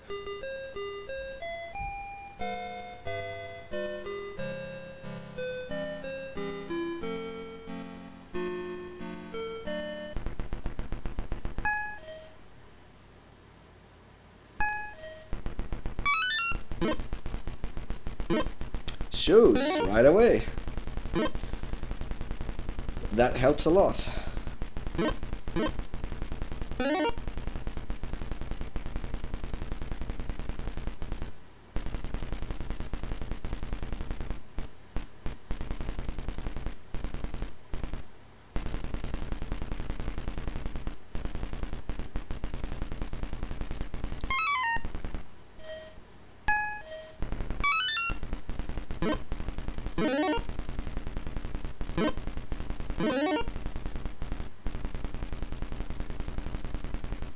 That guy who chases you up on the other side, he never like moves up with you all the way at the end. When you go left, he always goes right. I don't know why. He just does.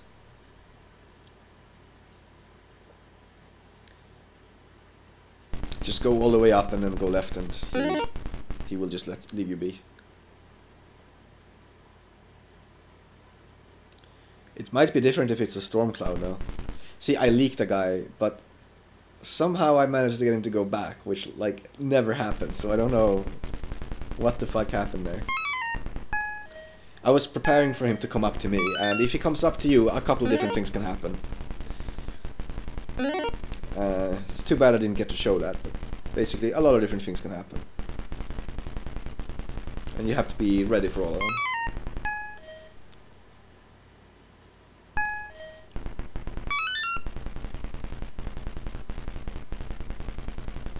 One thing that's nice in this game is that when you're walking across walls and stuff, the game doesn't stop you. Like, let's say that you're walking straight down and there's a gap that's like, it's not straight under you. It's like, it's a little bit to the right of you when you go down. Your guy will just automatically go into that gap. He will just guide himself into the gap just by holding down. You don't have to go right and then down. Just hold down and he'll go into the gap. No problem. So they've been very nice at like making sure you don't get stuck on walls and stuff in this game. The controls feel great. A lot of similar games, you know, a lot of these maze games, they don't have stuff like that. So this game does. Ladybug doesn't have that. And I love Ladybug, but you get stuck in walls like crazy in that game. We've got 2 storm clouds, and it's kind of scary. But wow, everything went well.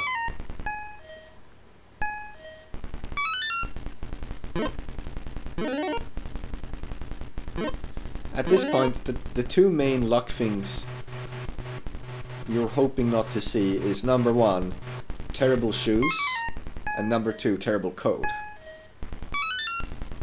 Good code again. No bad codes here.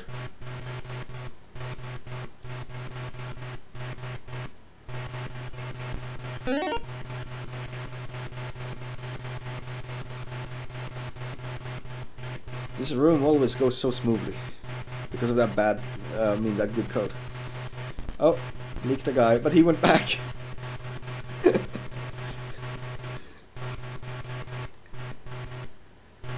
I'm not sure why he went back, he just did.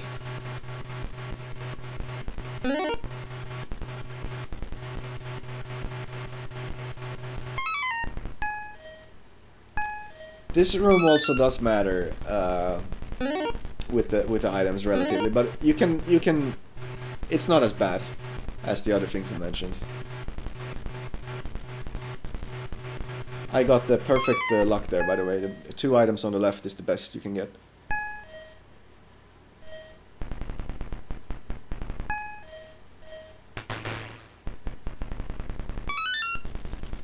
And it may have been a first in this late game so far that I got 2 on the left. Usually I'm getting like diagonal or both at the top, which is pretty bad.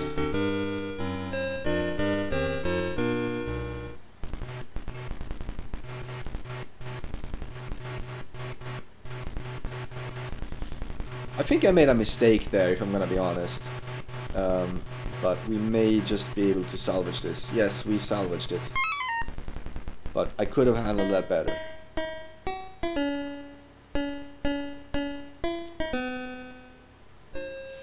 I've played on this same life for a long time now.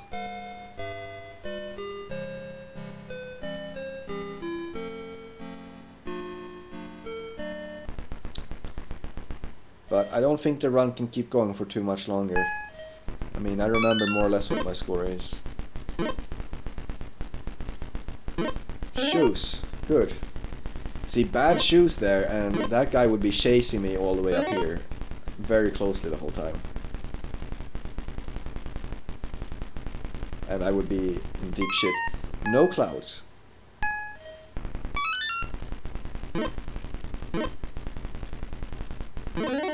Like, what is this? Level 14? Something? And no clouds. That's great. Oh, this room went bad. That is fine. Okay. And then for the good code again. We're not forced to leak. Like if you get a bad code this late in the game, especially if there's clouds. But even if there's no clouds, you're kind of forced to leak at least one guy. And if you leaked one guy, it's likely you can leak even more of them. Things just kind of get really stupid. So far, we've never gotten into that situation in this run.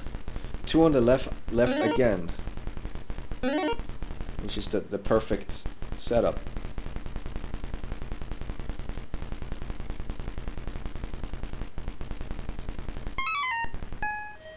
Ridiculous.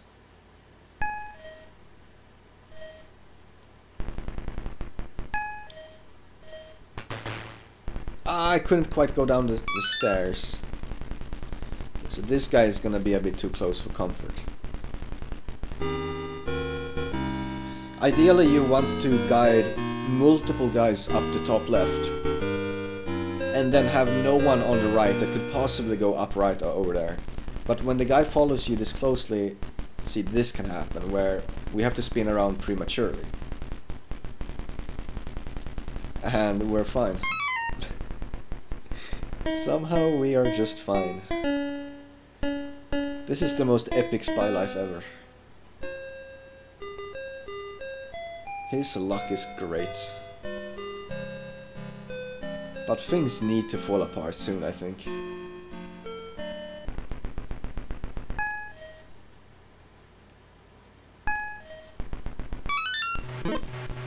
Okay, we're starting with a cloud. And no shoes anywhere.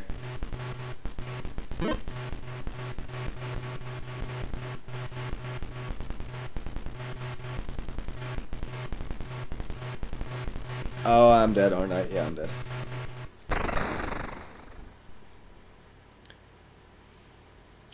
Dying is bad, because now the enemies are all scattered, and whatever room you do next is gonna be a lot harder than others would be. And it's the worst to die in the first room, because now you're turning this easy room into a hard room. If you don't die, this room is easy. If you do die, this room is much worse. And we're fine, okay. Good code again.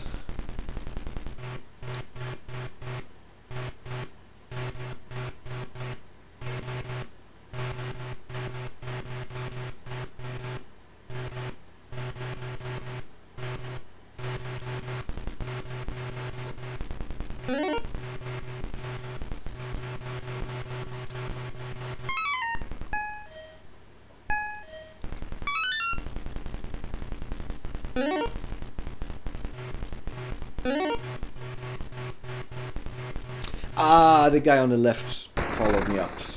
That's Steph. Alright, Intrepid. I think that was a good run. That was one of the better runs I did, for sure. This is a... It's a hard game if you want to play it this late in the game. But it's a very easy game at the start of the game.